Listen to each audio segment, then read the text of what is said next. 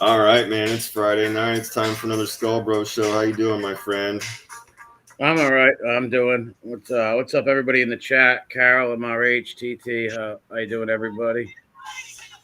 Yeah, man. Good to see everybody coming through. William Wallace, he has his new channel. Everybody give William a sub. Carol, good to see you. Sharon, Ma, Brad Hunter. Yeah, What's we'll up, have a good night Sharon? tonight. What's up, Brad Hunter? Yeah, we'll have a good show tonight. We'll pop through the recap on the P. Diddy's pool house shit that's been going on this week. And we've got some fun shorts for us to take a look at. I got plenty of weird news and trash to look at. So we're going to have a good show tonight. Yeah, I just got back a little while ago. I was at the Federal Hill the feast up here. It was just muggy, too muggy though. I know it was not many people there the first night. Tomorrow night they'll be jam packed, but it was very muggy. I hope tomorrow's not the same because I cannot stand this friggin' humidity. The humidity up there. You're gonna be complaining about this Oh until yeah, without December. a doubt. What's up, Bellamia? Yeah. Wallace, what's up? Yeah, but usually it's nice out this time of year, right? Like it's been so humid. No, it's gonna be hell hot this summer. No matter where you live, it's going to be full blown scorching fucking desert heat, Yeah, dude. yeah. I think this summer is gonna be really bad. Yeah, it's gonna be a hot one, and that's why I said I know you, and I know you.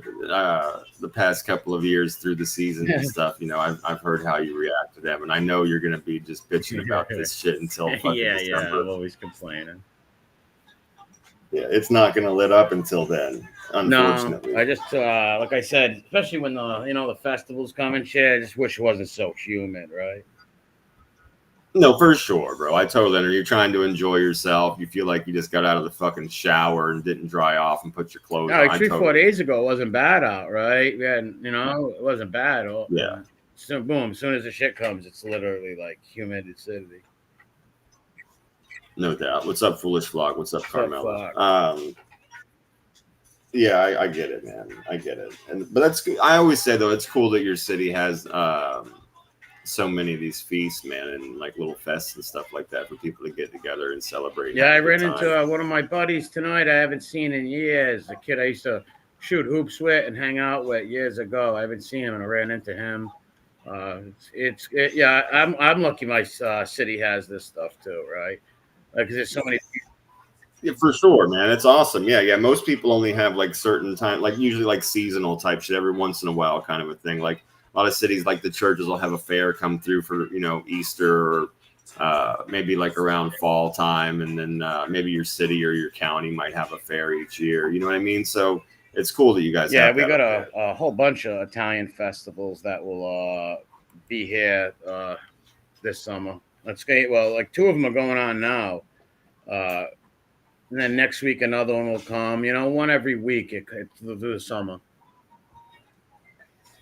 They hit all the Oh Italian, yeah, wow. all the Italian churches have the festivals and stuff. Well, right on, man. You just have to make sure you dress Yeah, cool. yeah. That's all. Bring a little fucking hand fan or some shit like Yeah, that. next I'll have a fanny pack like Richard Simmons, like some fun up. Yeah, Yeah, right. Like, I was thinking one of those little battery powered fans, but like you could bring fuck like one of the ones that. like you're a Yeah, no. Southern Belle. Fuck that. I look like a fucking fun. Like next thing I'll be a sucking prick. Hell no. No thanks. It sure is a hot one out here, Mister. I knew an old lady who had one of them. When I see a Yeah. dude with them, in case you're like working somewhere, like you sit in a desk and like you're getting tickets or whatever, going into a place, maybe you got one plugged in, but to walk around with one, I wouldn't want to do that. Walk around with a little fan blowing in your face, nah. I Yeah, feel like a yeah, I jerk got you, off, man. right? Yeah, yeah, I got you. I don't know, man. Yeah, if it was fucking hot enough, I would definitely like one of the little battery powered ones or something, like maybe one of those ones that even is like attached to a spray bottle. And I get it, bro. You look like the guy that's supposed to be in like socks and sandals. I Yeah, totally get it. But if it was hot enough, I yeah. might If I I had might one do laying it. around, but I wouldn't walk around with it. What's up, Uncle Edwin? Beers, what's up? No, I couldn't do that. Imagine having it hooked up like on your neck, like it's like a GoPro, but it like and it. face. Oh yeah, right. Exactly. You got like a lanyard hanging around your neck, and then you just put like one of those little I spray picture like fans a on real there. big, Definitely. like heavy set guy, like that chubby chicky dude, like at a beach, like wearing like tight shorts on a table, just like hitting himself with that fan. Was that movie One Crazy Summer? Yeah. All right, remember the big fat guy that was always sitting on the chair, and the guy was buried in the sand? Yeah, that's what I picture, of course. something like Yep. that. Real cool. I see Chicky just sitting out there like Danny DeVito, like you're saying, like basically nude unless you closely observed him because his rolls covered all of his clothing. But he'd be out there like just like gnawing on an entire smoked ham. Like grease and shit all over him, like pieces of pineapple hanging off his man tits. Yeah, sick people. Oh, so William Wallace was saying in the chat that he posted a thing that was pretty funny. Phoebe, I guess, is crying that I collect anti-Semitic toys or something. They're called history. They're called historical figures. And in World War II, you had Japanese, American, Canadian, German, right? Like you got to have this. Yeah, if you have a World War II diorama, you collect World War II stuff. You must have all the participants. If you put together a diorama, you're not going to just do it for one side. That's not the point. I even got commies. I even got little Russian commies. You're supposed to. You would have to. You would need. It's a requirement of setting up a diorama fucking war scene. The guy's a jerk off. He's literally, obviously grasping at straws right now.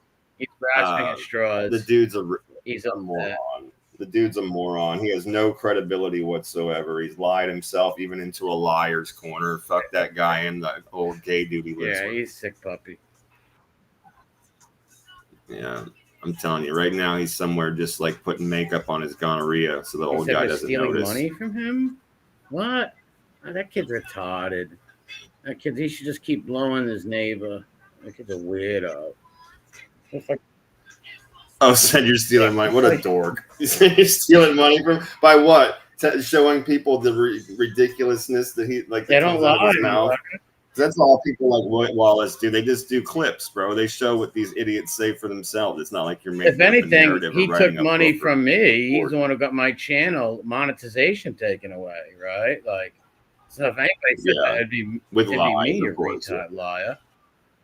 With the makeup, make believe cousin-in-law. Yeah, right. Yeah, that kid don't know a soul over here. There's probably somebody lying to him, saying they're like Chip Douglas or some.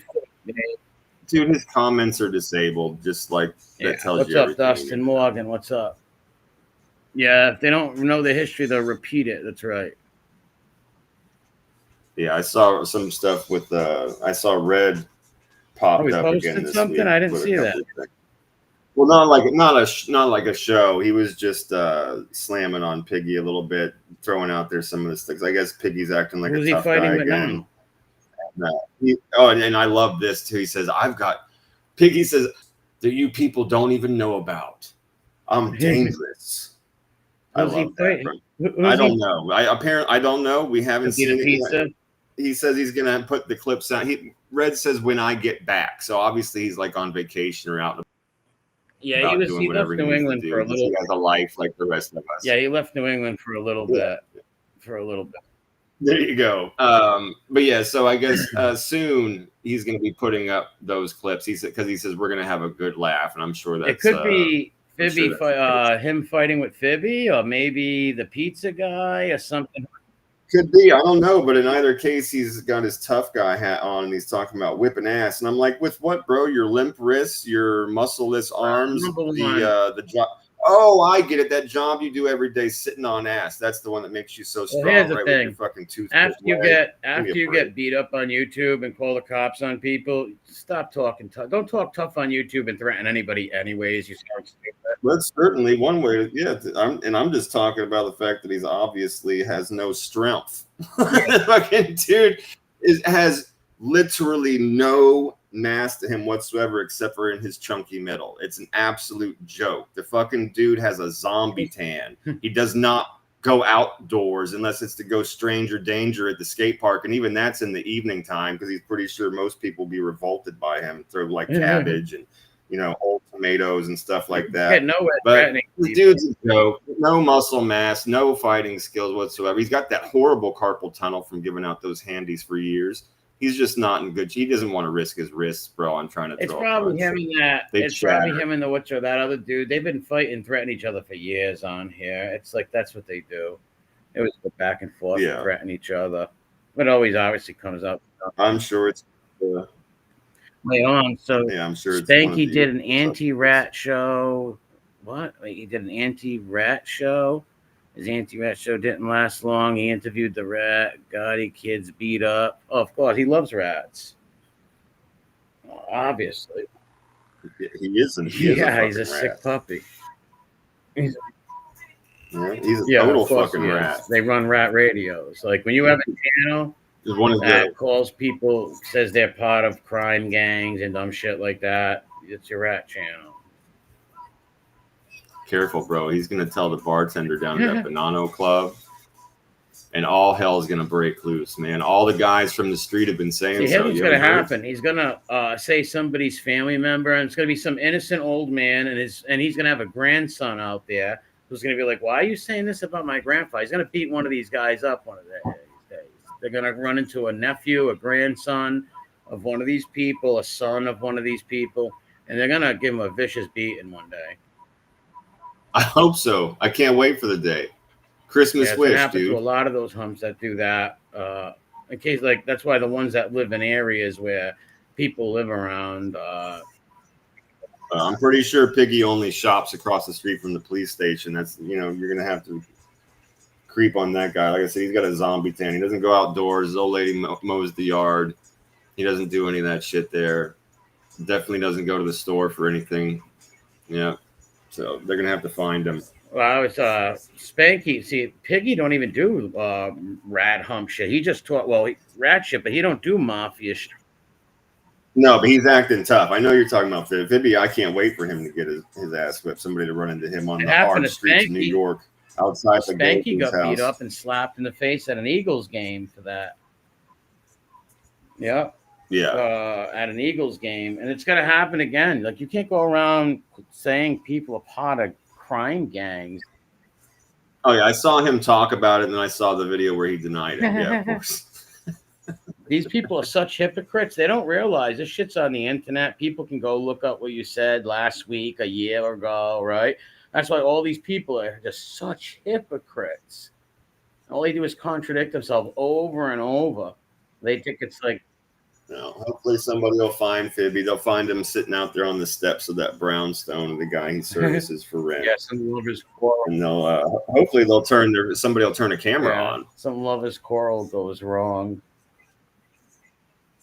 Oh, that'd be even better, dude. Yeah, if he was like in a house with 3 or 4 guys and they all just got into a lovers quarrel. Yeah, the helmet got slapped a few years ago, or a year ago. And they called him the helmet. They called him Jimmy the Helmet. They called him the helmet. That was my Christmas wish that year. I told you how happy I was. That show is probably still up, where I said, man, and I think just like almost verbatim, I said, the best thing that could happen to Emmy is like he hates it that everybody over here calls him the helmet online, right? He hates it that he lost all of that power in the YouTube sphere. And I said, what would be the best thing ever is if the people he still looks up to and secretly wants to be started calling him the helmet. And then it was only like 2 or 3 months later, somebody called him the helmet, slapped him. It was the best that was a total victory, right? Because number one, they used the name that I gave him, right? It's hilarious. Well, yeah, dude, and I'm not dumb. Yes, you are. Smart. Yes, you are. Yeah, he's done that whole thing. My friend's wicked smart. Yeah, I'm not a dumb person. Okay, I'm a smart guy. Okay, it's like, no, Emmy, you're not. You're very slow. You're very slow, and typically I don't pick on retarded people, but you're a special case. Like I said, the mental illness on here is rampant, man. It's just rampant with those kind of dudes who have those channels, and usually they resort to either fighting with each other, or they do like the hump shows, like Spanky. I don't think Spanky fights back and forth with other like weirdos. I'm not sure if he does. He just does his weird little hump show. Mommy's fat little cupcake. 1,000 pounds of catfish Yeah, love. the catfishing is really embarrassing, though. Like, how many women have you done that to? Young girls have you done that to? Catfish, to fake pictures. And what do you do with the pictures? Either touch yourself like a degenerate, or share the pictures and tell Oh, come people on. that that's your girlfriend or something. Both. That's what I said when we were going through that catfish video, man. That's exactly what I was saying to you also, which is, bro, he is totally showing these pictures at Incel Anonymous. Look, guys. He probably shows Gorky. Check this. Look who I pulled. Look what I got. He shows Peter Griffin those pictures. Guys like that. Yeah, man. And then the other one that you said, the former, which is he's absolutely touchy time. Absolutely doing the touchy time. Yeah. And he's getting off on the fact that they think he's the fucking cute boy with brown hair. Yeah. What do you have to Google? Young, attractive kid or something to get the picture or whatever. Yeah, she said it. She said what it was when she searched it. It was like, it was something cute boy with brown hair. Yeah, and I don't even want to know what he looks up to find an acceptable penis picture. Yeah, that's so creepy, man. Like I said, I'm 46 years old. I don't have any pictures of my penis I've ever sent to any women in my life. I've never sent a picture of my penis to nobody. There's no pictures in my phone of my penis. And surely nobody else's, for Christ's sakes. I find that very odd. Dudes having people's penises in their phone. You got to be a Rickyune. I'm sorry. You think? So I said, I will die without that shit being in my search history. Thank you very much. Time. Yeah. In 1,000 years, man, nobody will be able to go, oh, hey, that's weird. This guy looked up big white cock. Nope. Nope. Picture somebody checking those search engines on those freaks. Oh, my God. They'd probably find. I don't want to. It would be like fucking mayonnaise whores and stuff for Spanky, like people smearing those beefsteaks all over their bodies and shit like that. Like, I'm gonna smear it and rub it all over your body. Ferrets and shit. Like, you've got half an eel hanging out of his ass. Sick puppies, man. Yeah, you're looking like Ben Stiller at the end of Dodgeball. That's funny. That movie was funny. All covered in fried chicken grease, fucking Chuck Norris. Yeah, that's definitely Spanky. Yeah, it was a funny movie, Dodgeball. It was weird, but funny. One of the best movies, bro. That shit is amazing. Yeah, it was amazing, dude. He's like, it's like a bull. You got to grab it by the horns and hump it into submission. That dude was fucking insane. That guy made me laugh. He made him dodge wrenches. Remember that? Yeah. You fucked those dudes up with Average wrenches, Joes or something it was called. Yeah, it was Average Joes. Yep. And you know the Ocho is real, right? That sports entertainment channel that they have in there for the dodgeball games. You know that's really? They really have dodgeball? ESPN did it, bro. ESPN. If you look it up on YouTube right now, anybody that wants, just look up ESPN Ocho or the Ocho, and it's all kinds of weird shit like dodgeball and professional tag and all kinds of weirdness. That's odd. Yeah, that might be fun to some people. Yeah. I don't know. I might play dodgeball. No, it's cool to watch. If someone was like, say, hey, there's a dodgeball place, I might even try it and play it. I haven't played it since I was a kid. I would too. I would too. I loved that shit when I was a kid. And I remember when we were in school, you were allowed to try and kill each other with that red ball. And the teachers would laugh off of kids' faces like two steps away. Bro, and hit a fucker in the feet and watch him flip. Forget about it. One of my friends had a real gun and arm, right? His arm was real strong. I had a pretty good arm too, but not as strong as my buddy. When he used to whip that ball, he used to catch people right in the nose, right in the lip. Oh, dude, we've all been smacked. We've all carried the pain, with a few. But that was I've got hit with a few dodgeballs in the face as a kid. Yeah. Yeah, it's just it just is, man. Yeah, you get in there and you play that shit, and it just is. You're gonna play with the older kids, my cousins and shit, so they would really smash me hard with the ball, right? Like they'd really, this little guy wants to play with us. Boom, right off the head. Well, you remember, dude, the trick was to try and like perfectly turn like sideways and get your elbow over your ribs so you could catch that fucker in the hip or the arm. Yeah, you know we had a thing where if you catch it, the other guy's out, right? Oh yeah, that's a rule. No, if you can catch it, yeah, absolutely, bro. You get one of their that dude that threw it is out, and you can bring one of your guys in. Yeah, 100%. But I was just saying, when you know those guys can zing them really hard, the best thing you can do is just tuck that elbow and turn your body sideways, and hope to catch it in the hip or the arm. Yeah, no doubt I about caught it, some bro. in the face before. Like my cousin used to always like gotcha, smash me right in the air with it, right? Like, yeah, definitely, bro. Definitely. yeah, That shit was fun though.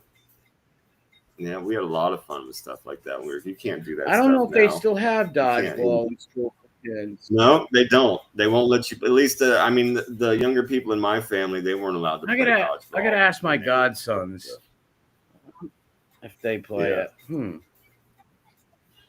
Yeah, that'd be interesting to know. Yeah, because I'm pretty sure they've like outlawed it. Yeah, that's evil. The patriarchy did it. It's mean. Yeah, but yet they'll have some young girl chop her, what off, or some young boy chop his thing off, right? They'll help with that. Yeah, or keep it on and just put on makeup and want to join the boxing team. Yeah. Bear Zoolander was funny. Oh, I love that movie too. Great movie. Kickball was fun as a kid. Yep. As a kid, it was fun.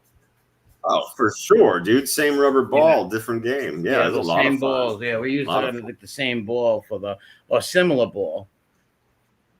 Yeah. And the best thing about kickball was like even people that normally didn't join you when you played like, baseball and stuff, if they sucked at it, they would get in, and the games of kickball would always That's a great point right there. Even like the kids who sucked at sports would even play kickball.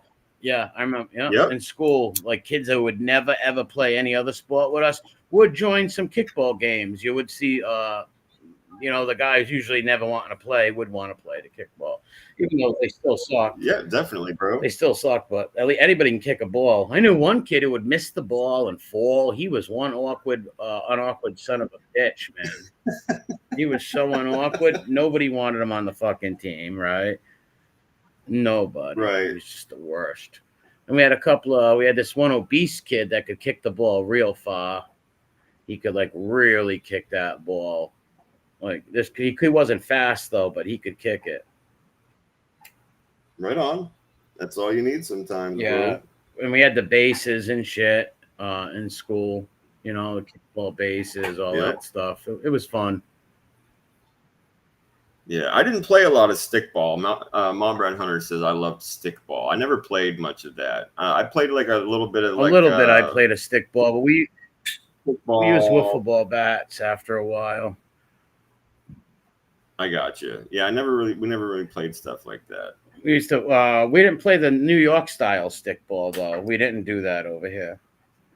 But we used the stick to hit the racket balls, obviously. But we didn't bounce it on the ground like they did in New York and shit like. Yeah, I played a lot of bocce. I played bocce too. Yes, I love bocce ball. Yeah, I played like a ton of that with my fucking uncles and my dad. Loved that. Yes, my family too. I played a lot of bocce ball. The little bocce ball courts. My brother and I would find a little park if we didn't whenever my brother and I didn't have anything to do and we were older or whatever, like in our later 20s, and we'd just be like traveling around or something. We'd try and find like a little bocce court or something. We'd go down there. Yeah, man, I enjoy that. It's a good game. I remember my cousin one time. I always had bocce ball sets in the garage. Remember one time my cousin drove through a window of this like broken pot car that was like. It was left outside near our house for like a week, and we didn't know whose it was. No one knew who it was. Eventually, I think my grandmother or the neighbor called the cops and had it moved. But before they did that, my cousin threw a bocce ball right through the windshield of it. Yeah, I was like 8 years old. My cousin was like 15. He's like, watch this. He's like, they don't want to pick up their car? I'm like, oh, wow. Watch out. That glass is going to hit you. But he just threw that bocce ball right through it. Nice. Yeah, Bears and Cigars says flag football. See, I didn't really play my brother played a lot of football, and he played a lot of flag football. That really wasn't ever my thing. I played flag football. It's cool, and it's kind of unique because it's kind of hard too, because you got to get the flag, not tackle somebody, right? So if you know how to move and move away, it's a certain skill for sure with the flag. Yeah, so like I played soccer and I played baseball, you know, like, but my brother, he always Yeah, I liked played football a lot. We played basketball, football, and baseball was the sports I played. Yeah, my brother played some basketball too, and like I never really got too serious about it or like played any kind of like tournaments or anything. Like my brother did a couple of 3-on-3 tournaments, a couple of summers, you know. But like I could shoot. I would hang out like with people on the court and just shoot around and stuff. But I never really I used to played. love playing the full courts, 5-on-5s. We used to go all over Providence and play from flat. That's cool. See, my brother did that, but he played three Yeah, we on did three. that too. Yeah, We did and he that did too. that with like he did tournaments a couple We had summers. 3-on-3 tournaments, 4-on-4, half court, and then we do full court ones. We were big. Right on. If I remember correctly, because I went to some of those tournaments back, obviously, but if I remember correctly, that's all just like half court. Yeah, Right? yeah. 3-on-3 is just one basket, court. You ain't right? playing Yeah, no fucking full court with yeah, 3-on-3. You'd all be dead, tired, right. That's what I'm saying, right? But yeah, we used to. I used to love that. I still do. I still play basketball in the summer. I go to Manton Projects and play, or I'll go the Zugalo Gym up Federal Hill, Gessel Street Pool, it's called, or I'll go to Ridge Street Park in Federal Hill, or I'll go to all different places to play basketball. I always know people at all different courts, anyways. Run into friends. Yeah, most of those tournament games were at churches, man. Oh, really? You just had them at churches? That my brother played in. Like most of those tournaments, they would always have them like in the like these churches would have basketball courts like out near the parking lot. There was a couple of them that had them indoors, but a lot of them had them outside. Yeah, we mostly played outside, but there was a few places we played in, like Zugalo Gym has a court outside and inside, and Rhinone's Gym has an inside and outside court. Right on. We used to have good games and stuff. Yeah. Now, what I always thought was fun that's totally away from regular sports. I thought, and to this day, I still love fucking putt golf, man. putt golf. You don't know what putt is? The smaller places where you can go and like they have there you go. Miniature golf. Putt golf. I wasn't a big fan of miniature golf, honestly. I have a lot of fun with those, but it has to be like, you know, I'm not a big fan of the ones where it's like all just flat on the ground. They just have like stupid little ceramic things and shit. I like to go to the ones where they have like elevation changes and like caves and all kinds of cool stuff to play through. I have a lot of fun with that. Yeah, I might have done it once or twice, right? But yeah, we never really went and did that. I never did. A couple times. Yeah, that's cool. I think I went with a girl one time, and that's about it. We would all get fucking baked, and like I had some friends, like they'd always be tripping and stuff. We didn't have many of them. We only had a few around here. That's why. I'm sure. Yeah. Oh, for sure. Yeah, even in hell, there's only a couple. Yeah, we'd have to go out. We'd have to go down there. But like I said, like we'd go down there with a gang of us, just most of the time baked out of our fucking brains, and some of us tripping balls, and we'd all go in there and play. I had a lot of fun doing that. I still have fun once in a while. I'll go down there if I don't have much. What about golf? I hate golf. You like golf? No, I hate golf. I don't even understand it. My stepfather plays it. It seems like one of the most boring fucking things you could do in your life. I just don't like it. But my stepfather loved it. He played it for years. Yeah, my wife's got a cousin that's like all about it and into it. And like whenever I see him, he tries to talk to me about it. And like I'll be polite and I'll just sit there with my mouth shut and listen. You know what I mean? Talking about? I'll listen to him. But bro. I mean, I couldn't give a fuck less. That 35 sounds awesome. Tell me more about that. Oh, Brennan, he'll tell me about the club, bro. It's the clubs too. Like I will go to sleep on you if you're like, oh, and this number, whatever the fuck kind of wedge thing that I have, or I used this special driver that my buddy at the dentist, you know, my cousin Vinny, the one who died in the fire, who I believe was murdered. He was so nuts. He used to hit golf balls in his yard and send them fucking like 2 neighborhoods over to the Platts. For years, he used to hit golf balls to the neighborhood he didn't like. So he would hit golf balls to this Platt that he hated. And he had to break. I don't know, like we never seen or heard, but these golf balls are flying. Yeah, but you're like, statistically, he must have hell fucked yeah, some shit for up. sure.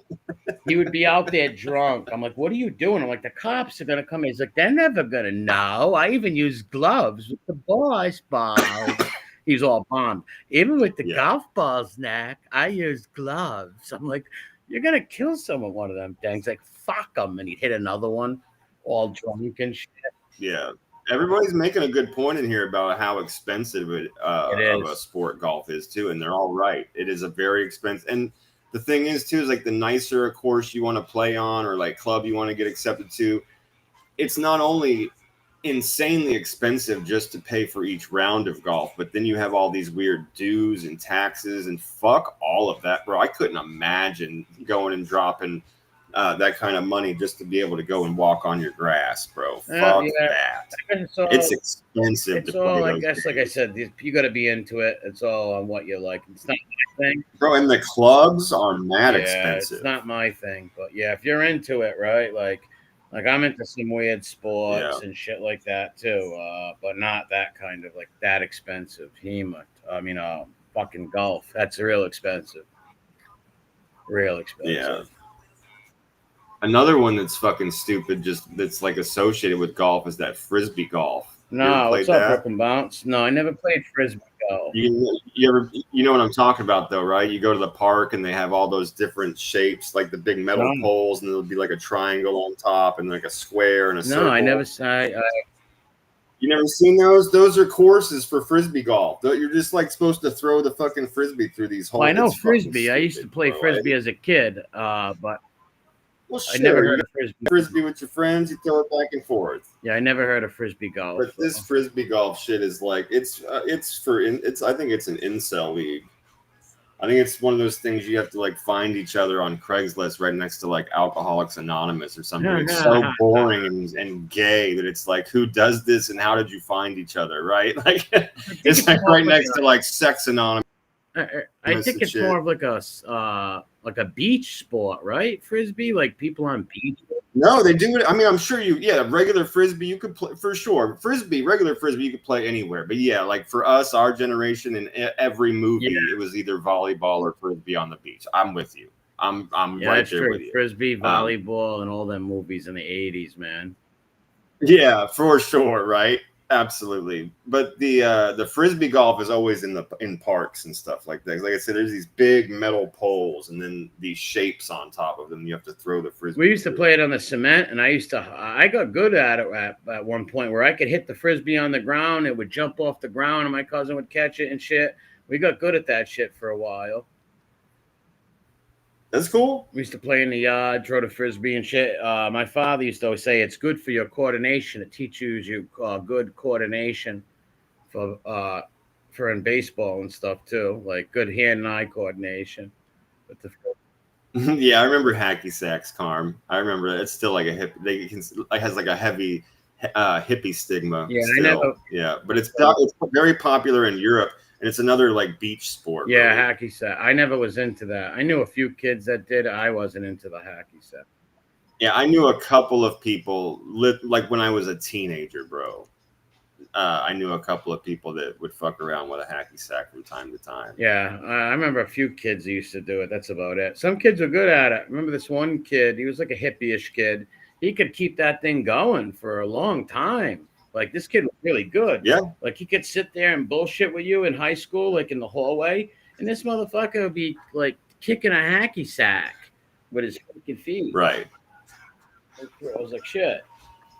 He was good at it. Carol Quill says, I loved volleyball. I mean, I remember playing it in school when we had to do it as part of, like, gym, but I've never really honestly played volleyball outside of school and that. Yeah, and then like telling us, get over, you're on that side, you're on that side. Yeah, school was the only time I've ever played volleyball. Yeah. I wasn't good at it neither. I just didn't, it wasn't my thing. I think I would play like defense or whatever. It just wasn't my thing. I wasn't good at it in school, volleyball. Oh, we've been corrected by Mandy. Hopefully we didn't hurt Mandy's feelings if she's a disc golf player. I'm sorry, it's called disc golf. Call the getting technical there, Mandy. Professional frisbee. As I'm saying, she might belong to a league. I might have offended. I apologize. She probably runs a disco golf league. You know, don't get all the people from the local library mad at me. Do not fucking come to my house and burn it, please. Yeah. Rollerblading. My brother was good at it. Roller skating. Yeah, I used to. I love roller skating. Dude. I wasn't really good at it, but I liked it. Right, I wasn't that good at roller skating, but I like. Yeah, I started going when I was 3 years old. My parents started taking me to the skating rink when I was 3, and I just. Yeah, and you know how popular it was, like all through our ages of growing up. Like that was a hangout spot, it was a cool place. But yeah, no, I was really, really, really good at roller skating. I remember all the speed skating and shit. I remember the couple skates. I remember all that stuff. Yeah, my brother had the rollerblades. I had a few buddies who were good at rollerblading. That's about it. Right on. Yeah, I never did the rollerblading. I always stuck with roller skates, all 4 wheels. Yeah. And I remember you'd go to the skating rink and they'd be like, which skates do you want? You want the ones that are brown and fucking gigantic boots for $1, or do you want the speed skates? You know, like $2 or $3. You'd be like, yeah, I don't want those other ones, man. You know what I mean? Those crazy brown cowboy leather shits, bro. We used to have the black one, the wheels United Skates of America over here. Right. And they would have birthday parties, or you go there on the weekends, right? Like in middle school and shit. Or field trip, right? Field trip there. Yeah. It was fun. United Skates. Yeah, I always enjoyed that, man. I had a good time. Lots of good music, see lots of friends, man. Yeah, always a good time. Me and my buddies were never really the skateboarders and stuff types. We had other friends that did that, but mostly with skateboards, I would just sit on them and go down hills, right? Shit like that. Yeah, I wasn't good at street skating where you like do all the crazy foot tricks and shit like off of things, but I'm pretty decent on a half pipe and a quarter pipe. Like I'm not bad. I can keep my balance. I can go down and up, do a couple of things. I'm pretty decent surfer too. I grew up doing some of that. Yeah, I'd break my neck on that shit. And a surfboard, I drowned. Skates, I'd break my neck. I love fucking surf, bro. RatTrapCity Beach has amazing surf, dude. And yeah, I've always. I mean, it takes practice, like anything else. It's something that you do for a while before you get, Remember that movie, the Cowabunga from Down Under, the huge wave that comes once every so many years. Yeah, dude, I do. Yep. What was that? I remember that. Back to the Beach with Frankie Avalon and Annette Funicello. That was a funny movie, man. I haven't seen it in years, but yeah, I'm trying to think of the name. One of my favorite surfing movies from the 80s was Point Break. No, God, no. It was the one where dude. I'm gonna have to look it up real quick, but it was the one where dude wins a surfing contest in like Arizona in a wave pool or some shit. And they give him a trip to Hawaii. He becomes like I think Valerie Bertinelli's in it as a young chick, or maybe I'm wrong. Maybe it's a different. Hang on, let me look it up. Yeah, well, Hawaii's got the best surfers because they get like the biggest waves. I guess I'm not sure. Surfing's big in Australia too. Gigi. Yeah. Oh, North Shore is the name of what I'm thinking of. Yeah, they send him to fucking Hawaii. When he wins the surf competition, he wins a. It's not Valerie Bertinelli. Because he's surfing in Arizona though. Where the fuck? A wave pool. What? Right. So he wins the competition in this wave pool. Right. They have surfing in the wave pool. Oh, okay. They got waves and pools. He wins the competition. He gets to go to Hawaii. He gets this trip down there. Well, he ends up becoming friends with some locals. It's an 80s movie, right? So he becomes friends with some of the locals. He gets beef with some of the locals because he falls in love with one of the local girls. And then one of the other like old school OG surfers takes him under his wing and teaches him to surf those giant fucking waves on North Shore in Hawaii. Those fucking 20, 30-foot waves. And then he enters and because it's an 80s movie, by the end of it, he gets the girl, he wins the huge surf competition, and he gets to say goodbye to his best friend before he gets back on the plane to go back to college, right? It's my favorite surfing movie. Typical 80s movie though, right? Like typical. Yeah, 100%. Dude, it's got great montages and like all that quintessential 80s shit. Yeah, for sure. Yeah. Fucking 80s movies were good. They were awesome. They were fucking awesome. Just because you in a wave pool doesn't mean you qualify in real life to surf in Hawaii. Oh, for sure, Queen Amin. Watch the movie. It's called North Shore. You got to see it. It shows some like, I did so good in that wave pool. I'm gonna go jump in the ocean. He's dead. Okay, so here you go, Queen Amin. So check this out, right? So he gets there. This is how he meets the girl, right? He gets to Hawaii. He's like, oh, I can fucking kick ass on a surfboard. I've been in the wave pool, right? He gets into the water in Hawaii. Nobody teaches him about the reefs, right? No one teaches him about like why waves actually break in nature when they hit those reefs and it propels the water up. No one teaches him about how to read the ocean and the breaks or anything. He just jumps in the water with a surfboard and he catches this big ass wave. And when he falls off of it, he gets fucking gnarred right into the reef, and it scratches his back all the fuck up, and he's like blood all in the water. He gets to shore, his board's broken, but this is how he meets the girl. This beautiful local Hawaiian girl sees him bloodied and comes over and is like, oh, you got to put aloe on that or you'll be scarred for life, and blah, blah, blah, blah, blah. Tells him he's a dumbass and calls him a haole. Don't fucking surf. You're going to die. But no, for sure. I mean, as soon as he gets in that water, he eats fucking that shit. does sound familiar. That sounds like another movie where some guy. Oh, no, that was the Point Break where Johnny Utah was surfing, and that Lori Petty was like, "I'm gonna teach you how to surf because you're gonna kill yourself." It sounded similar. Right, I got you. Damn it, Mandy says, anyone remember thrashing? Of course I do, but I will see you are thrashing, and I will raise you gleaming the cube.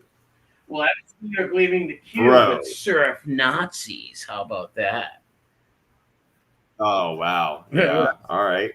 But yeah, Gleaming the Cube had the Bones Brigade in it with Tony Hawk when he was like 19, fucking Max Cavalera, like all these huge early skaters were in that movie. And plus, Christian Slater fucking killed his part in that movie. Oh, Pump Up the Volume. Remember that? Harry, whatever his name was in that movie. That was pretty funny. Pump Up the Volume. You remember that? Carmela, yeah, she called him a haole. Exactly. Yeah. You remember that movie, Pump Up the Volume? Vaguely, bro. The name sounds very you'll familiar. See it if you know it. It was with Christian Slater. He was like this high school kid who like had a radio show and nobody knew. Yeah, yes, I do know was in it, I believe. I know what you're talking about. Yeah, and like he goes on. I don't know. I forget how it. Cops end up fucking trying to hunt him and shit or something. Get it? You remember that? Cop hunting was like there was an old movie called Cloak and Dagger. Do you remember that from when we were kids?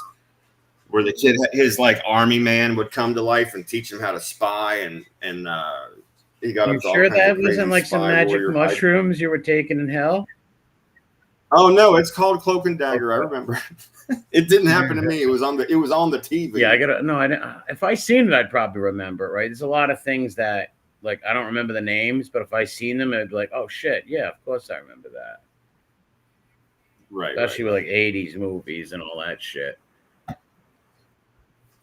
Yeah, well, I mean, for us, yeah, like, Rad, I remember that. You know, a lot of those good movies would be on different channels. If it was the weekend, like you were going to see one of those classic movies. It was just going to be playing. Sharon just random picked a great one. Remember that one, The Wraith with Charlie Sheen? That was actually a good movie. He was like some kid who was killed, and he came back as this like guy with this car. It was pretty good. It was an 80s flick, total 80s flick. Okay, yeah, I'm not sure if I know that one. It was about race cars and all that shit. Gotcha. I don't remember too much about it, but it was like around the time he made that Boys Next Door movie, which is a fucking sick movie, but classic. Remember that movie, The Boys Next Door, with Charlie Sheen and Max Caulfield? No, let me look it up. Hang on. Let me see if I You'll remember it. By looking up. There were two kids, and they like went on a weekend adventure after they graduated high school, ended up killing people and all kinds of crazy stuff. Yeah, I don't know if I know this one. Yeah, He I'm ends not up sure, killing it. bro. They end up getting killed. Yeah. I may have seen it once a million years ago, right, on TV or something. I just don't Yeah. remember it right now. I don't recall. It was made in like '85, I think. That's exactly what Yeah, it said, yeah. actually. I Yep. remember that movie, Boys Next Door. Yep. My older cousins used to watch it, and I'm like, "What's this?" They're like, "Look, Boys Next Door. Watch this. It's great. They hit an old lady in the head with a bottle." I'm like, "What? What's so great about that?" It's like, "It's not real, stupid." You know. Yeah. Oh, Queen of Mean says, I remember being a little kid getting drugged to the Teenage Mutant Ninja Turtle movie with my boy cousins. And I'm like, who is this pizza eating rat? Dude, my brother and I love They were good. those movies The early first one was on. definitely good. The second one, Yeah. I don't remember much. Yeah, Queen of Mean with the Vanilla Ice song. Go People Ninja. forget, bro. Vanilla Ice was Go Ninja. popular, bro. People like clown on him and shit, but he was I didn't popular like back him then. though. I always despised him for some reason, but that song was good though. I did like his song. What's up, Grump? I did like the song, but I didn't like him. I had like a one goofy friend, kid who lived near us who tried to dress like him, and like we just beat him up for it, right? Like, Yeah, no, you can't. Oh, holy shit. Yeah, no, that's outside the bounds right there. gay little That's outside the bounds. That guy dressed like He a had fucking like the idiot, whole for little sure. Fanuc hairdo with it and stuff. Like, what the fuck's going on? No. Yeah, and did he shave lines in his Yeah, it was all eyebrow? weird stuff like that. No, no, bro. I had a friend that did that too, and I just laughed and laughed and laughed when he was like, "What, bro? This shit's dope." I was like, first of all, don't ever say that word to me with your eyebrow looking like that. I remember that shit. I was like, you totally lost your privileges to ever say anything like that, looking like that. No, Yeah, we were like way. teenagers, and he would like try to impersonate the guy, and everybody would just laugh at him. And then when everybody hated him, he's like, "I never liked him," and everybody's like, "Dude, you should like dress like him, you moron." Right. Yeah, Jim Carrey fucking killed him on Living Color. He killed it, bro. When he did Vanilla Ice, that was so. Living Color was fucking hilarious, and Jim Carrey was one of the funniest dudes on there, especially with the Vanilla Ice shit. Yeah, he's a great Joey. Yeah, it was a great show. Yeah, Fire Marshal Bill was always one of my favorites that he did as a that was a good one. Fire Marshal Bill. When he did the Amy Fisher and Joey Buttafuoco over here, that was funny, man. Yeah. Hey, Joey Buttafuoco over here. Yeah, that whole show was good, man. Yeah, his creepy Buttafuoco who seduces a 15-year-old girl. Like, what a loser! What a loser! He's got some wife at home and a kid, and he's over there sleeping with a 15-year-old fucking girl. You sick fuck, man. And she shoots the she fucking popped her in the face. The poor. Then they had a big fight, and then they got back together, fought again, got back together. Amy Fisher and Buttafuoco, they're out of their minds. Yeah, Queen of Means is the parachute pant era. Hold on, I'm gonna see your Okay, so I see your parachute pants. Hold on, but I will raise you those stupid Janko pants from the rave era in the '90s. I remember those, bro. The people would wear those Janko jeans. The ones where they were literally each pant leg was like 3 and 4 foot wide and just hung down a foot over their shoes. You remember that? I remember the skateboard kids wearing them. Yes, a little, but dude, those Janko pants, they made them like that specifically. They were just these oversized, gargantuan, weird, and they were really popular in the rave scene. And we would just fucking laugh and make fun of these homos, bro. We saw these people dressed like that. I remember the MC Hammer pants. I remember that. Oh, well, yeah, those are the parachute pants. I'd be like an 11-year-old kid. I had a pair too. I was like an 11-year-old kid. They were good for playing sports, right? You could play sports in them and shit like that. Yeah, I've never worn a pair of those. It was like a little black pair, right? That's cool. I mean, it's not cool, but you did it. That's all right. Yeah, but yes, I had a pair of those, and I will say this: they were pretty good to play sports in. That's about it. But they were goofy as all hell. Goofy as hell.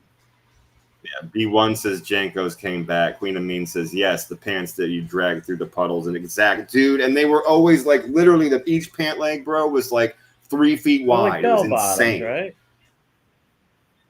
But only if the entire pant leg was the bell. Like bell bottoms they flare out at the bottom. Around, these were do you just remember wide. in high school when bell bottoms came back in the late 90s? I do, bro. I remember we had the greatest resurgence of hippie time. They were only for the only girls wore them though, but the girls used to wear bell bottoms like in the late 90s. They came back. We had a great, and I had a lot of friends that were like that, and I always fucking dug hanging out with them, bro. So I told you, it's like how I learned to grow weed when I started getting a little bit older, was like these hippie circles. I always was friends with those people. But we had so much great music though in the 90s. That hippie vibe was different, but it was a cool time. I had a couple of friends like that. Yeah. Only a few though, but I had a couple.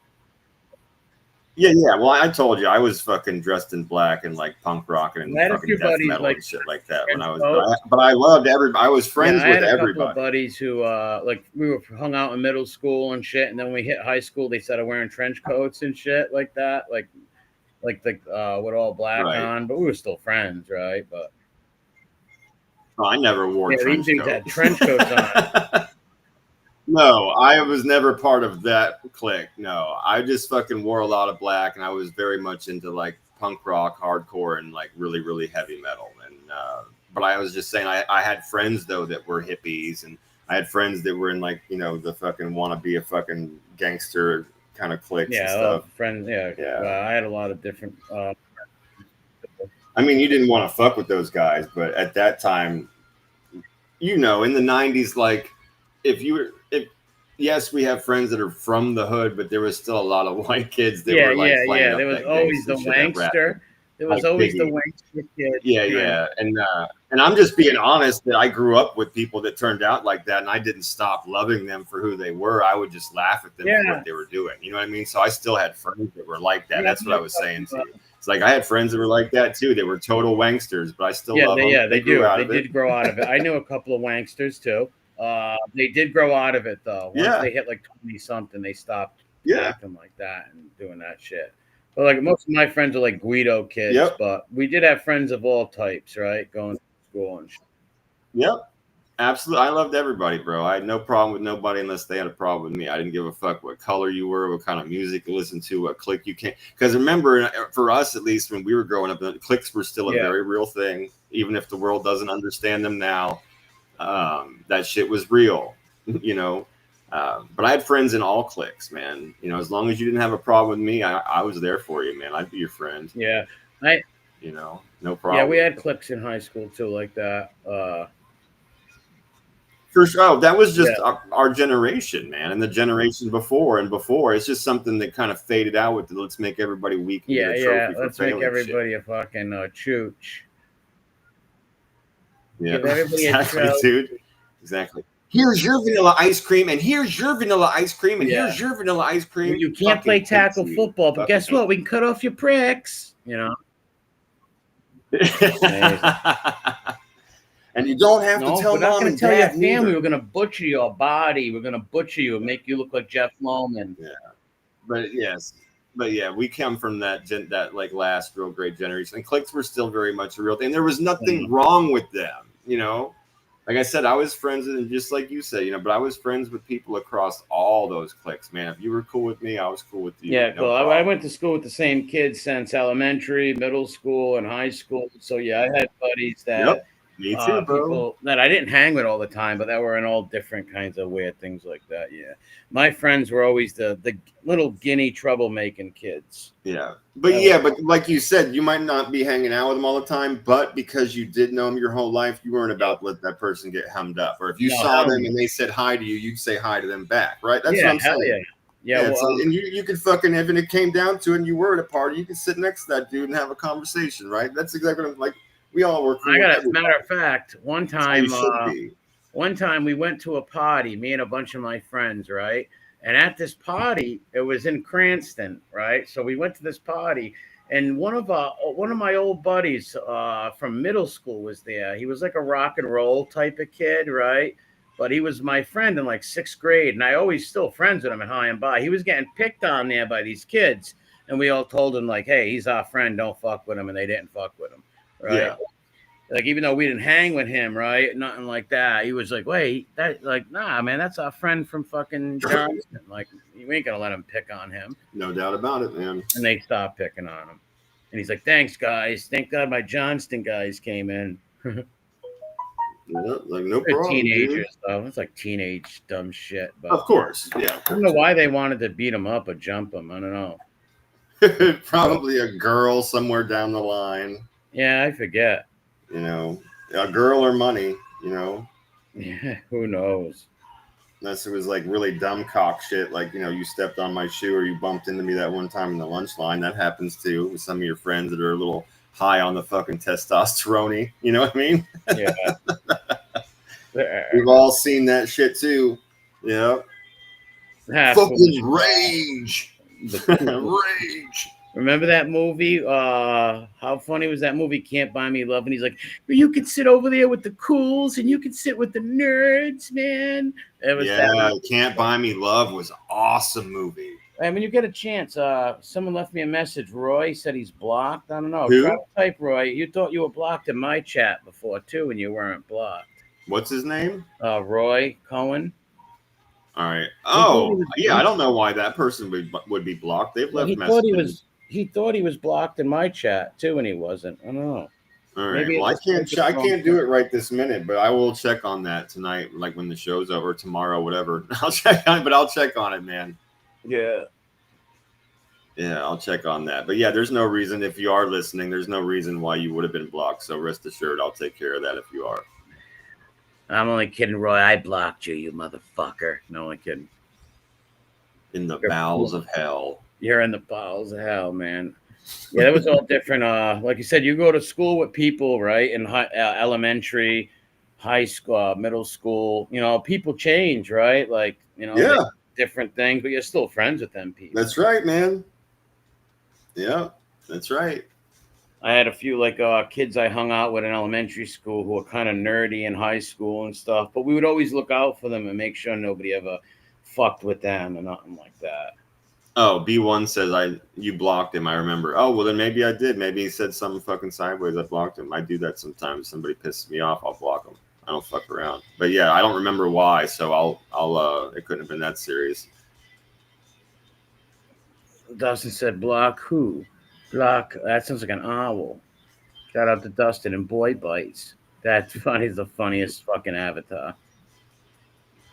Yeah, I just had one of his comments up from before, but I'll put it back up. That's the funniest cop. That's the funniest avatar, man.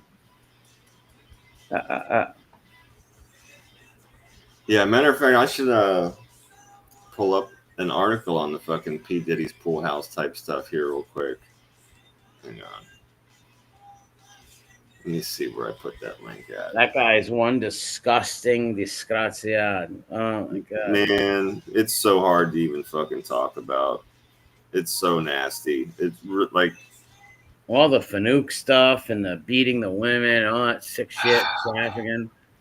So that dude's a psycho. Dude, it's all completely over the top. Each new thing is worse and worse and worse. And I totally get how there's been 3 of these victim women that have testified, and there have been times like where it gets to the point where I understand it's in the extreme now. Like they've been around him for a couple of years, and you know, their bills are getting paid and they're being paid this money and they're sticking around, they're doing these things. But man, while I understand where some people are coming from and go, okay, well, they didn't leave, like they haven't left. I understand where they're coming from. I just don't agree with it. Right. This third one even ended up calling him on his shit and going, you know, we were in a relationship, but all I've become now to you is a fuckhole. Wow. And, you know, for real, bro. She was like, that's literally what I am. So he had her sign a contract. He called a love contract. A love contract.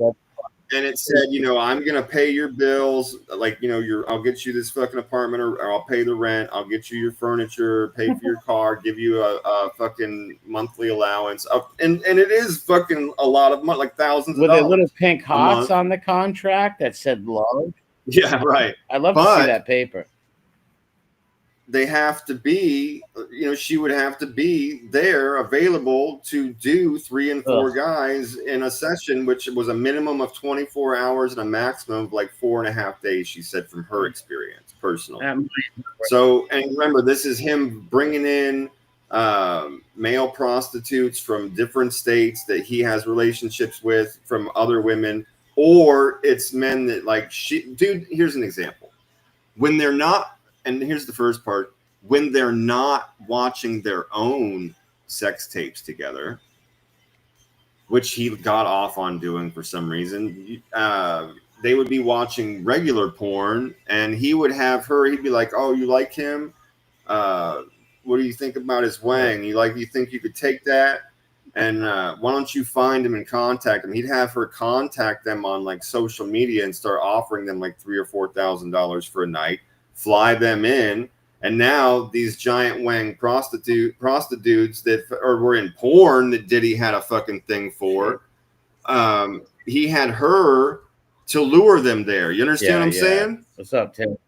And then he'd be there, and the fucking women, especially this. Let's just stick to this third one that I think wrapped up today. She might have a little bit more to go, but she was testifying yesterday and today. Let's just stick with her for a minute. So she says this dude, as soon as he would see these male porn stars / prostitutes, as soon as he would see them in person, he would get giddy and fucking flirtatious. Little fucking fanut. You with pink nails in his hair? What a little chew. Dude, one of them that he picked out when he got there, he was just this like really, really crazy, sweaty, giant fucking monster of a person. And she said that she admitted that some of the prostitutes and some of the fucking porn stars that they picked out were attractive. And I'm like, well, yeah, okay, I get that, right? She's like, and I was involved in picking some of them out, but most of them were attractive. She's like, not this one. She was like, this one, Diddy had a thing for his gigantor wang. She says he was this gigantic monster of a fucking dude, and that he sweat profusely till like the fucking sheets underneath him were already wet before they even did anything. And she said she was totally just put off. He was making her nauseous, and Diddy was just standing over top of them, like getting mad at her, telling her to do stuff. And she goes, finally, she just said, I'm not feeling this, right? This is the testimony. She goes, I'm not feeling this, dude. I'm not doing this one. And he goes, all right, fine, roll over. And he got on top of her and he goes, you come here, and had the guy kneel down next to them with his wang in their faces. That is really sick. Sweating on them, man. Sweating on them. And she said he would just stare at the guy's wang being sweat on and kept asking her if she wanted to taste it, bro. This is graphic. I get it. But this is what's happening in the testimony right now. You know what I mean? Whatever. I don't know what happened to him in life. Well, besides those old creepy men. What's up, KD? What's up, Uncle Edwin? That dude either was traumatized as a kid with some degenerate sexual stuff, or those old men did it to him. One or the other. And I'd like to just add, you have to actually mentally be a certain way to do things that are this extreme. I think he's just fucking a broken mental case. I think this dude is a fucking pervert. I think he was born a fucking pervert. And maybe, yeah, sure, some of those things did happen. I'm not taking away from any of that. I've always agreed about the old guy part, like Clive Davis and those dudes. But this stuff has become so fucking extreme with the contracts, the enslavement, the fucking gross, very, very, very specific particular things. Like, let's just get this gross one out of the way. They'd have to change suites in the same nights because he had a thing about the menstrual period time. Things would get covered in blood, and they would have to move to a different suite. I'm with Tom. He would scream at her. He would scream at her when she would say she wanted to use protection with certain dudes because she didn't like them. He always wanted them to do it raw. He always wanted their semen smeared on his body. That's disgusting. I'm with Calm and Queen Amin. I believe the mother had parties when he was young, and some weird, creepy fanooks snuck in his room and screwed him up. And that's when Clive and those guys say, hey, And I'm not taking away he from said that. yes to it. Because what else? I'm just adding to that I think that this person is genuinely a fucking pervert, bro. Yeah, he could have been some of this stuff is just like the actions of a motherfucker that's like born perverted, bro. Like a dude that can't stop jacking off in public. He had to be influenced by something to make. It's just yeah, sure. Maybe they showed him that it's a thing that happens, and he was like, awesome. But I think he's truly just born a fucking sick, perverted dude, even before his butthole got touched. That's just my belief. I think he's a rotten egg. I think he was born fucked up. And sure, maybe he got touched. Maybe them fucking dudes showed him how to do it systematically. I will not take away from none of that there. But I personally feel like this guy was born a fucking gross pervert. It's possible. You could be born just like that, of course. Yes. Oh, there are. Yeah, sure. But, I think he was mistreated as a youngster. That's what I. Entirely possible.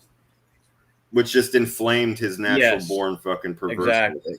Because the mother would have parties. The mother would throw parties, and there'd be all kinds of dudes there. So I think someone got to him or something weird. And and he's obviously, and they keep saying that all these women keep saying he obviously hates. Yes, exactly. He hates his mother because his mother didn't protect him from the Fanooks that went in his room. Dude, so I said, I'm not taking away nothing from that. That's my thought. I agree with you. I don't know much about that, but I'm sure that what you guys are saying is true. It would make sense for why he hates women. Yes, that's my belief on it, because him and the mother have a weird relationship. She was at these parties too, and they said she was always a party animal. And they've talked about her having parties when he was young. That's all I've heard. I never heard nothing else, right? I'm just guessing. Yeah, I got you. Because he was already doing that shit in his very first label job. He got caught getting blown by another dude in his office. You know what I'm saying? Like, that's before, or maybe shortly after his butthole got touched by the old guy. But by then, he was probably like, oh, I love it when old guys touch my ass. You know what I'm saying? Yeah, like, this dude he's obviously fucking gay. Just obviously just kept it a secret. You can't even really say closeted, because when you stand in your office and get blown by dudes and you do these kinds of things publicly, it's not as much you're closeted as it is you're just kind of trying to protect your brand or keep most of it secret. That's different. Yeah, he's trying to protect his. Because he had little twink boys, and she was that we were. You know, he don't even think he's like that. I guarantee, if someone asked him, he'd be like, "I'm not no gay person." Well, right, and the first woman made a point of it. Cassie made a point to say certain. I'm not going to pretend to remember exactly the point she said it around, but let's just say 2 or 3, 4 times she said during her testimony, it wasn't because he was gay, or I was made to told these dudes not to touch him just to let him watch.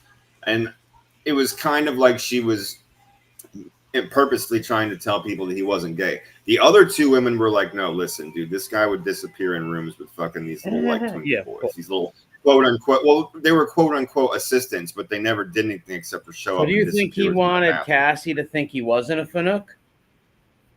I think it's totally possible.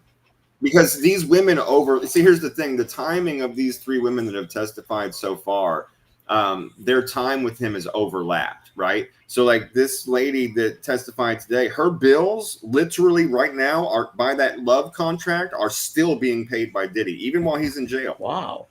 Really? She had this love contract. Yep. So they signed it in like fucking 2003. The last time she was with him was 2 months before he got arrested. That was their last freak off together.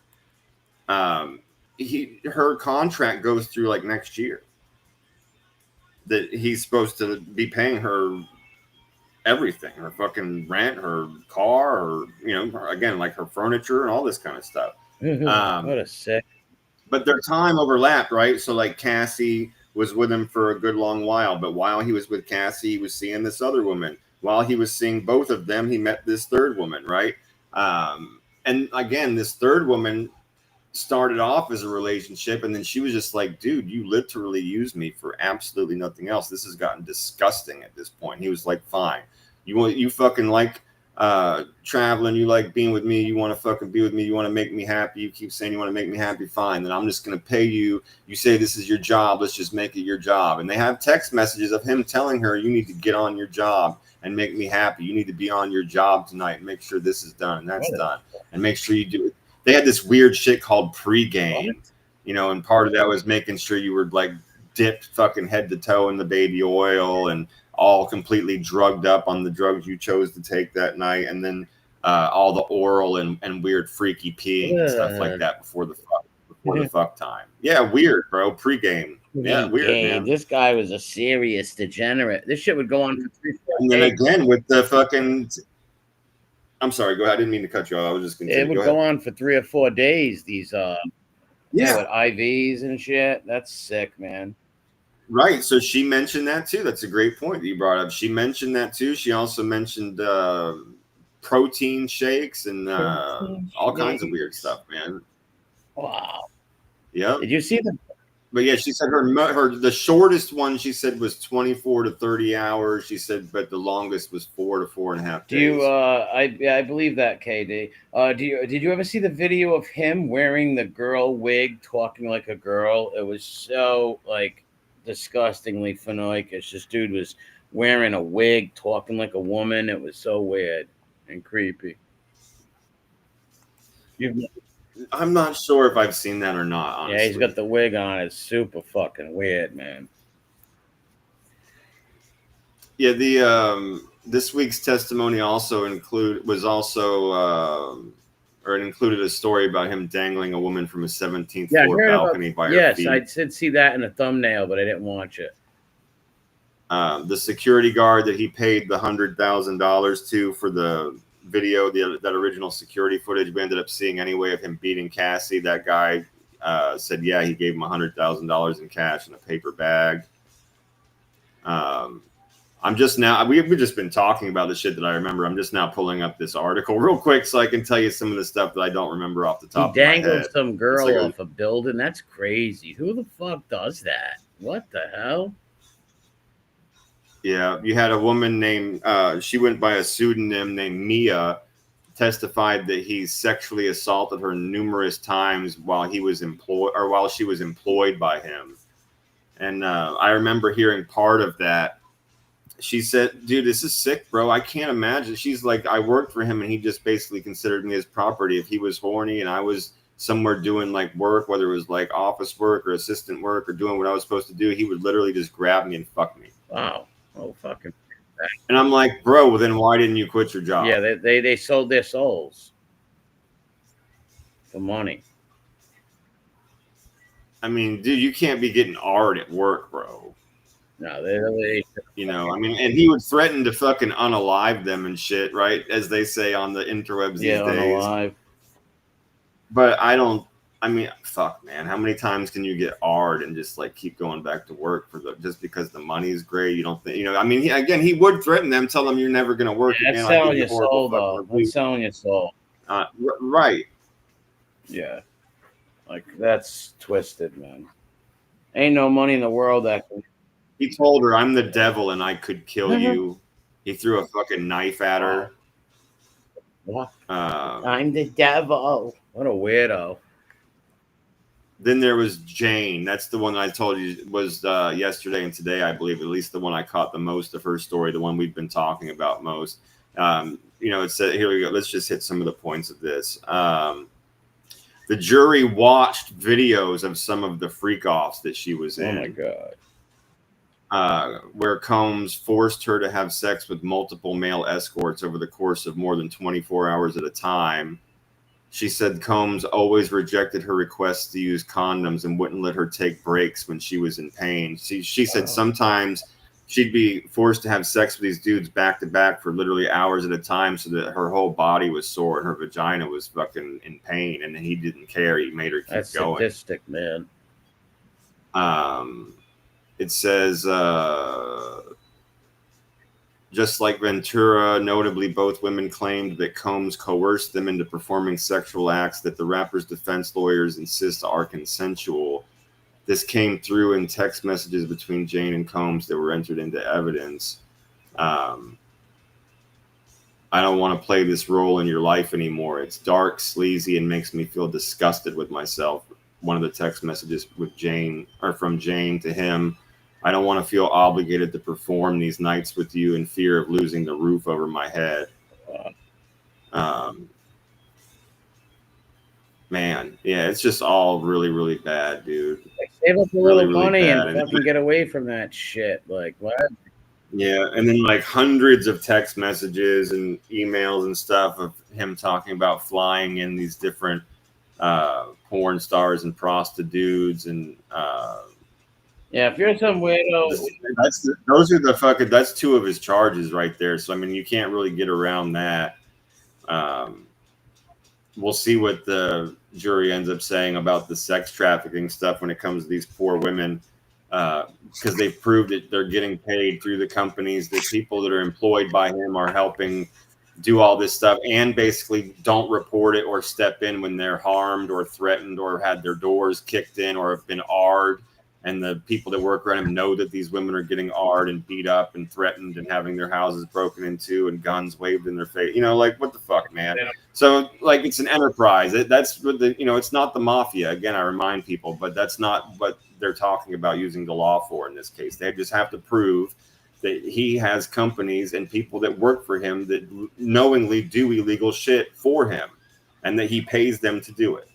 And I don't know how he gets out of that part. That's the part that's the RICO part, man. And it's got, as far as I'm concerned, most definitely at least 2 kidnappings proved, an arson proved, all this fucking dude. He, again, would never pay. He'd have these people working 16, 18-hour days, and he never paid them overtime.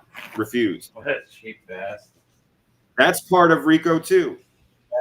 Believe it, for like people that are involved in business, that's one of the predicates. Like, I forget the exact name of the law, but not paying people or refusing to pay overtime is against federal law, and that's a predicate apparently. So I just don't see how this dude gets out of anything other than maybe the jury. Because if, let's say the jury says, no, fuck it, we have the hearts of the devil and we believe that all of this sex was consensual, that would shoot down the sex trafficking charges, right? Okay. But he has 2 charges that are 10 years minimum each that are just for the traveling of prostitutes back and forth for sex work. They've proved that a million times over now. Even the prostitutes themselves have sat on the stand and testified and said, yep, that dude paid for my vaccinations, had me brought to fucking islands with passports, flew me to fucking multiple cities. So he's going to be found guilty on that for sure. Right, exactly. So I don't know if the jury will do the RICO. As far as I'm concerned, and what I've seen, they've proved the RICO. They've proved, because you only have to prove 2 predicates out of the several that I believe they've proved. We'll see if the jury gives him the RICO or not. We'll see if the jury does the sex trafficking or not. But those 2, you know what? He's going to at least get 25 years in the can, something like that, if not more. He's a fucking disgusting monster. And they should try to book at the guy.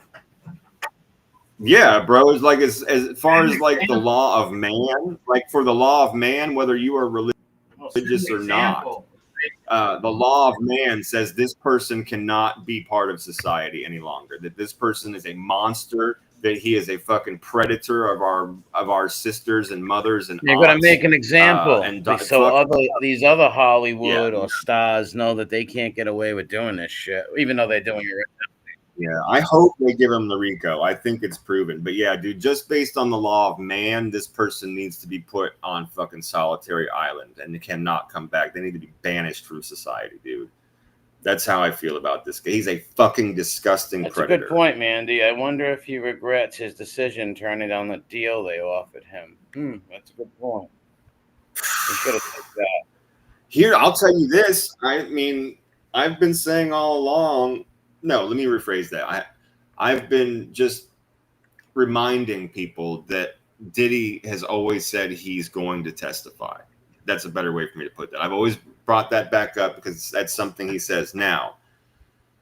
More and more and more, if you watch these shows, these lawyer shows about this, they're saying that it's almost guaranteed this dude is going to testify. But this guy's ego and the way he's been acting and squirming, and we're going to get to the jury thing and the admonishment in a minute, but just based on the way he's been acting so far and getting up and like yelling at his lawyers and waving his arms around and having disagreements with them, they're almost positive he's going to end up insisting on getting up there and giving a testimony. You said it there, his ego. Yes. Well, that's the word they use, right? That's not even that. I'm just telling you what I've seen. That's why I say if you watch these news shows about this topic and you listen to these lawyers, they're saying with this dude's ego, the way he's acting in court, they don't see why he's not going to insist on fucking dude. His ego probably won't let him after these people have said all these things. He's going to want to have his side of the story. He's going to want to try and schmooze the jury. And to that point, I mentioned this to you before we went live when we just chatted this out for a moment. Diddy apparently was trying to mouth words to one of the jurors, and the judge called up he has a team of attorneys. He called up one of his lawyers. I believe it was like Agnofilo or something like that was the last name. But in either case, the judge calls over one of his attorneys from his team, tells him, hey, listen, I'm not fucking playing around. Okay, your guy was already denied bail because he was fucking with witnesses and playing all kinds of games with our phone, talking to his son in code language and stuff, having him destroy certain things and contact people. He's like, I've told you before, we're not going to have any fuckery in this trial. Now I'm giving you the Rat Trap version, but this is what he said, right? He says he is not to have any kind of eye-to-eye contact with these jurors. He's not to be looking over there in their general direction ever, let alone mouthing words. If I see it again, we're going to have a problem. Well, today, Diddy starts staring and looking jurors in the eye on purpose, staring at them and nodding his head when people are saying certain things from the stand, or his lawyer or the lawyer's saying certain things. He's nodding his head up and down or back and forth, yes and no. He's looking at other jurors and smiling all bright and tilting his head, being kind of fucking flirty and shit. And the judge fucking flipped out. And the judge told the attorney, go ahead. No, go ahead. No, I just said what a retard. Right. I mean, right now, you're literally right there. The judge can see you, dumbass. So fucking the judge tells the lawyer, get up, doesn't call him over to the bench. So anybody can look this up again. I'm going to give you the Rat Trap version, but you can read this shit if you want on your own. Because this was in open court. He didn't call him over for a sidebar or anything. And he tells the lawyer, he goes, I fucking told you this dude was denied bail because he fucks with the witnesses. I told you that he plays games, that we're not going to be fucking around playing these bullshit games in my court. He's not supposed to be fucking looking at the jurors. He already got caught once. I told you not to let it happen or we were going to have a problem. I'm telling you this one more time. Get your fucking shit together. Learn how to be a fucking lawyer. Control your goddamn client. Do what you're supposed to do. And if not, tell your fucking client that he's going to be removed from this courtroom for the remainder of his trial. He will not be allowed in the court again. He won't like that until he's found guilty or whatever. Yeah, he won't like that at all. No, right. He'll have to watch from a TV screen in jail. Well, if he can't control himself, that's what they'll do. Yep. Well, that's what the judge told him today. He said, if you can't control him and get it through his fucking head that he's not to act this way and play bullshit games in my court, and this is serious, but this is the jury. And that's why he brought up witnesses, because it's the same principle.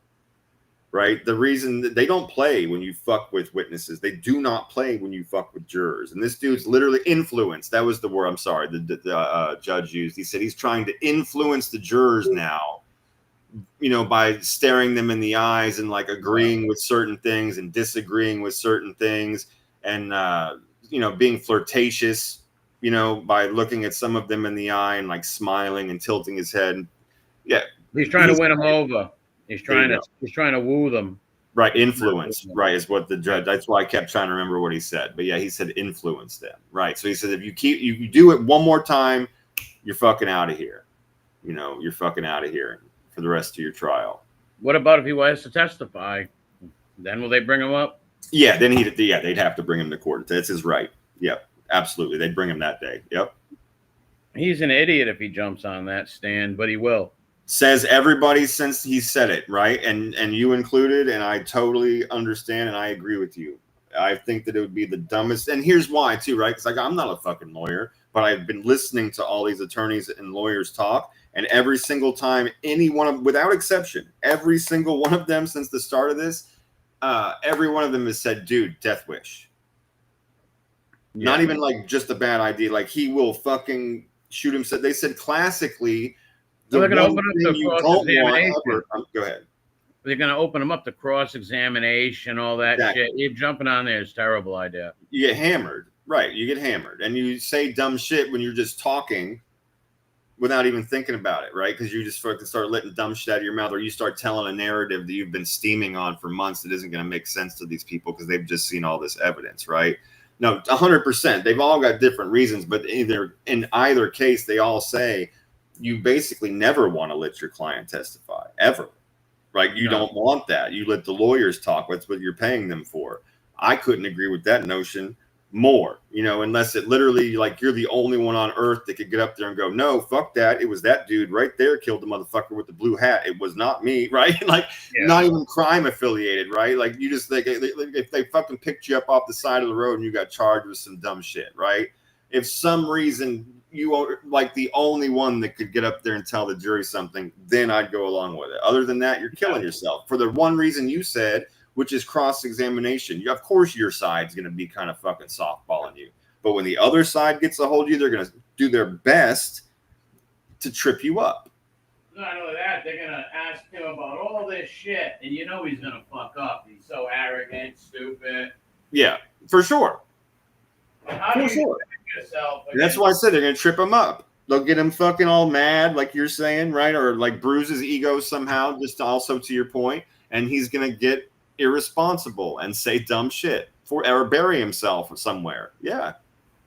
Yeah, well, some of that shit's indefensible, right? So he'll come up with some cockamamie shit, and the jury's going to hate him for it. They're going to be like, and that's what I was saying, the narrative. See, you and I are totally on the same page there. That's what I was saying. Is like he's got a narrative, what he thinks somebody might want to hear as an excuse for these things that he's done that are, you had the perfect word for it, that are just indefensible. Yeah, there's no way you can defend those actions. Right. And when he tells that narrative, just like I said before, when he does, if he gets up there on the stand and he gives people this bullshit narrative, just like you said, and just like I said before, they're going to look at him like, nah, bro, we just saw the fuck you. Yeah, it's going to hurt him more than anything. Not in good shape. He's not in good shape.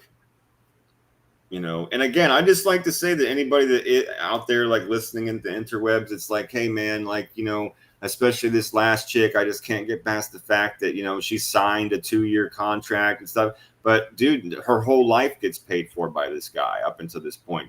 And he's telling her like, I could kill you. I could make you disappear. Yeah, that's threatening. Or even say, all right, this one, she wanted to do it. Let's just go with that, even though I don't agree with it. I think that she got trapped in and got paid and wanted the money, and then he can destroy her, threaten to kill her. But still, they're going to be like, what about the other 3 women, right? Yeah, and again, let's just be honest, and that's what she was. She said, I was in a fucking actual relationship with this dude for a long time, like 1.5 years or 2 years. But over that time, it went from like we were together and we were vacationing and we were fucking to at the end of that 2 years, holy shit, he's getting me, railed by 4 guys in a row and I'm in pain and he doesn't fucking care. And we're switching suites. And now and that's why she literally told him, she's like, you just consider me a fuckhole. I thought that was insane. I was like, damn. Yeah. And he was like, fine. You think it's a job, like fucking, but you like want to make me happy. You always tell me you want me, you want to make me happy. But you feel like it's your job. Fine. We're going to have a fucking contract. It's a love contract. He's like, I'll pay your fucking rent. I'll keep paying for everything and buying your furniture and all this kind of shit. And he was like, it's going to be your fucking job to keep me fucking happy and do everything that I say. They used her like cattle. Yeah, like for sure. Cattle. Yeah, I wish I could hear that lady who died, the Kim Porter lady. I wish she could take the stand, because he probably did some horrific shit to her too. Yeah. Oh, for sure. And that's what I was just saying, though, when it comes to like the payments and the money these women were getting out of it, I see where some people are coming from. I just don't agree with it because I understand like that victim mentality was explained by these psychologists and stuff very, very well.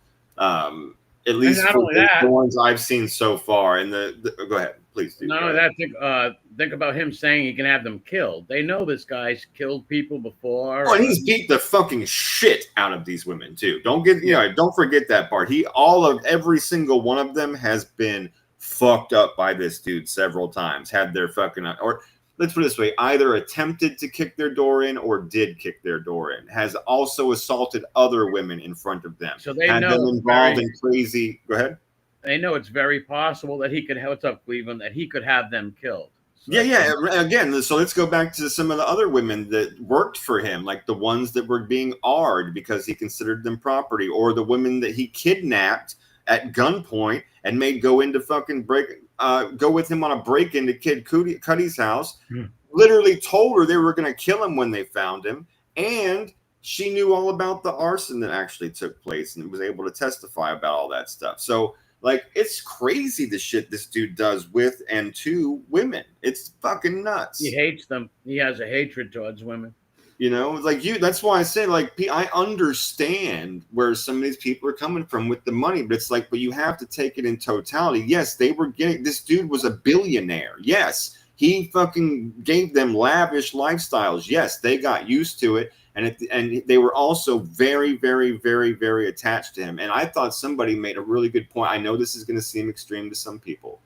And I'm not actually saying it was a member of, like, he was like with the CIA or anything, but some of the tactics that he just did naturally as a predator come directly out of that fucking MK Ultra playbook. No, I bet on how to control people, which was the fucking drugging, the long periods of strenuousness without breaks under the fucking leadership of somebody you respect or love that won't let you stop. And then over time, he even called them moldable, right? He called these women that he picked moldable, which also in my mind means grooming. Too, right? They were young. Yeah, which means grooming. So again, narcotics, hallucinogenics, long periods of this stuff. The like back and forth between love bombing and actually beating the shit out of like the extremity, right?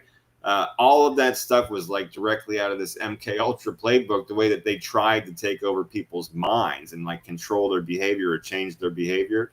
And I just thought that was a good point because a lot of the shit that he did, I'm not saying he had this playbook or he was doing it on purpose. I'm just saying as a predator, it probably came to him naturally. I think he had some drug these women and try to fucking, like he called them moldable, but groom them over long periods of time to do his bidding and be part of his gross sex pervert shit. I think he's had some CIA people around him for sure, and he probably don't even know it or whatever. Them teaching him this kind of stuff, or he learned it from those old dudes, right? Who knows? This guy's just a creep. Yeah, it could be a statistical fucking grouping of just, he liked to be on mad drugs and force people to be on drugs and like just not let them stop humping. I mean, again, yeah, man, you brought it up earlier, but you have to take all this stuff in, like I was saying, like in its whole state, which is, dude, yeah, they were getting money, but they were also not allowed to leave locked rooms, getting pumped full of giant wang for fucking hours at a time. He can put a hit out on them. Which is what you brought up earlier. This is what I was getting to. They had to have fucking be rehydrated by protein shakes and IV drugs, and then like fed by chefs to let some of the drugs wear off so that they could do different drugs in the next quote unquote round. And I know he's capable of putting a hit out on them, so. Or kidnap them when he wants to, or set their car on fire. Yeah, have them killed, right? They all know that this guy could have them killed. So that's another. Hey, dude, the security's not even blinking when he punches them in the face, drags them by the hair, and kicks them in the ribs. Exactly. They're not flinching when he says, "Get me my guns. We're gonna go kill somebody," and they do. Yeah, so they see that, they know that can be them. You think they're really gonna? Yeah, man. And you're in a room, and there's just people that it's their job to bring drugs and lube in and out. They get paid. They're part of his crew. They see you fucking being abused. One of the men testified that he saw, I think it was Cassie, on the bed, totally passed out, being fucked by one of these prostitutes while Diddy was in the shower, and she was totally unconscious. Jesus Christ. He walked in on that shit and just dropped the drugs and lube off, and then he dropped off Viagra, Xanax, ecstasy, ketamine, and weed, and then fucking just left. Yeah, they don't care. Seeing her being assaulted like that, like passed out on drugs. These people are just fucking horrific human beings, man. All for money. Listen, so you bring up the money all you want, but fuck that. Most human beings, right, will sell out and do things that they said they would never do for money. Most people will. Not all. There are people with some morals and dignity. But most humans will fucking cuck for the money. It's bad, man. And that's, again, so like, even if some of these, if not all of the charges stick, I'm just stating to you, my friend, that I like, by the laws of man, this person deserves to be removed from society, banished, or really thrown to the bottom of the ocean. Well, he'll do time in jail, but he'll get out when he's older. They'll get him out in some pardon or something weird like that. Well, I hope that there's a mob that fucking sets him on fire. Oh, one of these people, like one of these girls' sons, comes back and shoots him in years to come or something, right? Something like if they let him out of prison, like I hope there's a mob waiting out there just ready to fucking throw Molotov cocktails at him. Yeah, fuck this dude just as a human. So I'm saying, like, he's just a bad human, man. A very bad. When people got money, people would embrace. When people got money, they don't care. They'll just. Yeah, he's a predator, bro. And cages are that's what prisons are for. Is for monsters. They're for predators, bro. And that's what he is, man. Yeah, he is a top-notch predator. Prison's not for people that sell drugs, man. You know what I'm saying? Like I've always said that. Prison's for animals, man. That in a society, that is what the cages are for. Because every society has animals. Those people need to be banished from the rest of society. I get that. I've always gotten that. I just disagree with the number of things those people think that it's okay to put people in cages for. But I agree that they need to exist for certain humans. And I believe that he is a disgusting, predatory monster that needs to be banished from the rest of us. I really believe that. He's a straight pred, a dangerous pred. Very over-sexualized creep. Like his daughters must have seen this. If you're around this guy, everything revolves around sexual shit. So they had to witness the daughters, the kids. They had to witness this shit in the past or something. It's like everything. This guy is surrounded by filth and degeneracy 24. Yeah. Well, we've touched on before, his sons were definitely present. Yeah, for some of these things, and one of his sons is charged with R-ing one of the poor women that works on their yacht, one of their yachts. Yeah, one of the yacht girls. He was on the fucking boat. He decided, I would like to have sex with that human, and I don't care what that human thinks about that, and literally threatened her and held her down against her will and hit her and took it. Yeah, and expected her to just fucking shut the fuck up and be his property, just like his dad do it. That's what I'm saying. Do it and get away with it. So I learned it from you. Yeah, I learned it from watching you. That's right. That commercial was classic. Yeah, but no, that's 100%. He found like a little marijuana joint. He's like, "Where'd you get this, son?" He's like, "Hey, okay, Dad, I learned it from watching you." Yeah, but that again, I would say to the jail calls when he was talking to his son, and the judge even fucking touched on it. He was talking to his son with all these code words, telling him to get rid of certain things, making him get in contact with certain people, make sure that they're going to be cooperating, get their story straight. So at least that son was involved and knew exactly what was fucking going on, man. Imagine bringing your poor kid into this shit too. This guy's a psycho.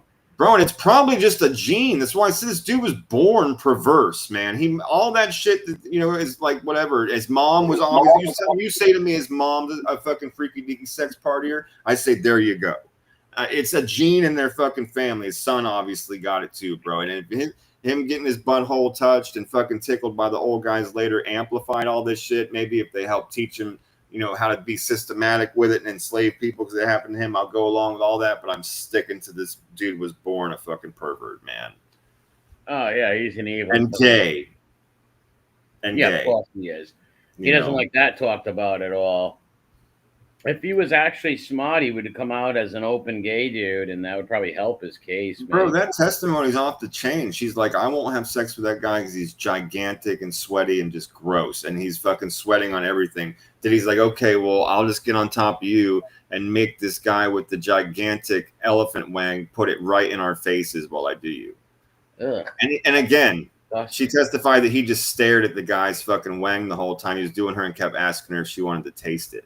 And the guy was just sweating all over. There's no straight man in the world who wants dude, another man around him while he's having a sexual intercourse. Like that's dude. He's looking at that to get off. He might be physically doing like mounting her. I totally get that, but he's looking at the wang. Yeah, he's looking at a dude, for Christ's sakes. Getting sweat on. That's disgusting, man. Yep. And he probably hates the fact that people look at him as a fanoik now. Yeah, that's all that secrecy. Because again, bro, let's say that one more time. Like the people that were around him in these parties and stuff, like the people that he was paying to be there, the people that worked for him, he didn't care that they knew he liked fucking dick and come on him and all kinds of shit. He didn't give a fuck. It was just the brand he didn't want that shit to get out into the public that he loved the cock. You know what I'm saying? So it's like he wasn't fully closeted. He was just kind of trying to keep it a secret as best he could. Yeah, he slipped up on those shows with Fabulous and all them, and with the wig. Like he slipped up there, letting his fanoikism out too much. Yeah, and dude, the women that he's been with have said that he's hung like a Tootsie Roll. So I think part of the giant stuff, besides being just gay, I think it's just penis envy. It could be, yeah. Yeah, bro. I think he's like, he feels small. It's one of those things like with him that makes him feel small inside. You know what I mean? He's very insecure about his Tootsie Roll penis. Because that's what the one lady that, remember, there's two of them that testified they were really actually relieved that when that it was small, because they said they knew it wasn't at least going to hurt. That's sad. I understand that's a very sad story. That's women getting ard, but they said at least it wasn't going to hurt because he was hung. It was the size and width, or the length and width of a Tootsie Roll. So this dude's obviously got like a bad case of penis envy with the giant wang part. Like we get he likes wang, he's gay, but the giant part I think is because he's insecure about his small weenus. Yeah, that could be very possible. The guy's a all-around psychopath when you think about it. Someone you do not want in public, right? You don't want him doing this to people's sisters and cousins and doing this. Exactly, dude. Exactly. Like, that dude has to. He can't be in society, man. Nope. Someone like him can't, especially with all that money, right? Like all that money. Exactly. That's what allows him to fucking be so dangerous about and irresponsible with his urges is the money. Yes. Yeah, he can live out all these sick fantasies, right? You got the money. That's why perverts with money are dangerous, right? They can live out all these sick fucking whatever fantasies they have, right? Yep. And pay people that, like, again, like you said, selling their souls, man. He can afford to pay the people that he needs to keep around him that he knows will support his perverse, disgusting, and violent lifestyle. And that's the part that makes it a RICO.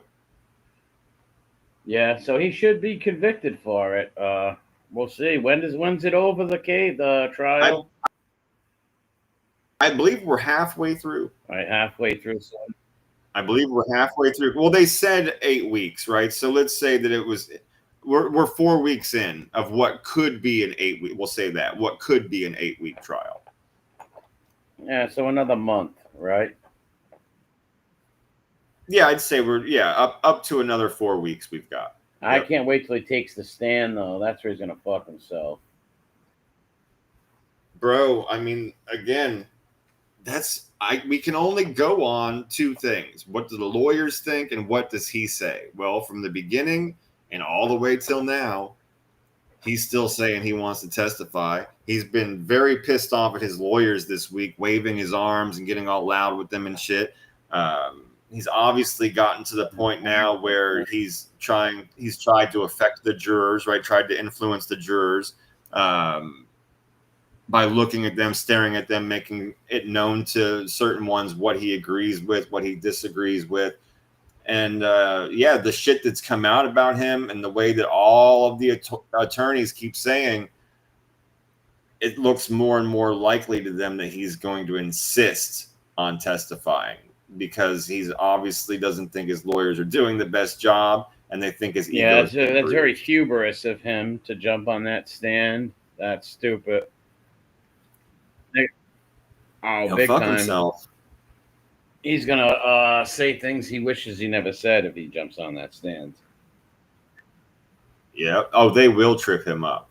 Yep. They will trip him up. And he, again, an arrogant person like that already lives in, they've been sitting in jail, stewing on all of this. They've created their own storylines, their own narratives, and some of it with the help of their attorneys trying to sell a certain story because that's their job. He's going to deliver certain narratives to certain questions that I think you used the best word of the day for, which was indefensible. They're going to be asking him about some of those indefensible things, and he's going to give them this bullshit narrative, and people are going to look at him like, you motherfucking monster, son of a bitch, cocksucker, motherfucker, right? Because they're indefensible. And when people get that annoyed and that frustrated and that disgusted, it's not good. They're going to be like, nah, bro, fuck that. Fuck you and fuck all this here, right? Yeah, he's for it. Yeah. Because I'm a pretty reasonable person, and that's how I get when I'm just like hearing fuckery and bullshit, and you're trying to make me like out to be some stew nod. I'll be like, oh no, that's, if it's fuck me, it's fuck you, bro. No, oh fuck no, fuck you, fuck this whole place, fuck your trial. You know what I mean? There's going to be people like that. If he delivers those self-serving narratives that make him seem like a monster, they're going to be like, no, you're cooked. Oh, when they ask him, why did you beat her up? Beat Cassie up in that tape or something. You know, she gets out of line sometimes. I got to keep her in line. Something or the love contract. Why did you keep calling it her job? Because she has a contract. That's her job. It's her job. He'll convict himself with the RICO shit. He says that. Yeah, right, dude. They haven't even brought, dude. They just started bringing up the drug dealer, so he's going to be probably this next week, I would imagine. He's going to be. Is that the white hippie guy, the little white hippie dude friend? The white guy that was his drug dealer, yeah, the one that got arrested on his way to the plane to bring drugs on him to take to Diddy in the Bahamas. He was literally doing the thing that he had a warrant out for him for his arrest for. You know what I mean? It's like, they didn't catch him at home. They didn't catch him driving down the road. They caught him doing the thing that he was being arrested for, that he was charged with. So he was fucked. He just flipped instantly. Matter of fact, it was within 2 weeks they said he was in the fucking program. They'd already given him a fake name and everything. So he fucking flipped and went into witness protection. I wonder where in America they put that prick. He's living next to somebody. Who knows, bro? Oh, yeah, for sure. Yeah, he's talking to somebody somewhere right now. Yeah, he's living next to someone, and he's got a fake name. Yep. His name's Doug. Doug Pleasant. He ain't going to be... So, you know, that Diddy guy's going to want him dead. But as long as he stays hiding, he'll be all right.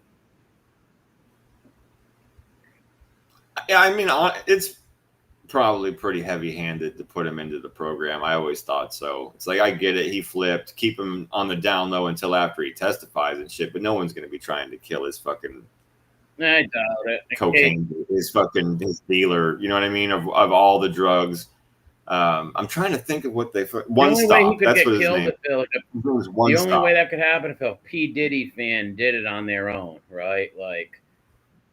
There would be some weird, I couldn't agree with you more. It would have to be some weird, far out, extreme case, like some fan lunatic fucker, like you right? Took my he's not daddy away, you know?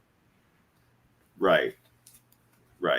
Or one of the sons maybe fucking sees him somewhere and beats him. I don't even think so, though. I really don't. I think they're just as arrogant and self-serving as he is. I think that if their dad goes to prison, they're going to be sad about it for a couple of days and then just keep spending the money. Because they're going to take most of the money. The sons will, No, the government. The moment that he's convicted, they're going to take everything. But there's still money hidden. They got a lot. Well, that's the money that they're going to happily spend and travel the rest of their lives on. Yeah, they're not gonna fucking freak out and start trying to have people clipped and all that shit. I would argue the exact opposite, that they're literally gonna mourn for a week or two and then go right to fucking spending daddy's money. I would have to say that. Yeah, for true. They don't give a fuck. R-ing fucking poor yacht girls and stuff. Yep. Yeah, hopefully, doesn't the son make music, something like that too?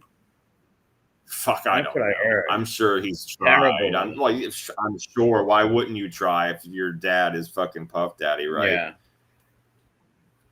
You're guaranteed to get some kind of marketing or distribution or some shit like that. Yeah, but obviously they have no talent. No, yeah, I've never heard of anything from that person or them being anywhere for anything. You know, I've never ever heard of or seen their name anywhere. I can say that, but I'm not the expert in the. Well, one of those sons is hip hop. One of those sons is Al B. Shaw's kid. You mentioned that to me before. Yeah, and I did not know that, but you did mention that. Yeah, I got you. Hang on, I'm gonna mute this for just a second. I'll be right back. The son looks just like Al B. Shaw. I guess Diddy helped raise him because of the mother or whatever, but it looks just like the father. He was in New Jack City. He played one of the guys in New Jack City. I forget who though. Yeah, Wendy Williams did call that years ago. She got like kicked out of New York and banished to Philadelphia and all kinds of shit. Yeah, it was another guy did too. His name was the Fat Jew, he called himself. He's like a half black, half Jewish dude who's like an entertainment journalist or whatever. Well, he went to one of these mansions one time with a friend and looked for the bathroom and ended up going in like the wrong room and seen like P. Diddy and Felix, a house cat, and all of them sitting there with robes on like Romans on ecstasy. I remember that story. Yeah. And he went public right away, so he didn't like want to get killed. And then he said he seen P. Diddy like a few months later, and he remembered him, like he knew. He's like, do I know you? He's like, yeah, you know me. He's like, yeah, I do. And he went on and told that story. That was one of the first stories about him being a Rick Yoon and all that I've ever heard was from that guy. His name's he goes by the Fat Jew. He's like a half black, half Jewish, like gay hip hop journalist. That's a great mixture of things to be right there. That's some stuff like Nadu should be aspiring towards, being open about it. Yeah, Fibby should be open. Being like the hip hop community and stuff like that. But he thought he was going to get killed at first. That's why the guy went on and talked about it on publicly. He's like, so if I end up unalived, make sure you know I didn't. It's because of this. Right. And this is like, I heard that like 4 or 5 years ago, that stuff. So it took a long time. They were wearing togas. Isn't that insane? Yeah, it took a long time for this to. Yeah, he partied and did this sick shit for a long time. Poor Carl Winslow. Yeah, that's weird. That's creepy, man. Family Matters guy. And you know he did it too because he only came out one time and was like, nuh-uh. Carl Winslow, just the one time, and he came out like stood in some like fucking like local hardware store parking lot and told TMZ. Cat Williams too. Yeah, Cat Williams spoke about it too. And told TMZ, he's like, nuh-uh, that did not happen. I've never been tagged by PD. I've never been to a Diddy party. I was like, bro, you look guilty, bro. You don't look like you have any blood in your face right now. You're looking pretty much like you got poked. You got diddled. Yeah, for him to come out and that's weird, right? Like, if he was innocent, he'd be like, nah, fuck that. Yeah. All those weird, like, Hollywood celebrity types, they all sell their souls and do weird stuff, a lot of those people. Carm, you think Steve Harvey, too? I haven't heard. I mean, maybe there's evidence. I've just never seen it or heard it before. Yeah, I never heard that. Well, I wouldn't put it past any of these people who make it far, right? He's just never struck me that way, and I've never heard anything about that before. That's why I'm curious if Carm's actually. Yeah, I didn't think he was a Rick Yoon, but I wouldn't be surprised out of any of these celebrities and stuff. Look at they all have to wear dresses and all that stuff. That's why I do respect the people who leave the industry, but like, hey, listen, I didn't want to kiss a guy on camera. So I'm not doing your movie, right? I'm not kissing a dude on fucking for a movie for anything. Yeah. Now, when it comes to Steve Harvey, the only like shade I'll throw on him is like he basically he got smoked out of fucking comedy by Bernie Mac, him and fucking Cedric the Entertainer. And they Well, Bernie fucking Mac was actually funny, way funnier than he those was the best. could ever be. He He was was a the funny fucking guy. best, and they hated him for it, and they fucking used to give him shit. And that's the only shade I'll throw over there that I know about Steve Harvey. But him and Cedric the Entertainer tried to shit on Bernie, and Bernie was the man. Yeah, I don't like those other two, but Bernie Mac was funny. He was funny. Absolutely hilarious. One of my all-time favorites, man. He was so funny. A lot funnier than those two dudes, that's for sure. Yeah, I don't think you understand. Yeah, I am not scared. He was good in Bad Santa. He played a great part. Yep. He played a funny part. He was in one of the Charlie's Angels movies too. He was good in that. Yeah, I didn't see those movies. He did one funny part where he was like going undercover to get onto a dock, and he comes pulling up on this forklift with the construction hat and the vest on, and all the people that are running the port at that time are all like Irish crime in the movie.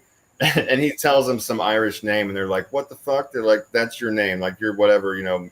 And he goes, "Yeah, I'm Black Irish." I always thought that it's cheesy, but I always thought it was really funny. Yeah, he was a character in that fucking Santa, Bad Santa. He played the store security guard and trying to rip them off. It was pretty funny. Yeah, he was good. Right. What's up, Montauk, Bella? What's up, Cleveland? Carol, what's up? Steve Harvey's daughter, what did you say was involved? I couldn't read it. Went fast. Yeah, Murphy was funny. Eddie Murphy was a character. I thought he was funny.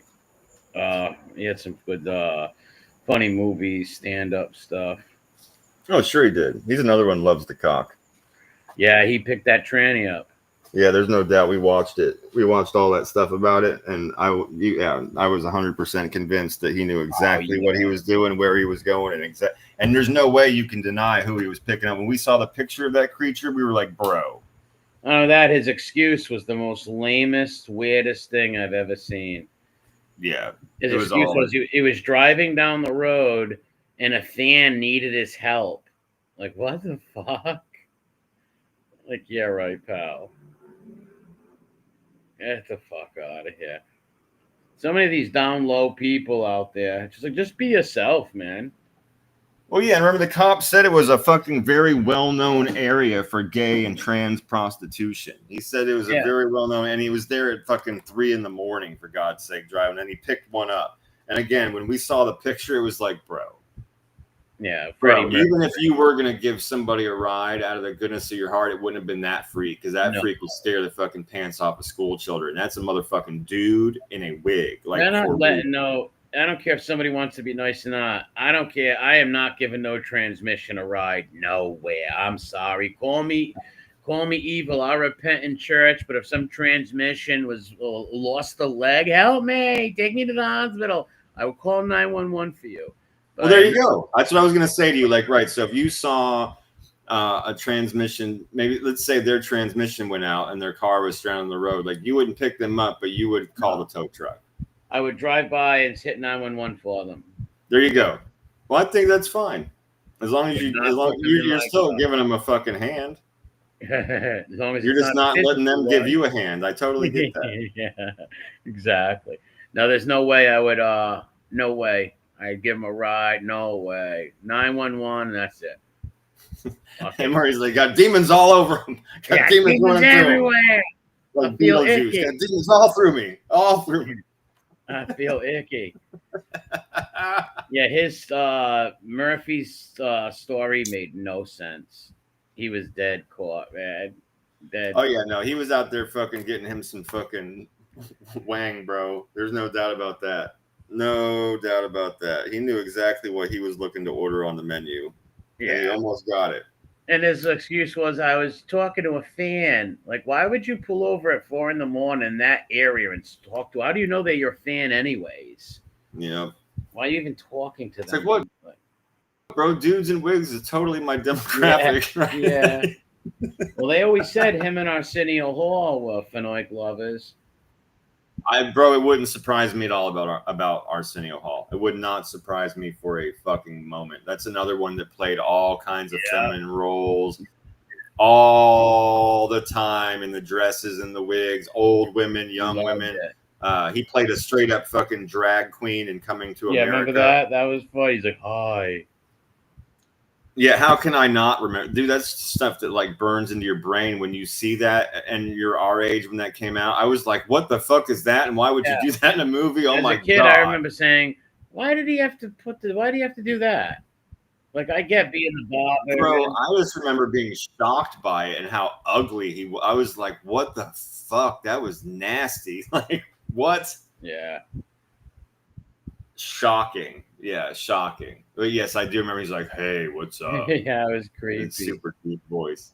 Yeah, it had those giant man hands and like grabbed the olive out of the drink. And it showed both of them like, oh fuck, don't touch me. I get why they played the old men in the barber shops, right? That's cool.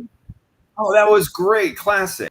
That's like, but why do you gotta put the dress on? Because you like it. Oh, congratulations. Yeah, he definitely didn't mind. Yeah, he definitely didn't mind. No, congratulations, Jason. He just had his first grandbaby. God bless. That's awesome. Oh, okay, cool, man. Yeah, congratulations, bro. That's awesome, man. Let me break into these some of my links here and let's start getting into some stuff. Let me pull up a couple things.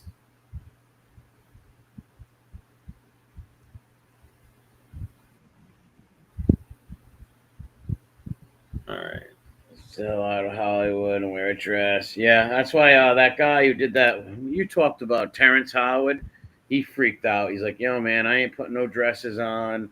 I saw that. Fuck you, punks. I ain't doing that. I ain't kissing a man. He goes, that's why you don't want me in Hollywood no more. And I got to give him credit for that.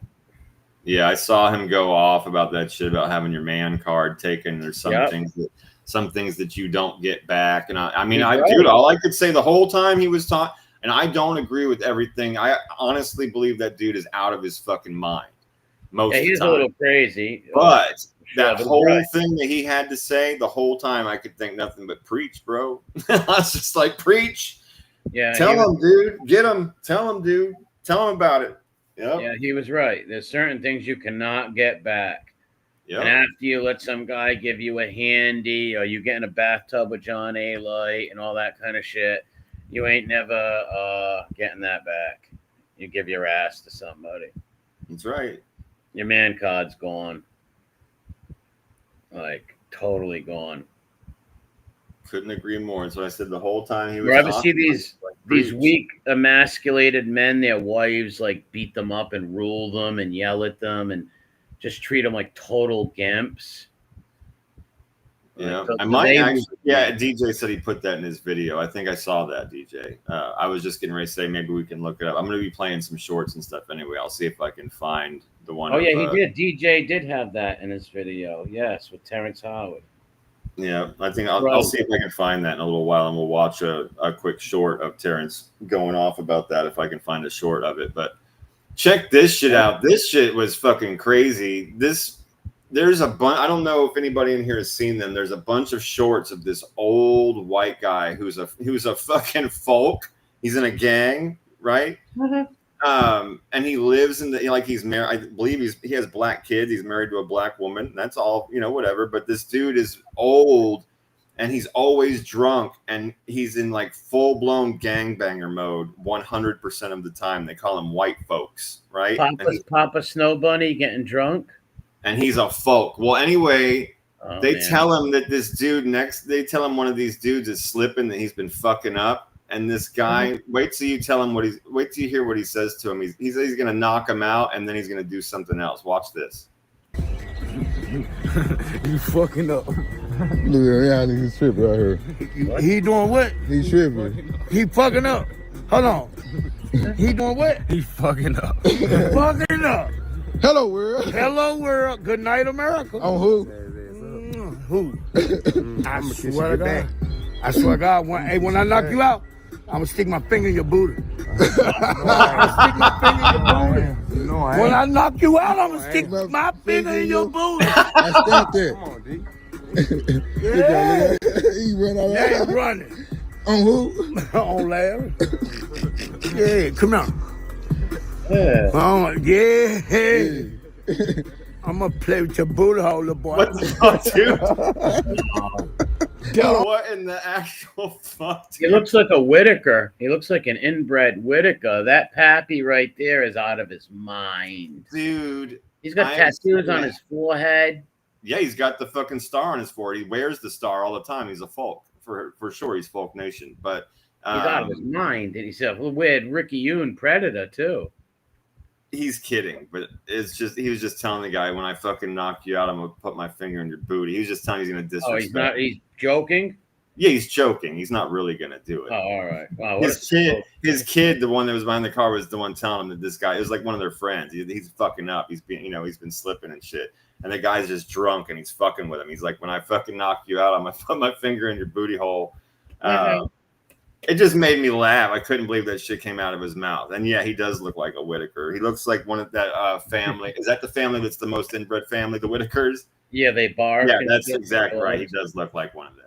Yeah, for sure. He looked like straight up like a gangster Whitaker. Like the Whitakers joined the Bloods of the Crips or Folk Nation. The Whitakers went fucking GD. Well, like I said, I've seen a handful of stories with this guy. And they're always fun because he's just a trip of a human being. He looks crazy. He is crazy. He's always fucked up. He's always fucked up. Yeah, he looked drunk. Oh, he was. Yeah, he's always drunk. He's always sauced, man. And yeah, like I said, they call him white folks. Crazy white Pappy going nuts. Fucking guys, man. That's some weird shit, though. I don't. They do that. I've heard a lot of people say that too in prison, like on these talk shows or these shows. Like, yeah, they put their finger in your booty and spit in your booty. All this weird shit. It's like, what the hell? Where did it come up? That's some weird shit, man. That's some sick, demented. Yeah, bro. It's like I'm fixing to catch a little bit more time. Yeah, there's no doubt about that. I'm getting ready to catch a little bit more time. Yeah, that's like some rapes, like our shit. Of course it is. Yeah, they're disrespecting you by fucking with your booty hole. Yeah, I'm gonna play with your booty hole, boy. It's too funny. What the hell is this? That's why I was laughing. I have a sick sense of humor. I know that, but it made me laugh, so I played it. It's our show. Fuck them. It was this redheaded, little chubby cheek kid. Ready? Remember I showed you the videos I've been showing you where they shrink these people down into babies in famous scenes and comedians and stuff like that? Check this out. That's what I always do, and they never catch me. Ain't nobody gonna catch me. Because you're too streetwise? Yup. And all these hoes laughing like something funny. She's talking about the audience, that they're laughing at her. Did you say the hoes are laughing? Yep. So the audience are a bunch of hoes? Yep.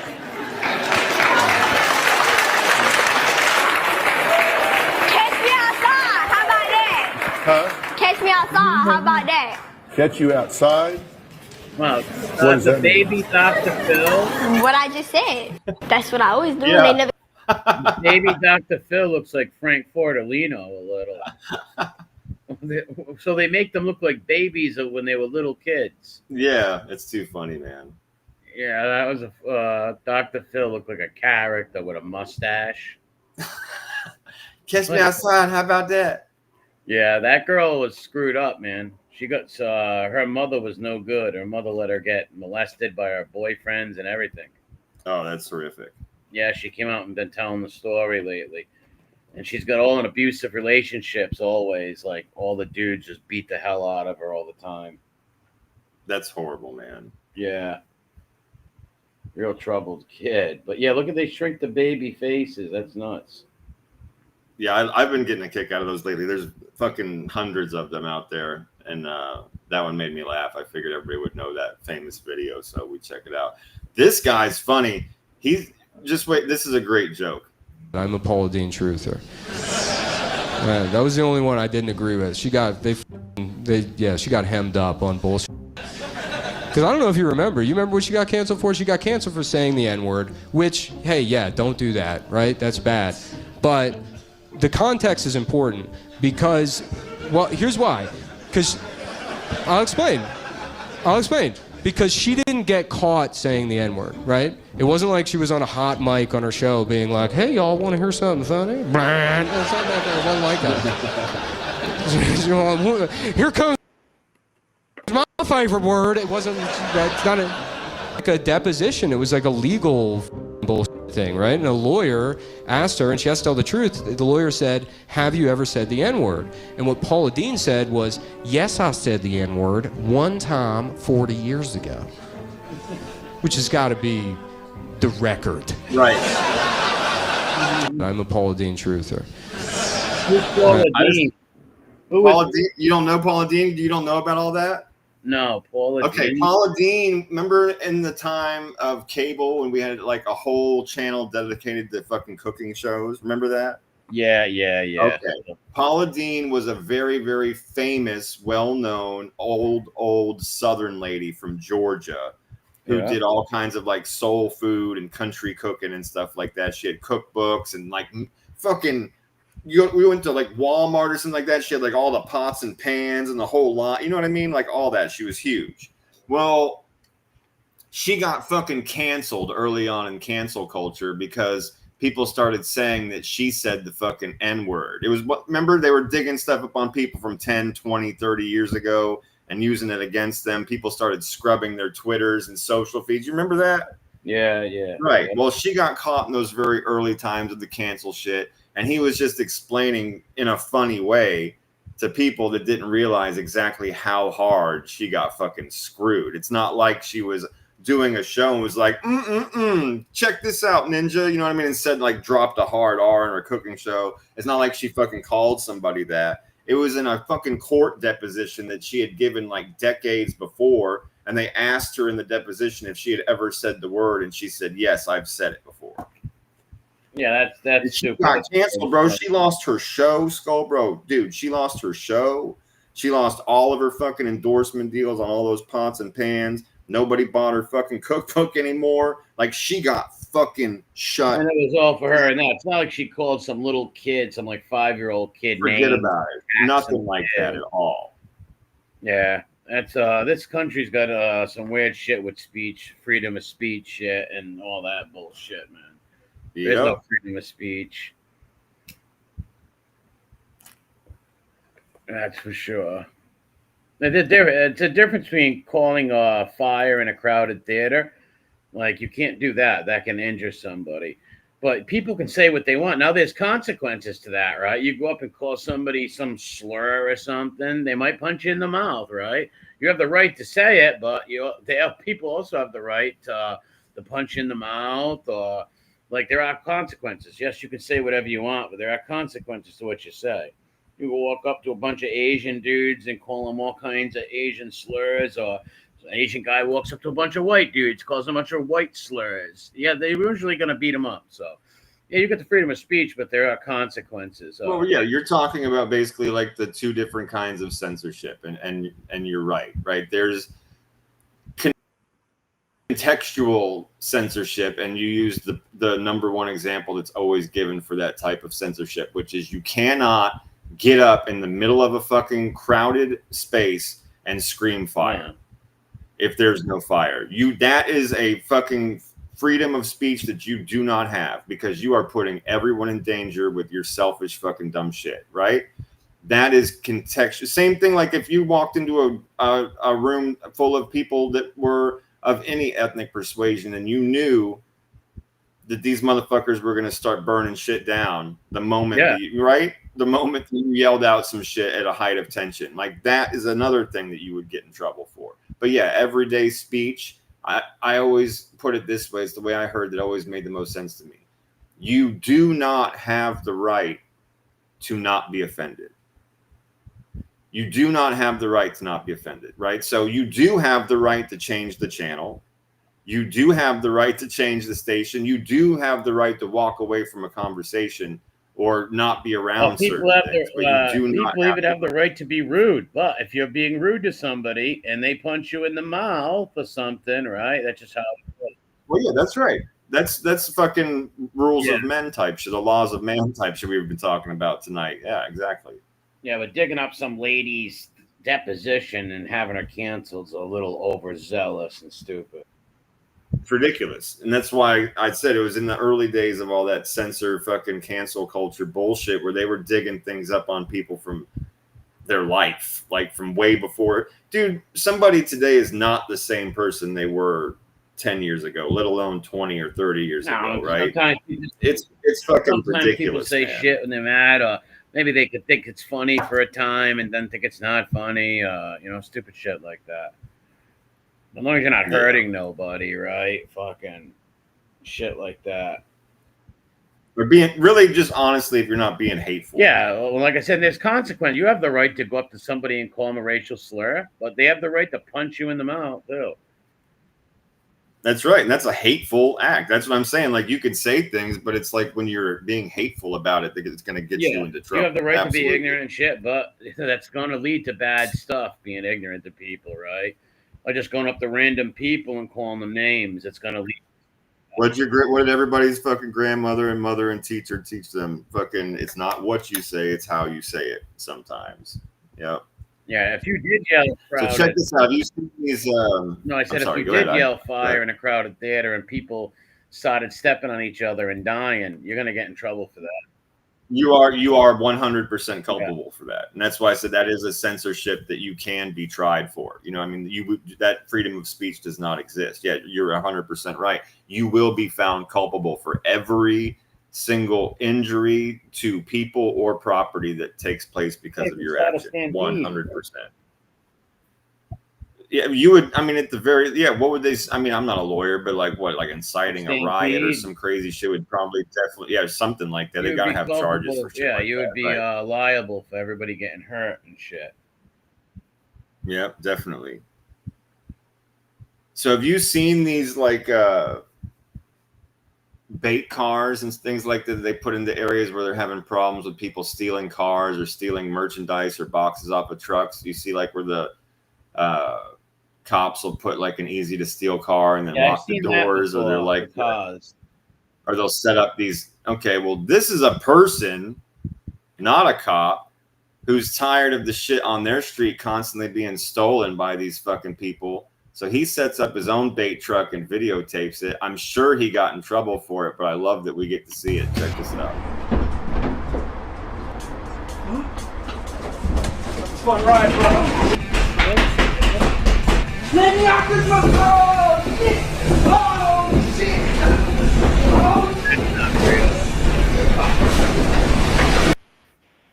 Even if it's not real, it's still funny as fuck on this face. If it was real, yeah, but that's as fake as hell.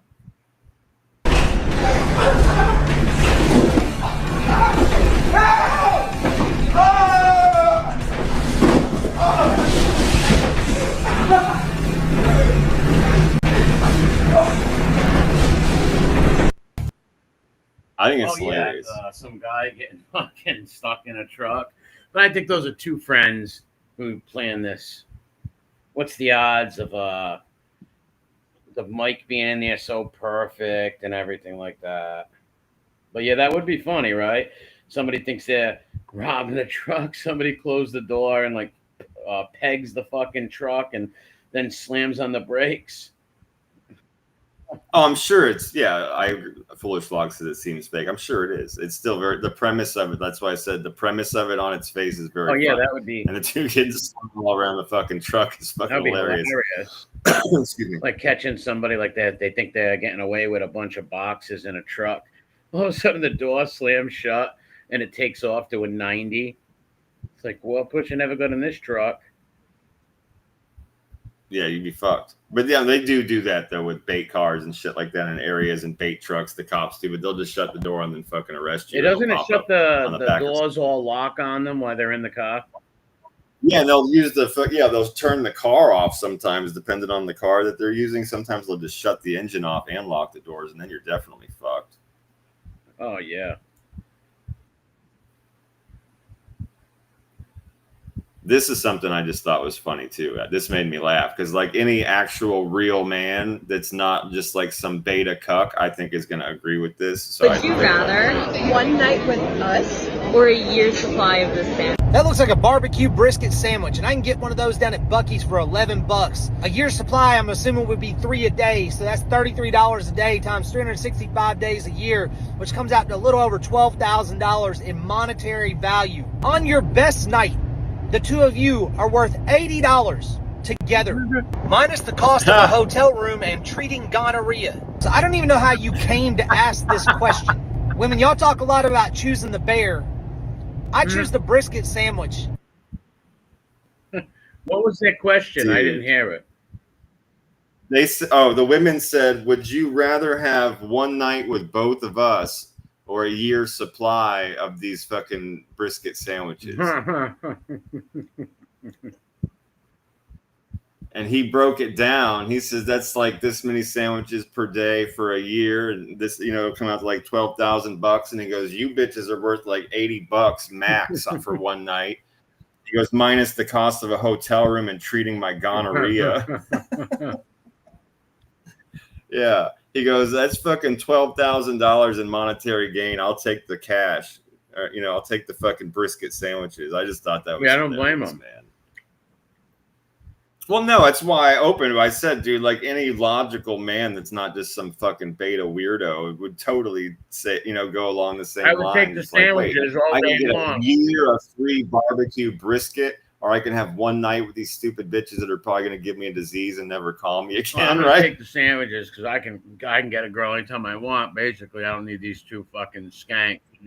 Yeah, bro, give me the sandwiches. Exactly that's what he said. You bitches are worth $80 on your best night together. I'll meet women on my own time after I get my sandwich.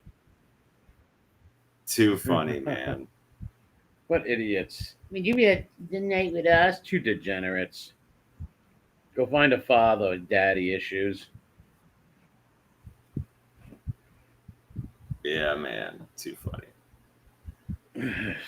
People. Pull up this next article. Logical thinking. Yeah, man. Proof that men are logical thinkers. I just thought that was hilarious, man. And I couldn't. When I watched, I was like, I agreed with that dude. I knew everybody else would too. Flock. I'd take the brisket sandwich and find me a girl who likes brisket sandwiches, ain't it? Boom. There you go. Well, these girls Win-win. think every guy's some thirsty simp who fucking doesn't go with women.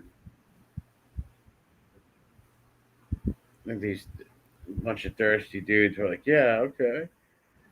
So this is sure, yeah. That's why there are 100% some like beta simpish fucking dudes that would pick the girls. They'd be like, "Oh wow, really?" And I'll take pictures and show them to my incel group, like Spanky. But the reason I didn't say him specifically is because I think his fat ass would take the sandwiches. He catfishes girls. Yeah, and he knows that they would never call him back. It's a hard call, but on the pictures, but I think he gets plenty of pictures from the catfish game. So he would take I think his fat ass would take the sandwiches. Yeah. Probably so. So check this out. Unemployed Chinese youths pay fake companies to hire them to pretend to work. What the fuck?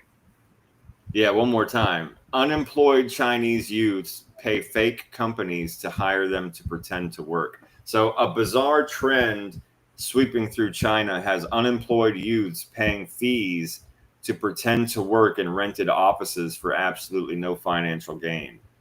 What's the? I don't. Millions of Chinese. Now go ahead. I don't get it. I don't get it yet either, bro. I honestly don't. It says millions of Chinese people report to their office jobs every day. But while the overwhelmingly majority get paid to do so, some actually pay fake companies to allow them to pretend to work there in exchange for a daily fee of between $4 to $7 American. These specialized companies offer anyone the chance to experience various working environments, complete with desks, lunch facilities, and free Wi-Fi. Well, not if you're paying $4 to $7 a day. Anyway, while most simply allow clients to chill in their facilities, Those looking for an extra layer of realism can pay extra for fictitious tasks, fake managers, and even staged employee rebellions. That's weird.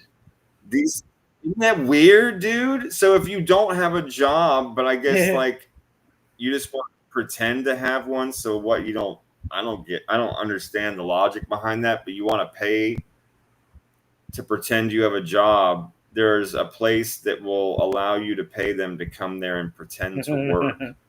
And have office riots and weird shit like rebellions. Right, dude. Yeah. You could we pay want more extra. money. You could pay extra for work. That's weird. And for the managers to like, I guess manage your work, make sure you do the work on time that you're paying to do. What the fuck is wrong with people, man? I don't know. That's weird. It says they've been growing in popularity this year to meet a growing demand among unemployed younger people. Yeah, that's some real bizarro stuff. I don't know what the fuck to make out of that. That's weird. Going to a fake place, getting fake. Why don't you just get a real fucking task and job, right? Okay, so it still doesn't. They're gonna tell us their reasons. I'm still gonna call them stupid. So let's read this second paragraph. So why would anyone pay to pretend to work? Well, there isn't one clear answer to that question, but Spanish newspaper El País recently wrote an article on this bizarre growing trend that actually visited one of these pretend to work companies to see what it made it so attractive. So they went to one of these places to check it out. Some of its, quote, employees said that they were there just because they found the concept interesting. Others that it was just nice to be able to go somewhere to chill out on the cheap instead of hanging around at home. And a few hoped that the experience might help them secure a real job in the future. That's weird. Bro. That's some real. Who even gets an idea to do that? That's fucking weird. You know? Let's make up a fake job. On both sides is right. It's really weird. Maybe too much time on their fucking hands. I don't know. They do some weird fucking shit. I know we say that every time we read about stuff in like the Chinese and Japanese cultures and like Asian cultures. Those people are just into some weird shit, and they come up with some fads that are just beyond understanding for us, I think, in general. On this, that is a weird thing to set up a fake job, weird. Fake tasks, fake rebellions at work. Like, we want a raise, right? Like Nancy should be able to use the typewriter 7 times. Right. Like Nancy don't even work here, and there is no typewriter, but we're gonna make pretend there is. Weird, super weird. No doubt about it. And the fake work is killing me. It's still sticking out in my head that you're paying them to fake work there, but you can pay them extra to have them make you do work. Yeah, like weird. What the fuck? But aren't they technically working if they're taking their time to be there, right? You know? Yeah. Like the one is like, again, so like these 3 reasons that they give are super fucking bizarre. Let me go back down to that second paragraph. It says some of them were there because they just found the concept interesting. Okay, these people, they thought that they heard about other people doing it. They figured they'd go check it out. Okay, we'll give them that. I'm with you. We'll give them that pass. Others said that it was just nice to be able to go somewhere to chill out on the cheap instead of hanging around at home. There's people that are bored, want to, go hang out somewhere and see these people do a fake job. Okay, I kind of get that. All right. And a few hoped that the experience might help them secure a real job in the future. So I guess those might be people that are like maybe paying the extra for tasks to do. Probably. For practice. But it is really weird all in itself. But like, maybe the people are bored, I think it's, I don't know. That is weird, though. Very. It's like technically, good night, Uncle. Technically, they are doing a job if they're there, right? They're, If you've got to be certain, right? I mean, if you have to keep a schedule, I'm with that. I see where you're going. Yeah, like if you have to be there at a certain time, You take lunches at a certain time. You got to be at certain places in the building. Yeah, it's work. That's the job. And you're paying for that. It's like some weird summer camp. That's fucking, that's weird. Like some sort of social place for them, I guess, just to hang out and talk. Whatever. That's weird. That is a real weird thing. Wonder who thought of that, right? Who was the mastermind behind that? Hey, let's set up fake jobs. Yeah. Well, people will come and role play as our workers.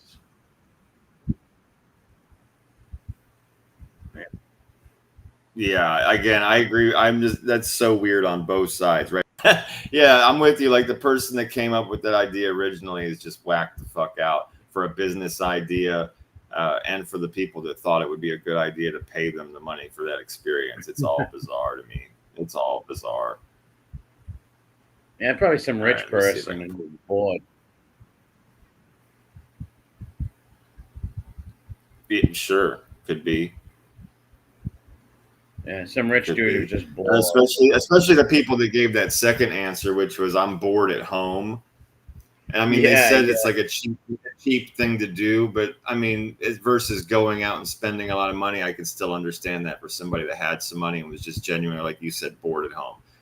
Sure, they might pay to go do that, go like sit around at some place. It's fucking weird. These people are strange.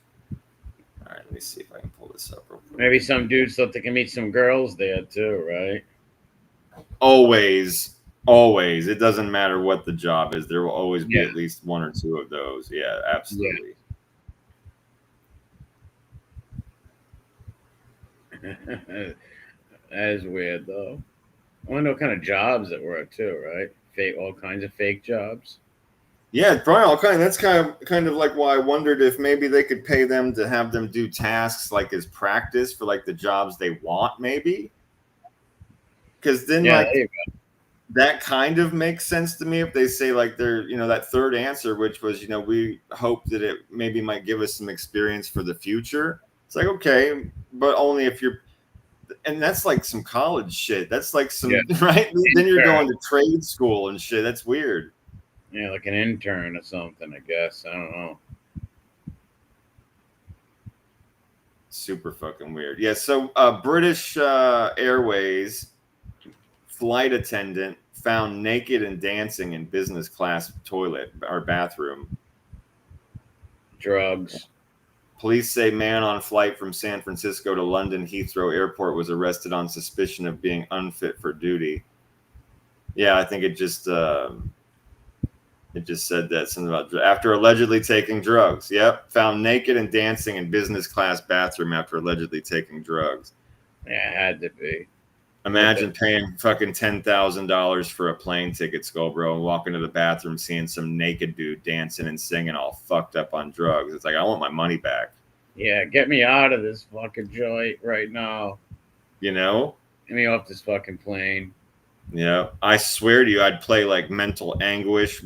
I'm suing the fucking shit out of British Airways. I'm going mental anguish. I'm gonna go walk in there and be like, I'm scarred for fucking life. Yeah, I could never go on a plane again. Yeah, when I close my eyes, I see naked man dancing. Right? I see the fucking guy dancing in your fucking toilet on the fucking plane. Yeah, bro, just go full mental to get fucking paid, bro. Yeah, remember I'm scarred for life. You remember Airplane, right? Oh yeah, those are classic. Yeah, Airplane. That's what it reminded me of, like something like that.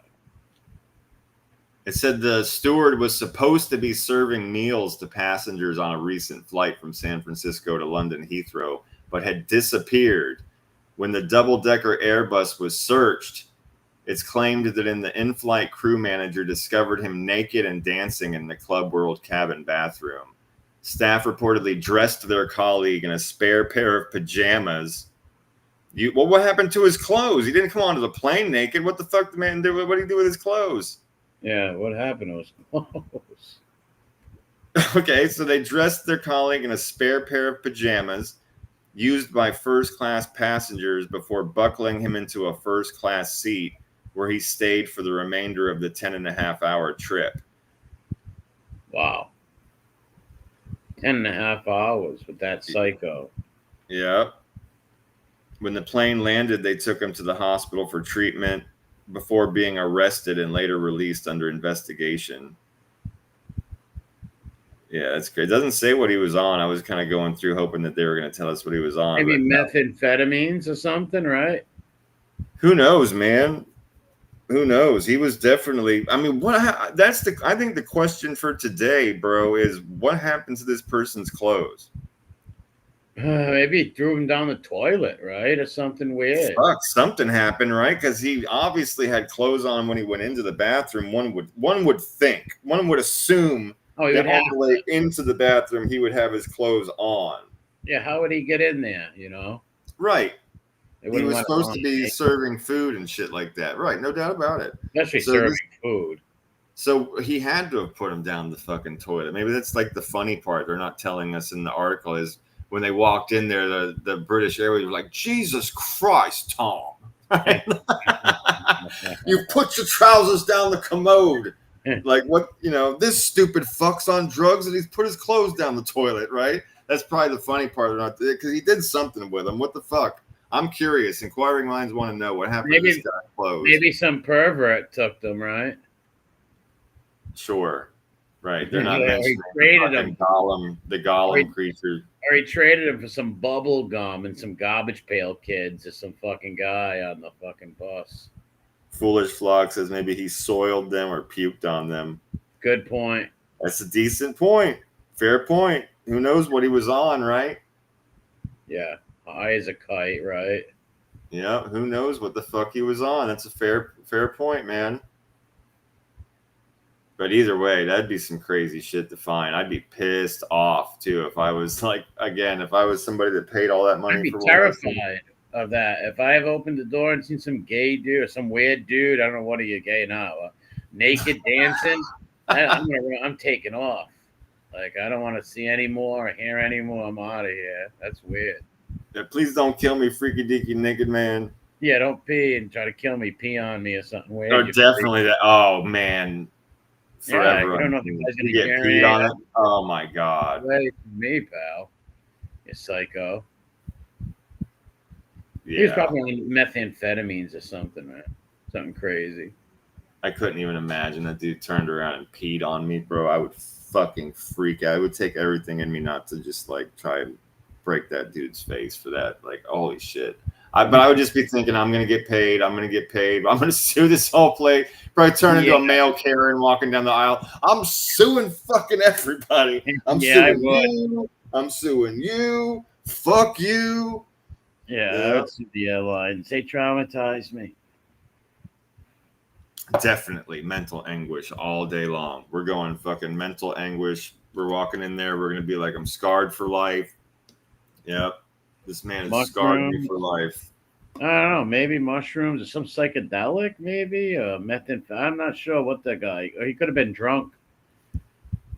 Beer, alcohol makes you do crazy shit. That's true. He could have got fucking sauced real quick. Yeah. Maybe he's on his normal medication. He's on his certain dose of Xanax or some other kind of weird nerve drug that gets you fucked up when you drink on it, maybe. Yeah. All possible. Either way, he got naked. Something happened to this person's clothes. And they had to put him in pajamas, which they spelled with a Y, and I don't like that. They need to take that back. It's not how we spell things. Pajamas. I wonder where they got the pajamas. It said the first class. They got them from the first class area, first class pajamas. It's a 10.5-hour flight. So they're going to have PJs for people to change in and out of in first class, business class.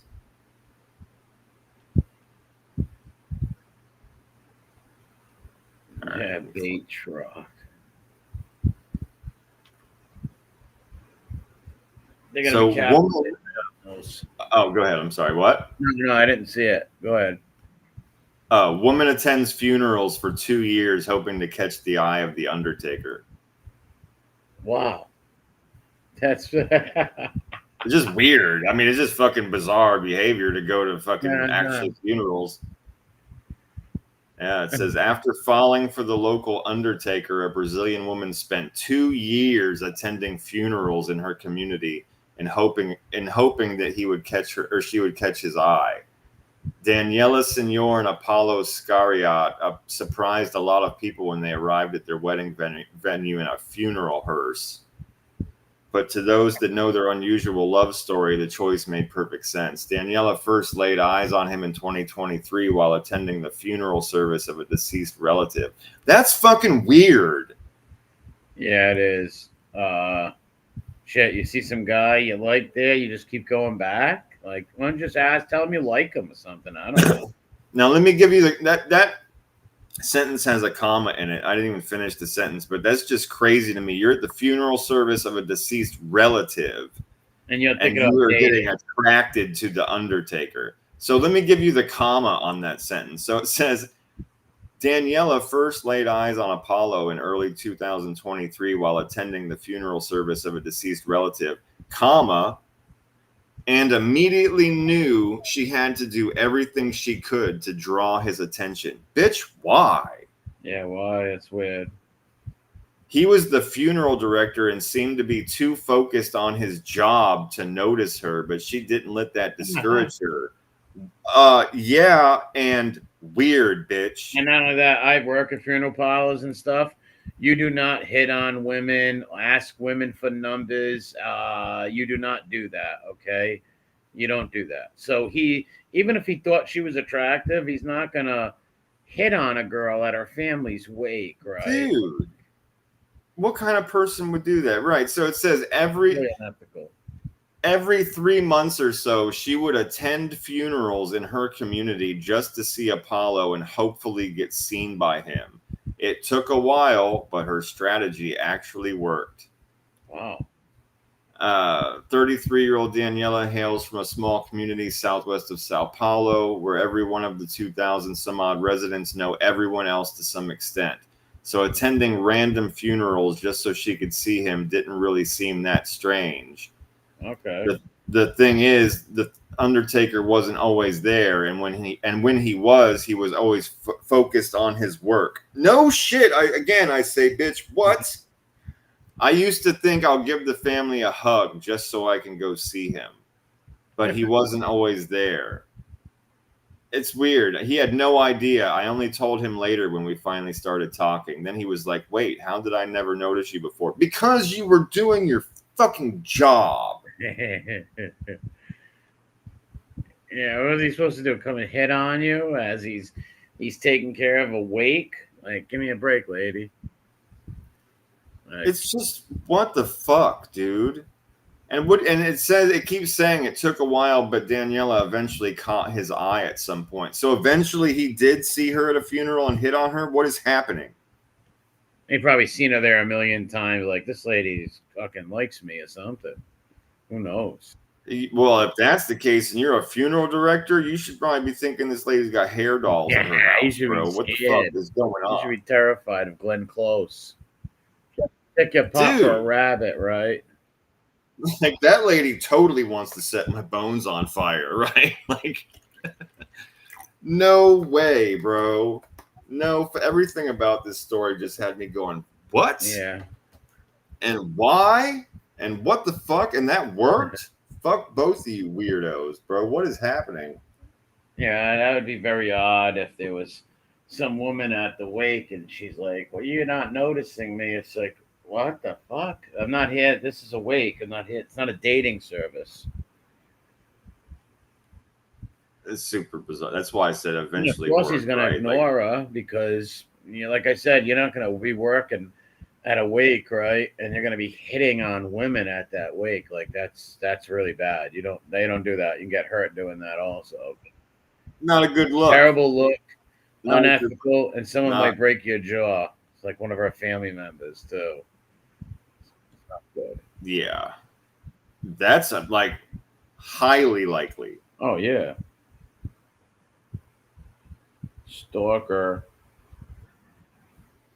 Yeah, highly likely that you're gonna get fucked up by a family member. Like, bro, you did not for real just fucking hit on a woman at our family's funeral, bro. This is not happening. Tell me this isn't happening. No, that wouldn't go good for a lot of people. Had a lot of wakes and stuff. No, not at all. That's bad. And it's classless too. Like very classless. Like I've worked That's why it's at surprising that it funerals. even I've worked at many funerals and wakes before, and obviously, yeah, you see beautiful women there, but never once did it cross my mind. Hey, let me ask her for her number. Or ask her if she's single. She's grieving. You fuck. Yeah, let me be Chaz from the fucking wedding, right? The Wedding Crashers. Yeah. What was his last name? Chaz what? Oh, I don't remember. I'll look it Chaz up something real was a quick. legend. That's what he said. But yeah, that's and like I said, you do that at the wrong wake, and you're gonna end up getting hurt, man. Getting beat up. Chaz Reinhold is a fucking legend. That name, Chaz Reinhold. Ma, the mashed potatoes. You good? Good? Yeah, that shit's awesome. That was classic. Oh, the meatloaf is what it meatloaf. was. The That's meatloaf. it. Ma, meatloaf. That's what it was. The meat. He was going to wakes and picking up women. That's it's just some weird, bizarre shit.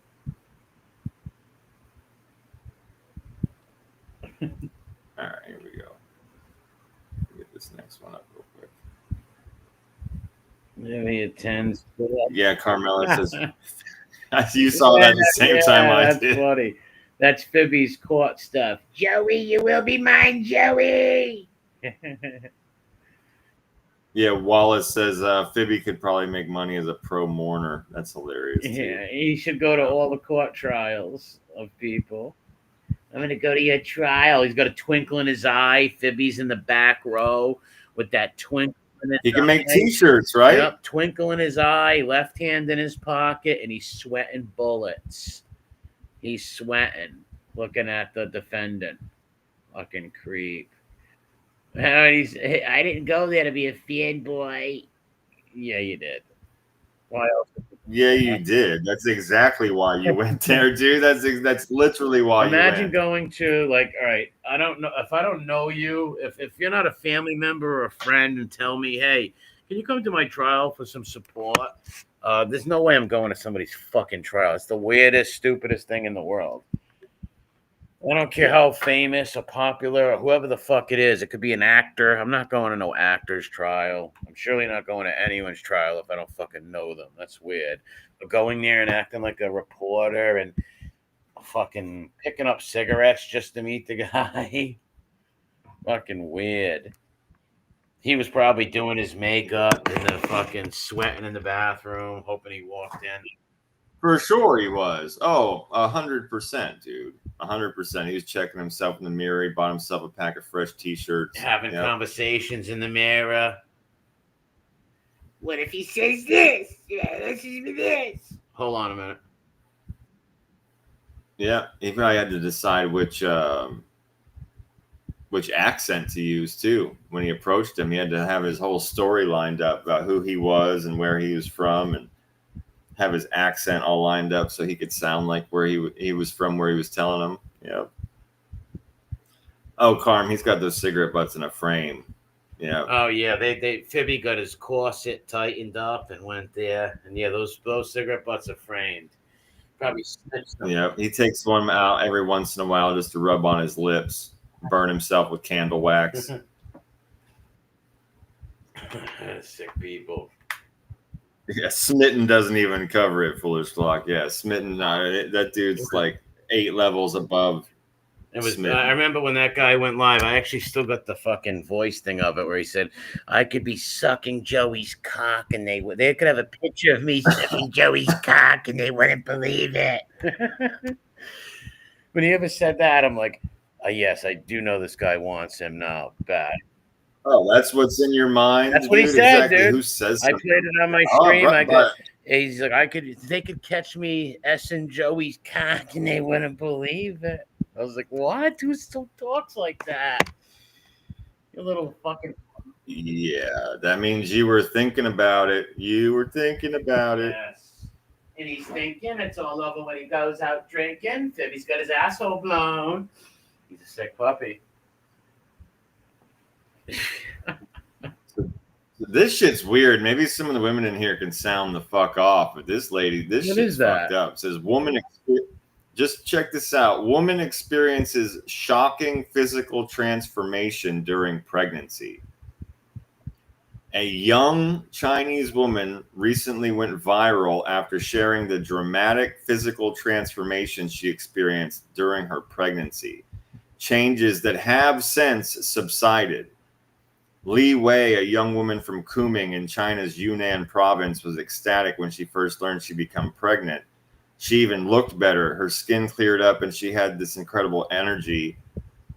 But then she started noticing strange changes to her face. Her nose got a lot bigger and her fine wrinkles became noticeably deeper to the point where she couldn't recognize herself in the mirror. Look at this. Oh, how the hell does that even happen? She was a cat. How does that even happen? How does your nose get? I don't understand. One of those man. filters, those little puppy dog filters or something they use. But yeah, how does that even? The medical books. She should be in the medical books. That's weird. I don't know. That's yeah, I don't know. It just all it says is that as she went through the second and third trimesters of her pregnancy, she experienced more physical changes. Blotches of pigmentation known as pregnancy spots appeared on both sides of her cheeks. Her arms and legs became swollen. And although doctors told her that these changes were natural, she made changes to her diet, cutting back on sugars and fat, and started exercising to mitigate the changes. After the birth, she noticed that her hair was getting thinner, a phenomenon known as postpartum hair loss, and her skin had changed from oily to dry.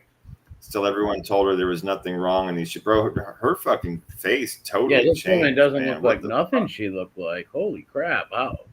I wonder what kind of disease or something she caught. Maybe a staph infection at having a baby. Maybe at the hospital. This is showing as it progressed, right? So like this is what she looks like, dude, after the baby. Wow. That's crazy. What's up, honey? But look, and so this is what happened as the pregnancy went on, and that's when she's like the most pregnant. That looks like some fucking Sasquatch lady. Yeah, that's very like some old Eskimo witch doctor or some shit. There's no explanation of a medical explanation for this.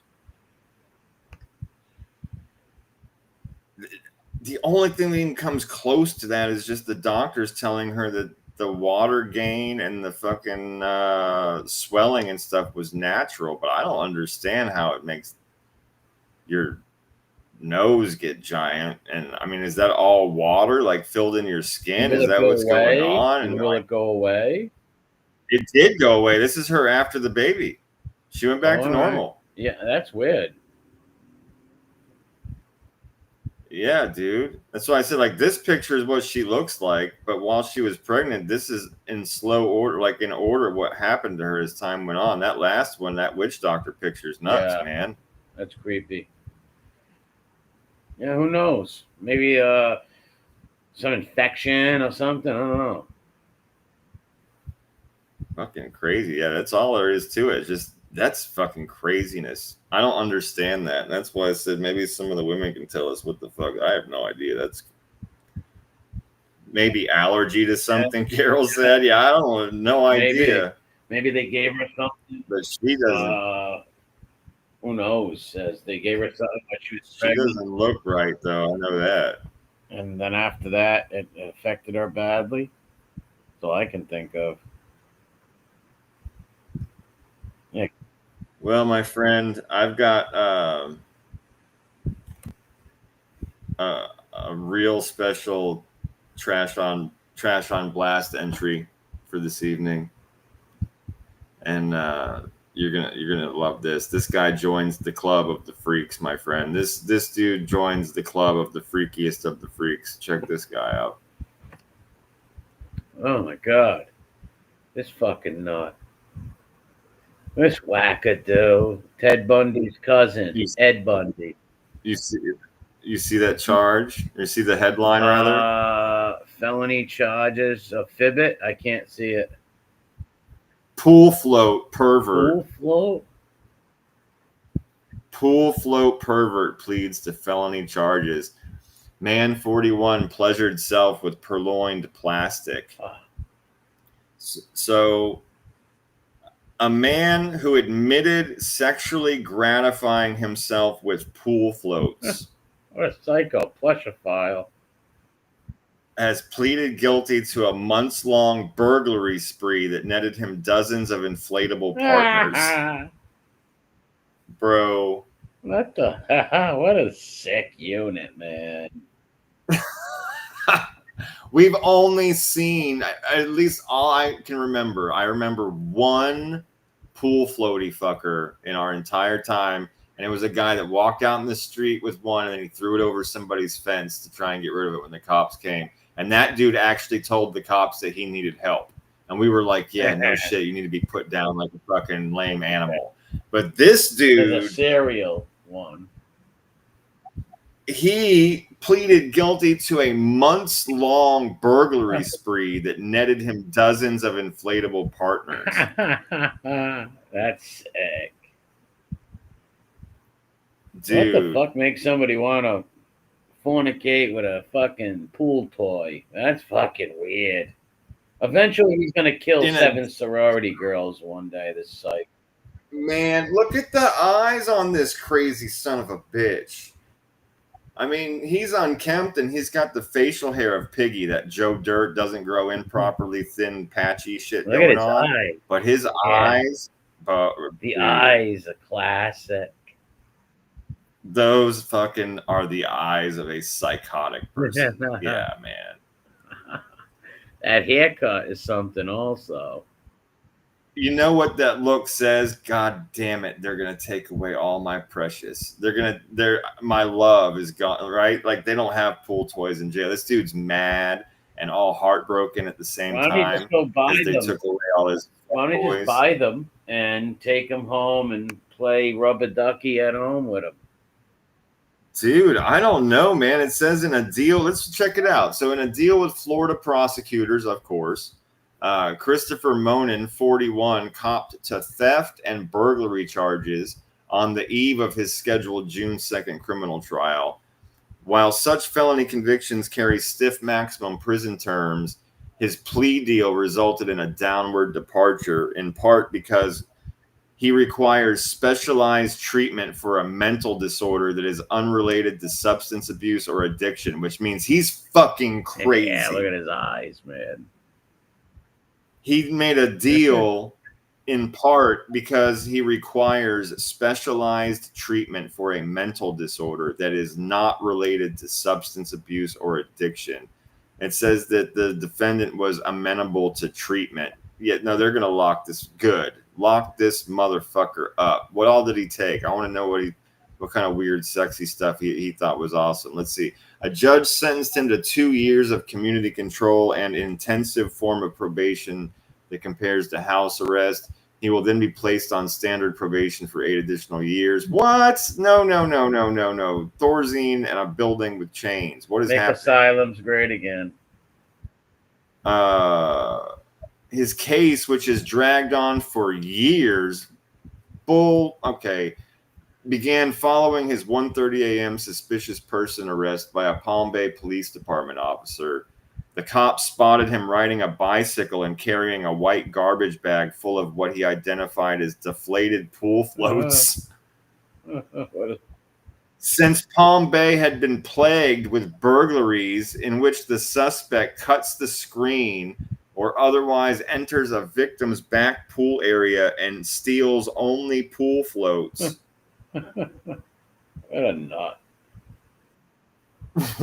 So in the city, the police had received more than a dozen separate reports about pool float burglaries. What is happening? Yeah, pool float. During police questioning, he reportedly admitted burglarizing several residences and swiping many floats. He directed investigators to a vacant house across the street from his residence where he stored the floats. Cops found 75 stolen floaties in this house. What a psycho. Okay. Oh, here. Awesome. Here we go. In the 75 pool floats they found, a lounge chair with a cup holder, a duck float, a lobster float, a French fries float, a pizza float, a turtle float, a whale float, a banana, an elephant, a watermelon, and a float shaped like a piece of bacon. He also stole a Shaquille O'Neal branded Shaq inflatable lounger. This guy's out of his fucking tree. It says his home, which sadly did not have a pool, reportedly he told police that he sexually gratifies himself with the floats and does this instead of raping women. Wow. Oh He's my going God. to one day if they ever let him out. I'm glad he said that though, because at least they know now. Like anybody who's into some sexual degenerate shit like that is always going to be some rapo creep, man. At the end of the day, yeah, he might be doing this with like floats and shit, but really he wants to hurt the women that live in that house or whatever. What a sick fuck to castrate him. Dude, I can't. That just blew me the fuck away. He told cops that he it's a quote, sexually gratifies himself with the floats and does this instead of raping women. What the fuck? How do those things correlate? This guy's sick, bro. I'm going to fuck this piece of bacon floaty instead of a woman, dude, or a Shaq floaty or a watermelon or whatever. Oh my God, dude, look at this guy. I told you this dude's in the joint in the club of the trash on blast psychopath. Yeah, he is. Still hurting, but I'm all right. Wow, this fucking stealing bacon floats. What a sick puppy, man. And he would have hurt one of those women, like he said. I do that so I don't hurt women. I'm like, what? You sick bastard. Yeah, right. You'd think if he was gonna, if he was gonna steal, like you said, why not just buy floaties? Dude, were they a few dollars, like fucking $20, like nothing you can't like just buy, right? I mean, I'm sure some of the huge ones are expensive, but I'm sure you can get yourself an assorted bunch of different animals and lobsters and shit like that, right? I mean, I'm sure you could do it. But if you're gonna SpongeBob SquarePants, whatever. Yeah. But if you're gonna steal them and it's all about women, you would think you'd be breaking into sex shops and stealing the fucking. Now we've seen that dozens of times. People break into the sex stores and steal the dolls, right? Maybe the floats that he stole were in women's yachts, right? Man. Maybe the lady lived in that house. He's seen her before, and by stealing that float, maybe it's a connection to her. Sure, okay, yeah, maybe, and some sort of connection to her. Maybe she was on the float in her bathing suit for some reason that arouses this psycho, and he wants to Bundy Ted. Man, because he's gonna eventually go Ted, full Bundy. There's no doubt about that. These animals always do. We've set off a little devious, degenerate shit like that. Usually they start killing people after they molest a float or two. Well, he told the cops that's what he had in his mind to do. So yeah. But dude, both times they found him, right? So the one time they found him riding a bike down the street with a garbage bag full of stolen floaties. The other time they found him riding a bike that had a basket in the front, and he had his stolen floaties in the basket. Like we heard this fucking shit is off the chain. Like Dorothy, the Wizard of Pervs. Oh fuck, Toto, Addie M. His eyes he just looks insane. Yeah, they are dangerous, man. Soulless. Yep, soulless. Yeah, I wonder how his upbringing was for him to turn out like this. Holy shit. Man. It said, yeah, they put it mildly when they said he had a mental problem that was not drug related. It's like, dude. Wait, him? Not him. Yeah. It's time to chain this guy to the floor if you're gonna let him live. Squid Weird instead of Squidward. Oh yeah, Squidward. He's gonna shoot you full of ink. He probably Yep. ripped 100. He probably R'd 100 little SpongeBob fucking floaties. Yeah, there's not a squirrel in his backyard No. safe. Yeah, right. No small I'm sure he hurt small animals. He had that shit written all over his face. Yeah, he's too. got a shave hamster up his rear end. Man. Yeah, I fuck the owl, so I don't do the women. I do the deer, so I don't do the women. Fucking yeah, just put him down. Put him Sick down. bastard. So this is some weird shit. Somebody's on the side of the road in the Philippines, or walking down the street in the Philippines in this place called Makati City, and they started taking pictures of somebody that started crawling out of the fucking sewer in the street. What? A fucking splinter. Look at this. They're just literally crawling out. Hi, everybody. Wow. What the hell? Weird. Donatello and Leonardo are down there. I'm coming up to get some pizza. Yeah, that's fucking weird. What the fuck is she doing in a sewer? I don't know, but that would freak you. She got leaves all in her hair and shit. It's like that would freak you out if you were just walking down the street and a head and a hand popped out of the sewer. Hell yeah. I would think someone was stalked. I don't know. What up? Dude, because that's not even one of the ones with like the manhole cover next to it. That's like just one of those street, you know what I mean? Like the little slits in the street. Yeah. Wow. That shit's crazy. Help me. Man. Look, wow. That's sick. And she's got jeans on like a regular. She's not all covered in shit. It's like, what the fuck? Where did you just come? Dr. Satan down there? Like, what are you doing? Where'd you come What the from? hell are you doing down there, lady? Bizarre. Yeah, maybe she, I don't know, got lost. I don't know. Fell in there. I don't know. Fucking Big Trouble in Little China going on down there. I don't know, man. It's weird stuff. But yeah, I would freak out if I saw some shit like that walking down the street. Yeah, it's super fucking weird. I'm gonna grab a smoke real quick. Yeah, it's fucking up. What's up, Mickey And we'll Griggs? pull up this. Over here, some of that Pull up icy this hot. freaky weird Put news. that icy hot on. My fucking fucked up my sciatic nerve, man. That shit's going right to your neck, to your fucking back, to your leg. Oh yeah, that'll fucking kill. Like worst pain in the leg for sure, bro. Yeah, that'll radiate down your hip into your leg bad. Yeah. Yep. I I'll be feel right like I back. got lightning rods through my neck and back right now.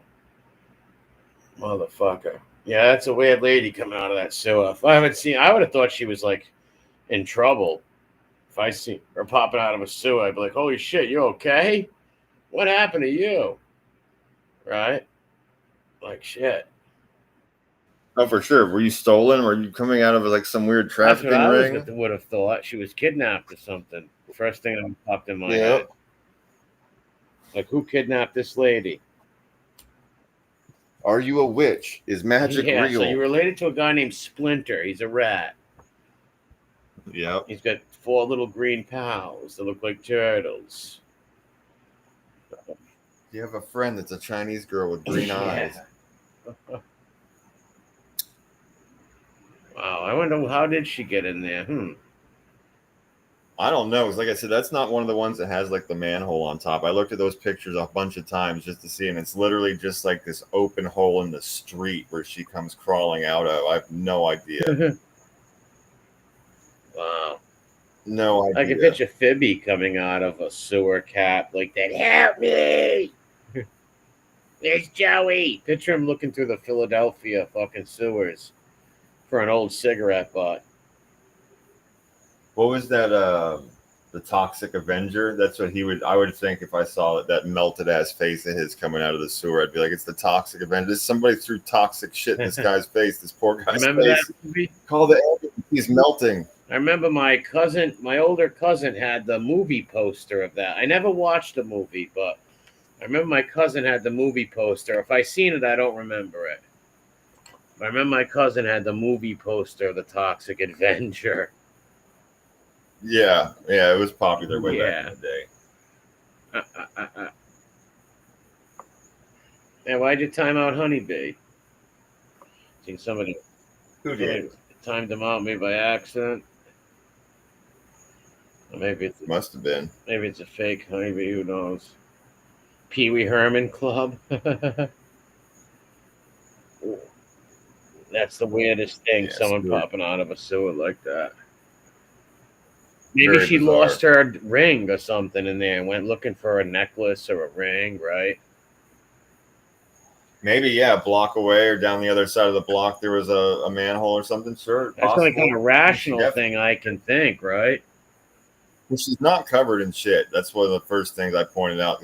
That's the first thing I noticed. But she wasn't like all covered in mud or gunk or anything. She comes out looking basically clean. So Well, that's why I would say maybe she dropped a fucking wedding ring in there, something like that, and went down there to find it, right?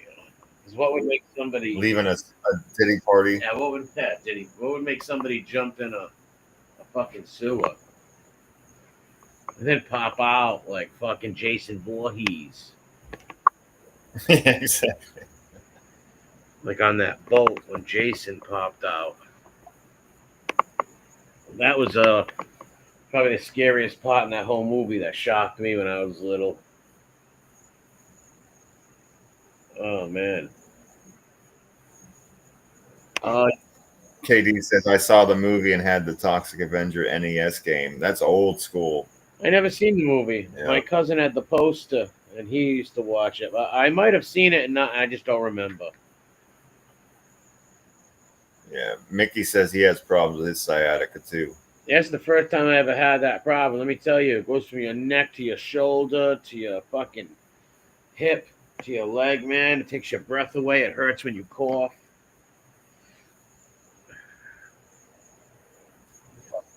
Yeah, and that's one of those things. Yeah, it's fucking because it's like literally it's a nerve, bro. That's just like pinched or sometimes like something sitting on it for a while until you can stretch it out or get it fixed. Yeah, that's terrible, Are bro. they pocket Yeah, band most likely. A pocket band. What's up, Dave? Well, I'll go through and check It's it only out. a timeout for 108 108 seconds.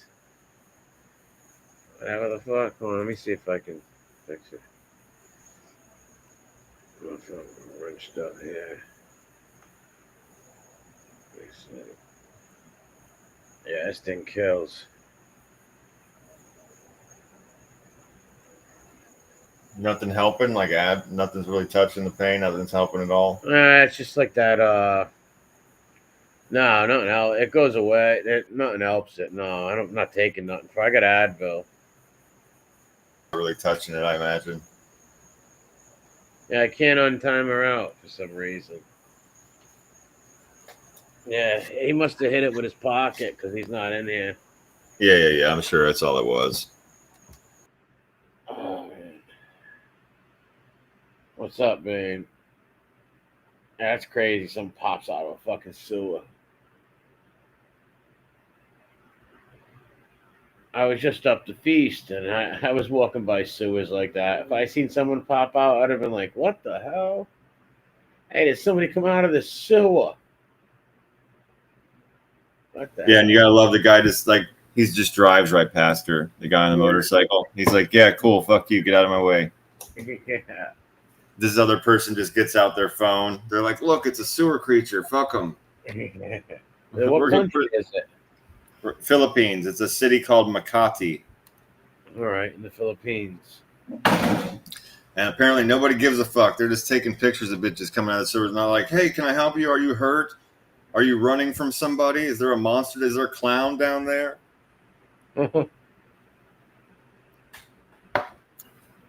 Yeah, nobody gives a fuck. Was that the movie It? Yep. Yeah, I wasn't a fan of it. The first one I watched years ago, and It wasn't really my thing either. I never really got into it. No. Now, Killer Clowns from Outer Space, I like that one. Years ago, I did. I haven't watched it, and some movies I can't watch that I liked as a kid. Yeah, I still like that one. Certain ones I can. I do remember it though. The cotton candy and all that. You know, like turning people into fucking cocoons. At least it dropped me once. I never fell from it. Thank God. But it kills when you move, sleep, everything, man. Yeah, it fucking sucks, bro. That sucks. And it's been on my ass for fucking like a week and a half now, straight, unrelenting. Damn.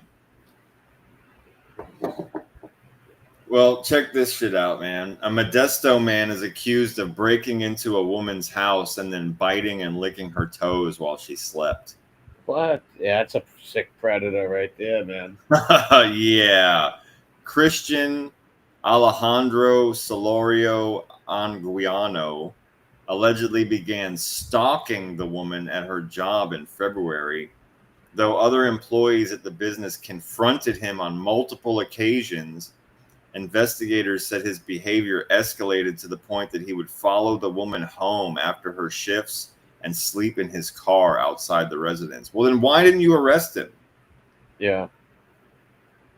What the fuck? If you know that and that's happening, why isn't this fucking person arrested? Witnesses reported that the dude tried checking the doors to her home in the week leading up to the incident in an attempt to gain entry. He was positively identified as the suspect through witness statements and surveillance footage. On the night of that incident, he returned, got into the house, and put her toes in his mouth, and then tried to get into bed with her. Wow, what a sick bastard, dude. The victim was able to push him off and retrieve her phone to call 911. He fled the scene but was located near the woman's home the next day. Yeah, that's a sick dude right there. Fuck. Yeah, dude. Faces charges of sexual battery, burglary, stalking, and assault with the intent to commit a felony. Lucky to be alive. Dude. So lucky to be alive. That guy didn't kill her, man. They need to put that animal down. Yeah, that dude. Yeah, anybody that gets off on sneaking up on people, women in their sleep and doing shit to them is definitely a killer. Is capable of killing people. Literally. Stalk. I don't get the part where he wasn't already arrested twice. Like, I don't get that. Like, if you know, like, he's been confronted. People know he's stalking her. He's following her home. That's not okay. That's stalking. Should have been arrested. Sleeping in a car outside her house. You know it's happening. He's there. He's just, come get him, bro. Arrested. What the fuck are you doing? Yeah, get that maniac off the streets. Dude, that's brazen, man. Going in, being so infatuated and so fucked up in your head. You've been stalking this person, and then you actually break into their house and lick and suck their toes and try and get in bed with them. Yeah, that's brazen, insane, psycho shit. And then he came back to her house the next day after having to run out and knowing the cops were there. That shit's nuts, man. Put this guy down. Yeah, it's some Dharma shit, man. Crazy. And he'll never stop doing that until he kills a woman. And then he'll keep doing it. It's a sickness. Yeah, he can't be let out, bro. He can't even, just don't even bother spending the fucking food, the money on the food every day. Just don't even bother. No. There's scumbags like that, they should be put down. They're never going to stop. They're all just preds, man. They got to be put down for perversions against humanity. Yep, this one too. Man arrested for trying to steal woman's underwear from laundromat. 450 items found at his home. Dude, this guy in Osaka. Huh? What a pervert. Yeah. Serial freak weirdo, man. Police in Osaka have arrested a 44-year-old man on suspicion of attempting to steal women's underwear from a laundromat. Self-employed dude was arrested on suspicion stealing 4 pieces of women's underwear from a dryer at a laundromat in Miyakojima. What the? A passerby became suspicious of his behavior and detained him on the spot. So citizen's arrest. Oh, good. At least they stopped the fucking nut. Police said that the guy admitted to the allegation and confessed to having stolen women's underwear about 100 times since September. Dude, when they went to his house, they found about 450 items of women's underwear stored by color in a chest of drawers. So he had all the stolen women's underwear divided by color in different drawers in his house, man. That's a real fucking sickness right there. Wow. It represents an Italian skull, Earl. Yeah, that's a sickness. Well, anybody who's obsessed with women's underclothes and What the hell, dude? So where you're stealing them out of dryers at laundromats, man? Like That's, on the regular? That's some like Richard Ramirez, Ted Bundy creepy shit, man. And having them stored by color. Yeah, it's all very, very, very strange. Serial killer shit, man. Indeed. Indeed. Who the fuck? Yeah, they should lock that son of a bitch away for life if they can't put him down. That's for sure. All right, here we go. Let me get this next one up here. Wow, what a sick bastard. Once they know, they find like this, they're gonna do something with people. You can't keep letting them people out. You can't, dude. I'm tired of reading these things over the last year or so. You know, a little over a year we've been doing this show. I'm so tired of reading these articles where people have done things for like the 30th time, or they know they've done things, you know, in this case, 100 times, man. And they're just like, yeah, you can, no problem. Here's your bail. You going out there and keep stealing underwear, or you keep going out there and jacking off in Walmart, or, you know, whatever. You keep showing yourself to people on the street, or banging fucking train chairs and stuff. Bro, when people are going to learn, like, you just have to medicate these people. Like you said, asylums, man, in this country, we have to have them. Yeah, because you let people like this out on the street, and you're putting all these people at risk. There's no stopping these people. That's for sure. Getting their underwear stolen, getting their fucking pool floats stolen, stuffed animals defiled, flusher files. Yeah, people, these poor women getting flashed, and like, I hate this. It sounds, I know it's gross, but it's true. Like getting masturbated onto in stores. It's like, these people got to get put down. You cannot have it. We can't have it. You cannot let these people out. You're just gonna have the Chinese murder van them. Get it done. It's Check so this. loose on these people, though. Sadly. Yeah, this lady here is a different kind of scumbag. Habitual cemetery thief stole items from graves to use as landscaping art at her home. What an asshole. Right? Yeah, what an asshole. Like, why do you gotta... Don't mess with people's fucking graves. Like, what a scumbag. What is wrong with you? You're taking, and like, those things didn't end up at the graves on, you know, on accident. That's somebody that loved them, wanted them to have something that was like sentimental. Obviously it meant something to them, or they wouldn't have left it by the grave. Like, what the fuck, man? Yeah. Yeah, it's weird, man. Of course, it's in Florida. Cops in Florida have arrested a woman after she allegedly stole mementos from graves to use them as lawn art at her home. Huh. 2 counts of criminal mischief. Let's see what else. Just stealing from people. Yeah, it's like near St. Augustine. These fucking people they set up cameras in hopes of catching the thief in action. That's exactly what happened. The video showed a woman later identified as Taylor walking around the gravesite filled with keepsakes. She appeared to grab a wind chime and then tried to swipe another, but couldn't shake it loose from the grave. Detectives. Yeah, they probably. Go ahead. No, finish reading it. Oh, detectives received anonymous tips identifying the suspect as Taylor. They went to confront her at her home, but they say they didn't have to look very far for the stolen items because they were featured prominently in her front yard.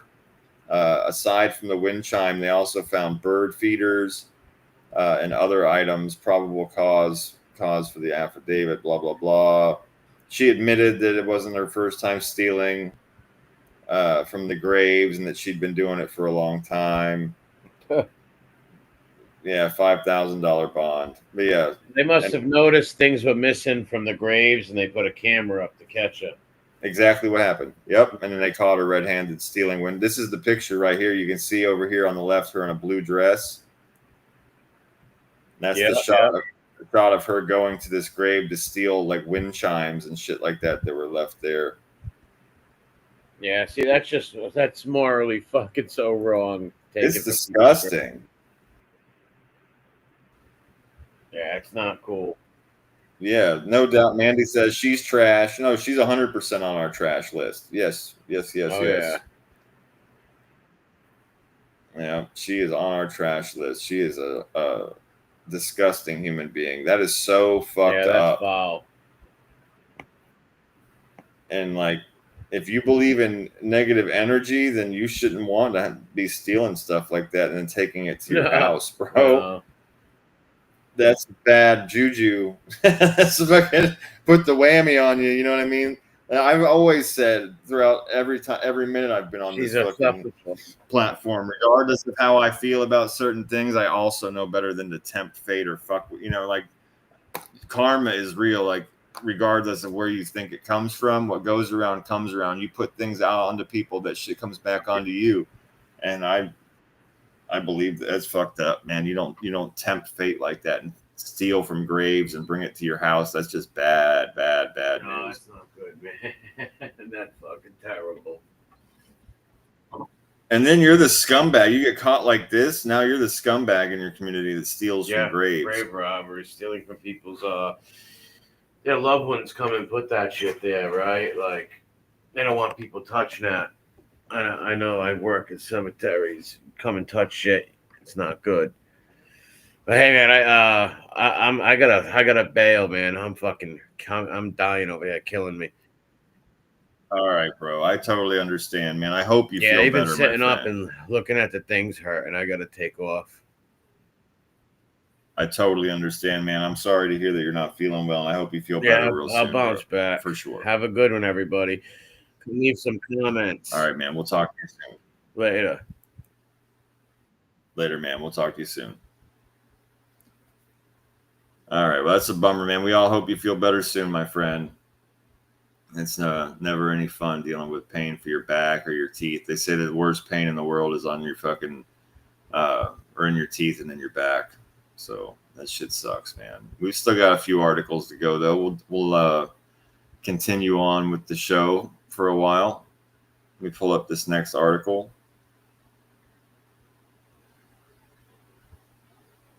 Here we go. Let's get this pulled up.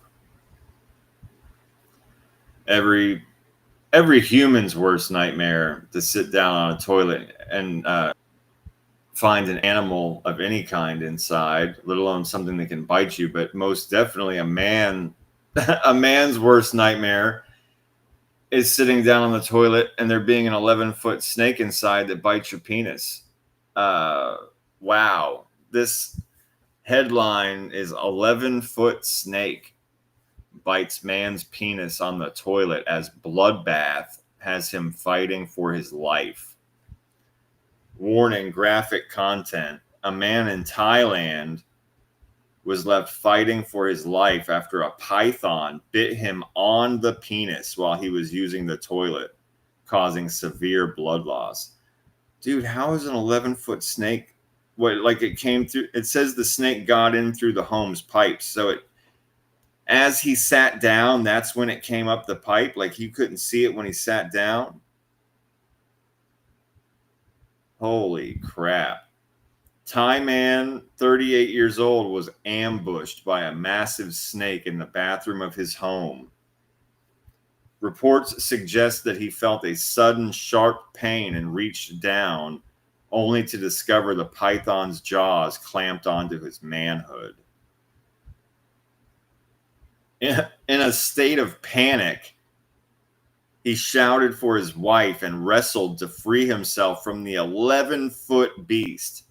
Before passing out, he managed to tie a rope around the snake's head and secure it to the bathroom door to stop it from slithering away. Holy shit.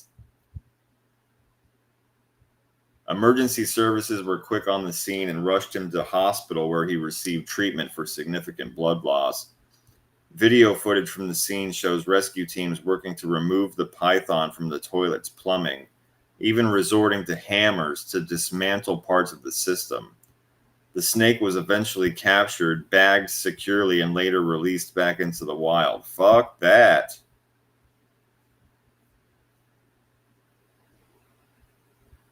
Officials say the python made its way into the house by swimming up through the pipes. Oh, shit. Meanwhile, a woman in Thailand had her own hair-raising encounter with a 14-foot python. 14-foot python that emerged from her toilet while she was using it. She managed to jump off of the toilet just in time after spotting the enormous snake, narrowly avoiding injury. Oh, shit. There's pictures of them pulling the fucking thing out of the toilet. And there's the rope. Holy crap. In the woman's case, they had to disassemble sections of the woman's bathroom to get the snake out of the pipe. They had to use hammers to shatter floor tiles, eventually unearthing the snake concealed in a cavity beneath the floor. Okay. Holy fuck. Dude, who the fuck's trying to go to Thailand? And holy fuck, who's trying to go to on the toilet in Thailand? If that's a problem. 11 foot in his case and 14 foot in her case. That's insane. That's insane. Yeah, for real, Grump. Ouch. No doubt.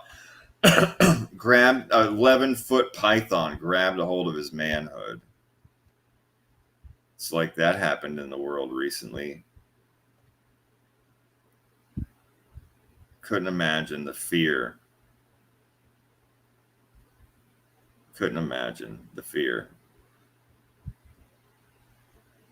And again, what are the chances, man? You look down in the toilet, it's not there. An 11-foot snake.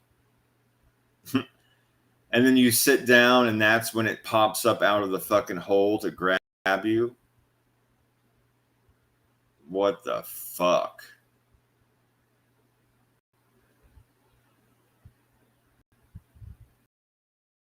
All right, let's get this next one loaded. Yeah, that's terrifying. That woman had a 14-foot snake in her toilet that also came through the pipes, man. Fuck using the bathroom in Thailand. They got a problem. They need to get that shit taken care of. They got to figure out some kind of mechanism for their pipes. You know what I mean? Like, if that's a problem where these pythons get into pipes and they get into people's houses through the pipes in the toilet, you got to figure out something to, like, take care of that, man. You can't have that being a thing that just keeps happening. All right, let's get this next one pulled up.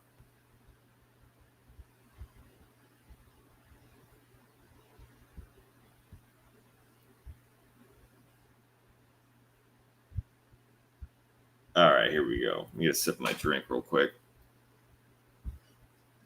All right. This is nasty. And, I mean, if this is real, like, you should be able to sue somebody for this shit. Woman suffered from a 7-year infection after her ex farted in her face in a hotel room.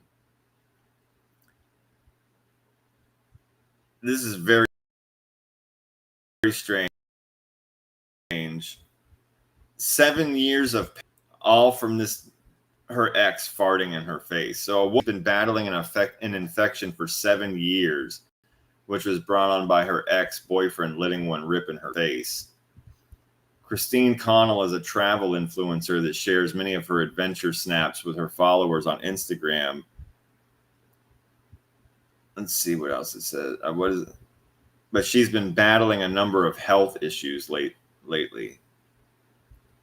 She all thinks it goes back to a passing action that took place in a hotel room 7 years ago. Christine spoke about her ex-boyfriend and how he got the ultimate breakup revenge on her.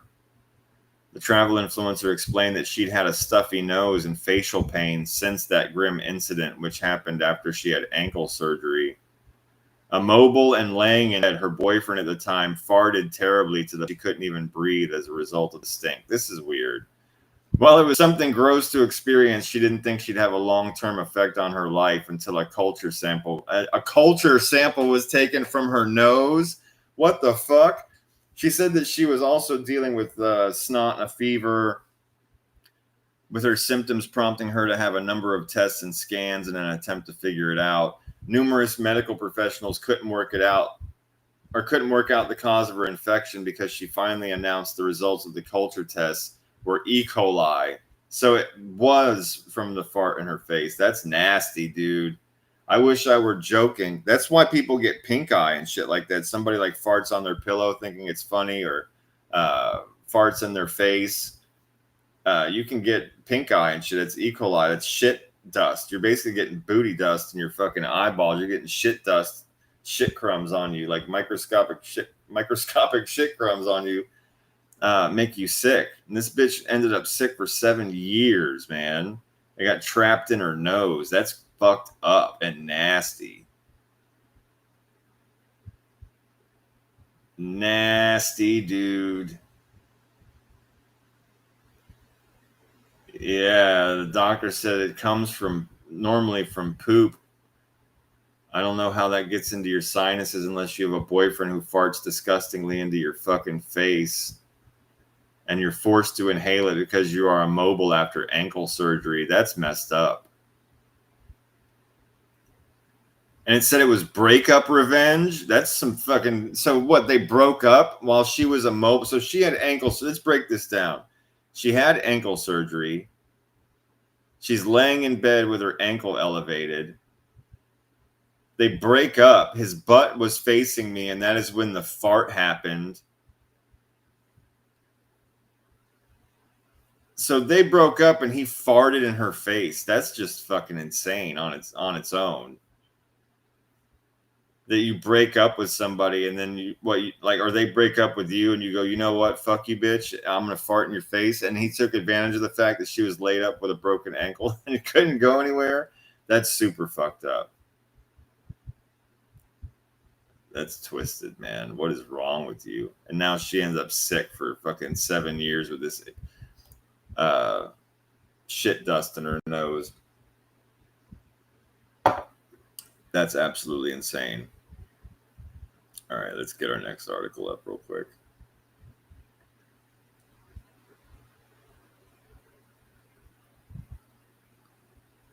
What do we got here? I don't even remember what some of these are.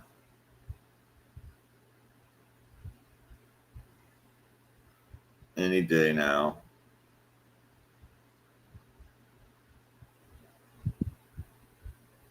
All right, let's try and pull up a different one real quick. That one's taking fucking forever.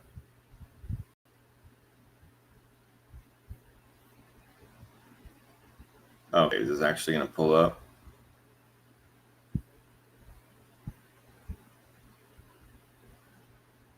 What the fuck? Come on. All right, yeah, there we go. We got it pull up. Okay, cool. All right.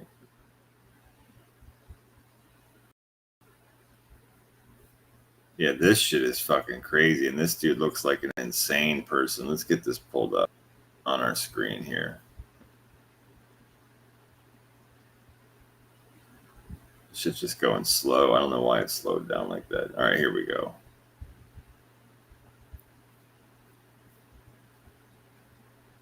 All right, so this is a kind of like a weird circumstance. I don't know anybody that's seen Something About Mary. Like, she has all these stalkers that are in her life. You know what I mean? Like they end up finding out about each other and they attack one another, right? If anybody's seen that movie, you know, Mary has like 3 or 4 stalkers going on at any time, right? And people have like kind of gotten into her life. And some of them just like stay close and watch her and stuff like that. And then they like the stalkers find out about each other and they fight each other and go after each other. And like sometimes they work together. This freak right here, this scary, scary looking old ancient fuck here, he was interested in a woman and he was like stalking her and watching her. Well, he sees another guy trying to make moves on this woman, right? And he started getting nasty. He first came at his victim with a knife. This 66-year-old guy. When that failed, he made several attempts to run the victim over.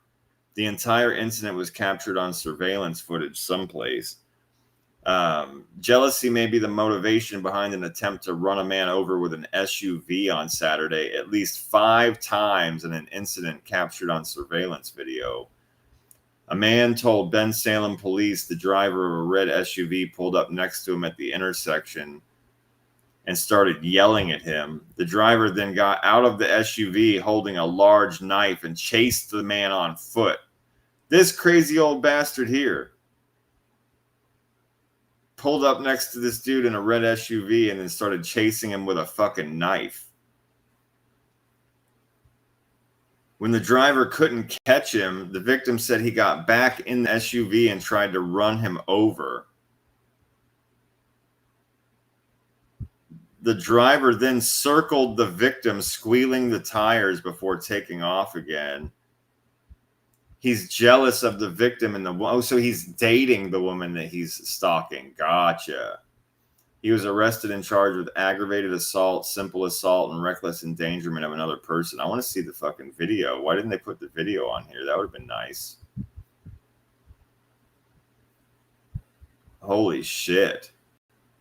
So he's stalking some woman, sees that she's dating a guy, and then confronts him with a knife and chases the fucking guy down the street. And when he can't catch him, he gets in his SUV and tries to run him the fuck over 5 times, and then like does donuts around him, squealing his tires and shit, and then takes off.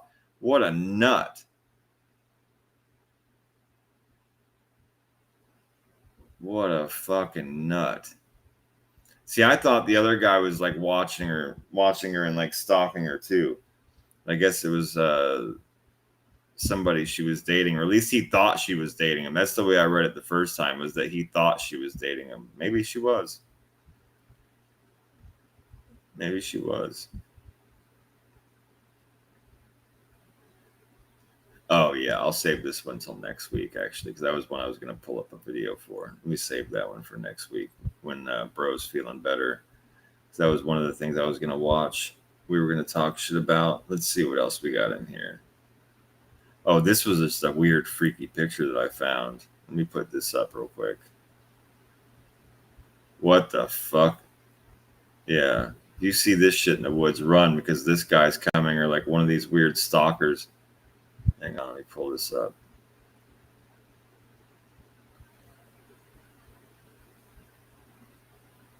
Yeah, dude, this is weird. Somebody was walking through the woods. They said, and they found all these dolls like locked up in this weird cage. This is like House of 1,000 Corpses shit. If you ever see something like this in the woods, man, don't even stop to take a picture. Get the fuck out of there, like now.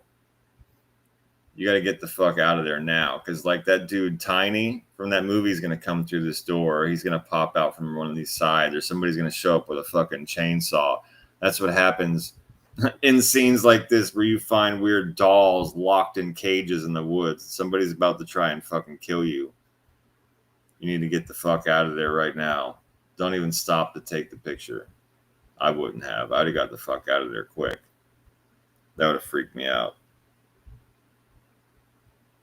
All right, let's see what else we got in here.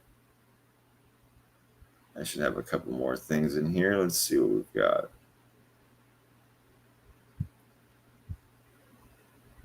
Oh, this was weird. Yeah, there's another one. Let's pull this one up. This was very strange.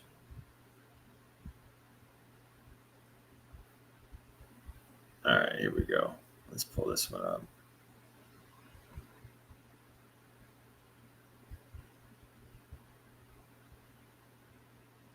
All right. German cathedral offers sincere regret for chicken dance. Now, it sounds odd, yes, but not nearly as weird as it really is. So, a German cathedral chapter apologized this week for hosting a performance featuring semi-clad dancers waving plucked chickens that were wrapped in diapers. Super weird for the people in the back. A German cathedral chapter apologized this week for hosting a performance featuring basically semi-dressed dancers, right? So this is in a fucking cathedral. These dancers are not fully clothed, and they were waving around plucked chickens that were wrapped in diapers, dude. This world is an insane asylum, and it's on fire. The church expressed sincere regret that the performance by the dance ensemble Body Talk offended religious feelings, it says.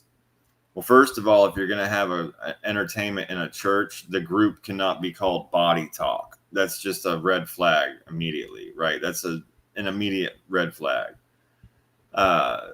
Such an effect was never intended and does not correspond to our expectations of this place with its special religious, historical, and cultural significance.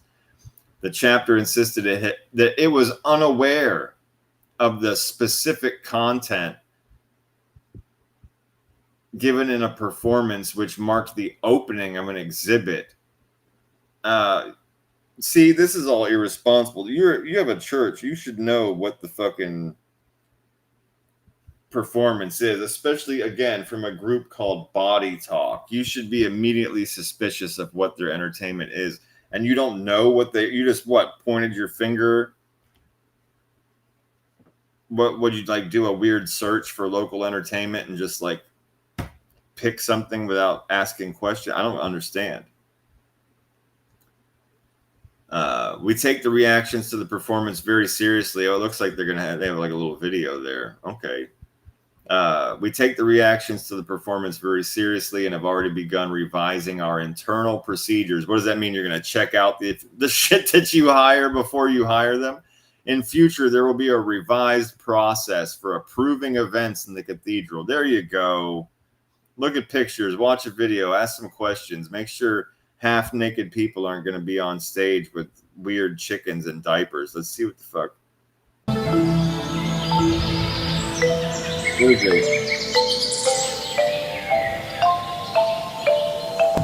So, okay, it's the guys that don't have their shirts on. One of them is wearing a skirt. One of them is wearing shorts and is it an ascot or is it just a chest piece from the suit he's wearing? Here come the chickens in diapers. What the fuck is happening? You people are odd, dude.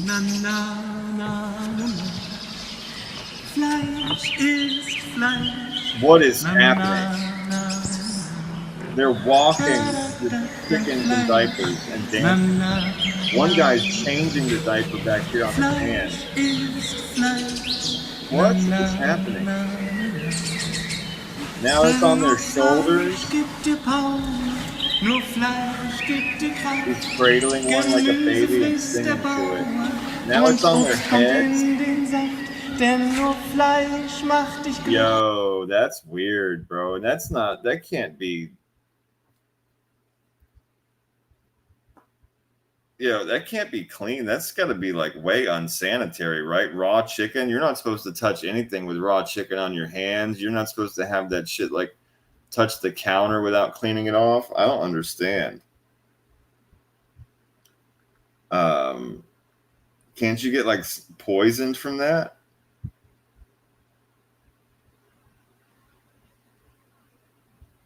I don't understand. That's weird. They've got them in diapers and they're walking them across the stage and dancing them, putting them on their heads. That seems a bit extreme also, putting it on your head. Yeah, that's That's weird, man. That's weird. Oh, here's another one I didn't grab. Okay, let's do that one. I think that should be all of them. Let me see. Yeah, because that one, I'm going to wait till next week. Okay, cool. That's all of those. So we'll do this last one real quick. Let's get rid of this stupid fucking ad. All right, cool. Let's bring up this last one.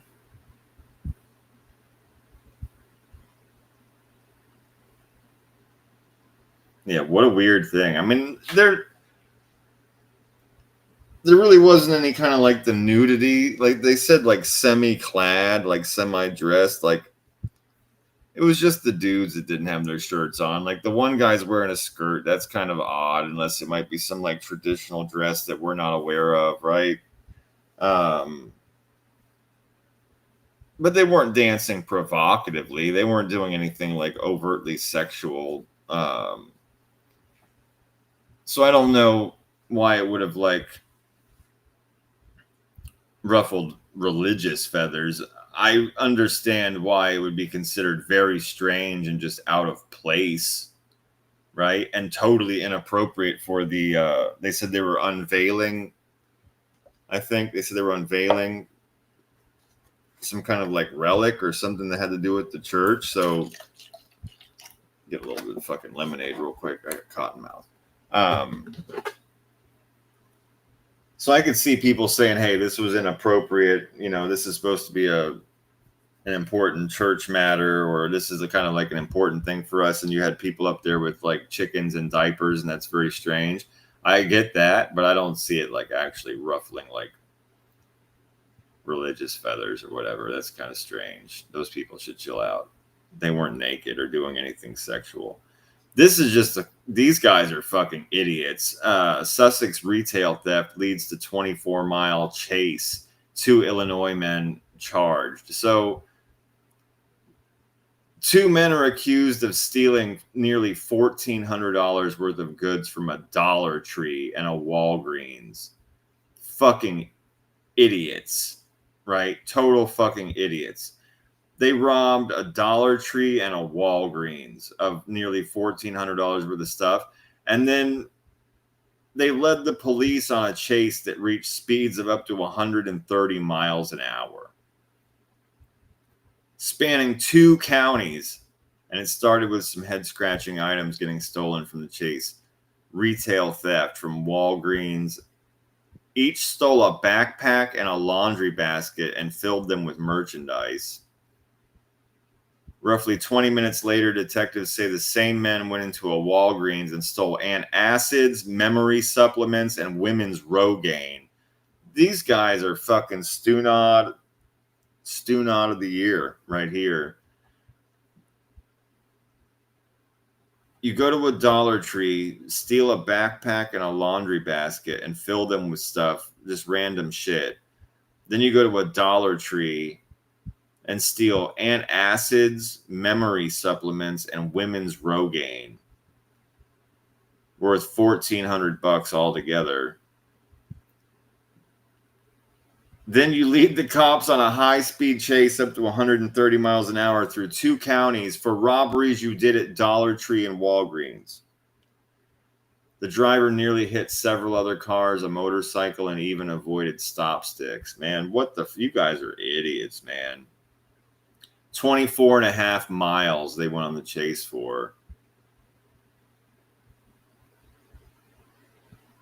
Well, congratulations. Oh, there they are.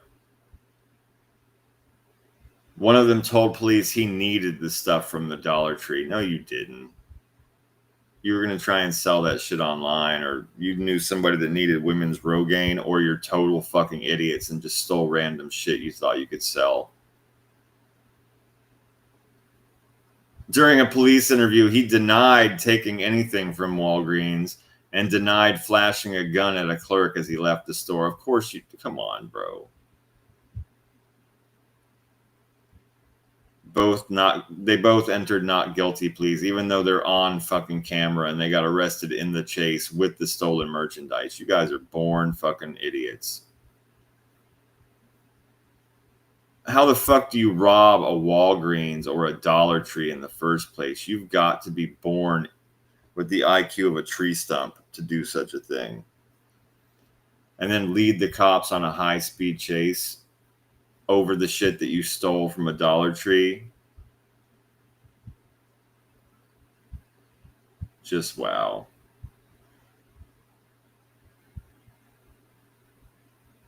Just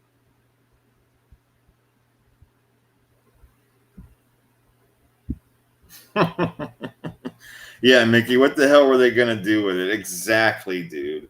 What the fuck are you going to do with the women's Rogaine and the you need $1,400 worth of antacids, right?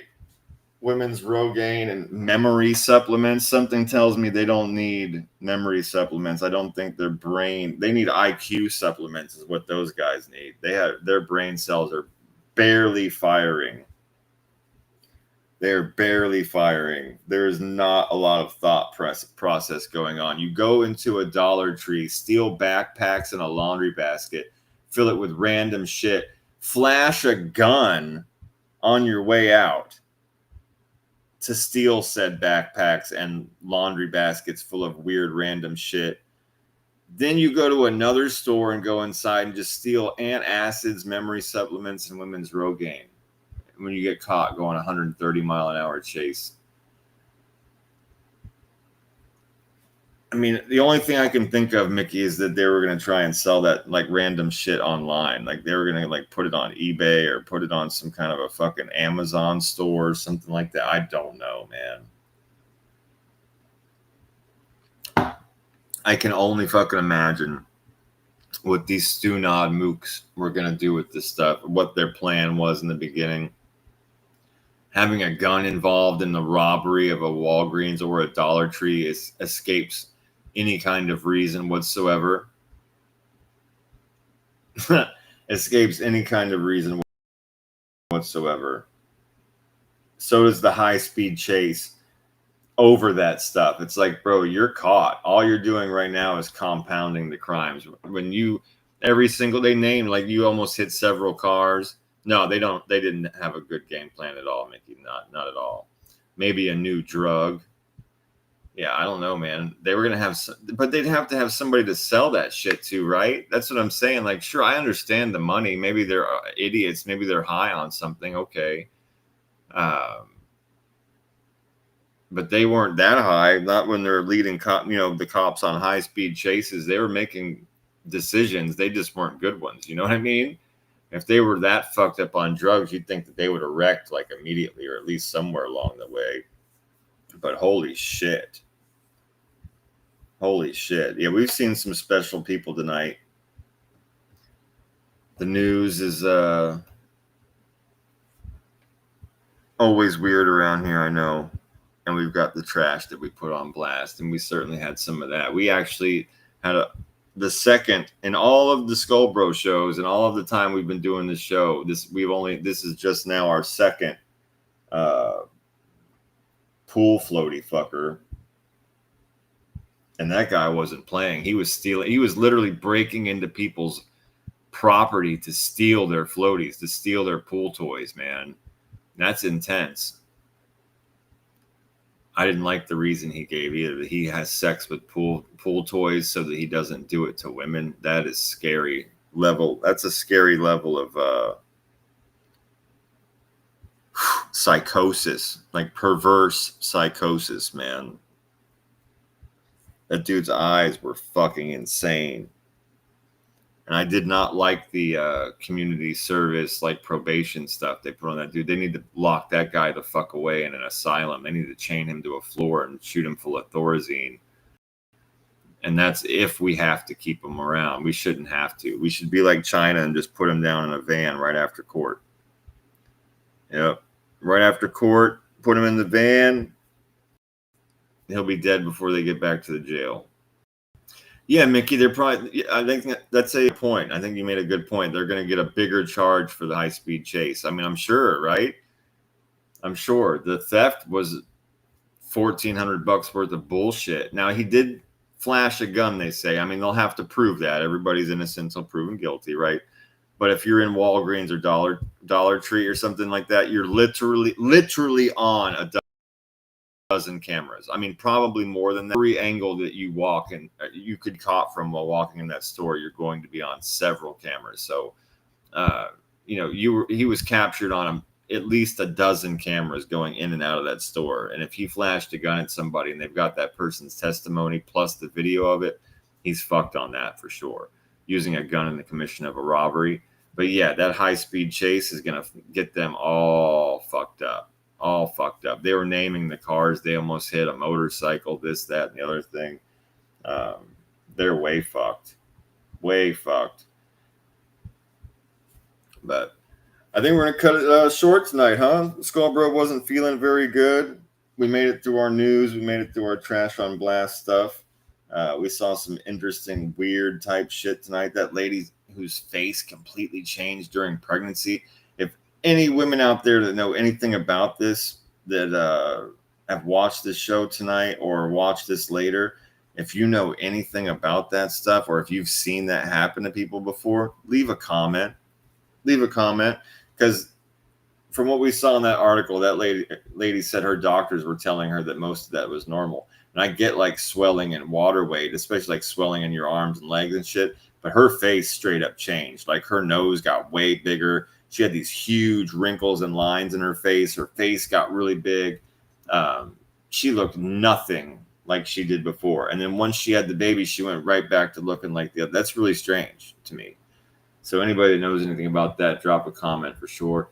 And hit the like button, right? Make the algorithm gods happy. It helps us out. It helps let other people know that we exist around here. YouTube will be nice and let people that were already subscribed to know that we had a show. So that's always, I don't know, fucking very nice of them, I suppose. Fucking bastards that they are, right? They should just tell everybody that subscribed to you that you had a show. But they only let some people know based on how many people hit the like button and leave comments and shit. So do that for us. Hit the like button, whether you listen to this now or later. Leave a comment maybe about one of the news articles we did or some of the trash that we covered. The pool floaty guy, the pregnant lady with the face that changed, the people that robbed the fucking Dollar Tree and the Walgreens, any of it. You know, the guy that was stealing shit out of laundromats, right? We had a bunch of great shit tonight that we covered. So leave a comment. Let us know what you're thinking. We always do our best to comment back to you. And I will be doing, by the way, before I go, I will be doing the next pirate show this following week. We just did episode 5 Tuesday, where we wrapped up the raid on Panama with Captain Morgan. So we just wrapped up a really cool long series that lasted through, I think, like 3 of those 5 episodes. Lots of great pirate tales, lots of great history on the Buccaneers and the pirates, especially for history. Definitely the first couple of episodes explains how they set up their ships and all the rules and all the articles and where the Buccaneers came from, how they got their name, how they all got together, the cities that they were in. A lot of great information in there if you're into Buccaneer and pirate history, because it's all firsthand accounts by a man that was there and sailed with Captain Morgan, a man that left out of France in 1666, landed in Tortuga, lived amongst the old salty fucking Buccaneers, and then once he was a free man, became a member of the Brethren of the Coast. So if you're into pirate history and Buccaneers and stuff like that, definitely check out the series I've been doing. There's a whole tab for it on the channel. Like I said, there's 5 episodes so far. If you have been following it, we will have a new episode this week. Over the weekend, I'll be deciding exactly which direction I'm going to go. I'm not sure if I'm going to go straight into William Dampier and his amazing tales of piracy that he was involved in, as well as his description of the same raid on Panama. We get a totally different perspective. And the best thing is the author of the firsthand account we just read, John Escomling, he and William Dampier were very, very close friends. and they both tell the story, and they were basically together during that entire raid. So it's really cool reading both of those perspectives. Plus, William Dampier, his writing is just much more like picturesque in a way. He's very good at like painting a picture with his words, whereas John Escomling is just like, this is what happened, this is what we did, and this is why, right? William Dampier tells the same facts, just in a little bit of a, I don't know, more intricate. It's a much more intricate way. He paints a picture with his words. Like I say, he does a good way of describing everything, making you feel like you're there. So definitely check that out if you're into that kind of stuff. And we will have a new one this week. If I don't see you there, or if I don't see you around in another chat or something like that, I may do a Hell chat on Wednesday. But if not, I will definitely be back for another Skullbro show next Friday. We hope MRE feels better. But we will be back next Friday at 10:30, and we will see you then. Everybody.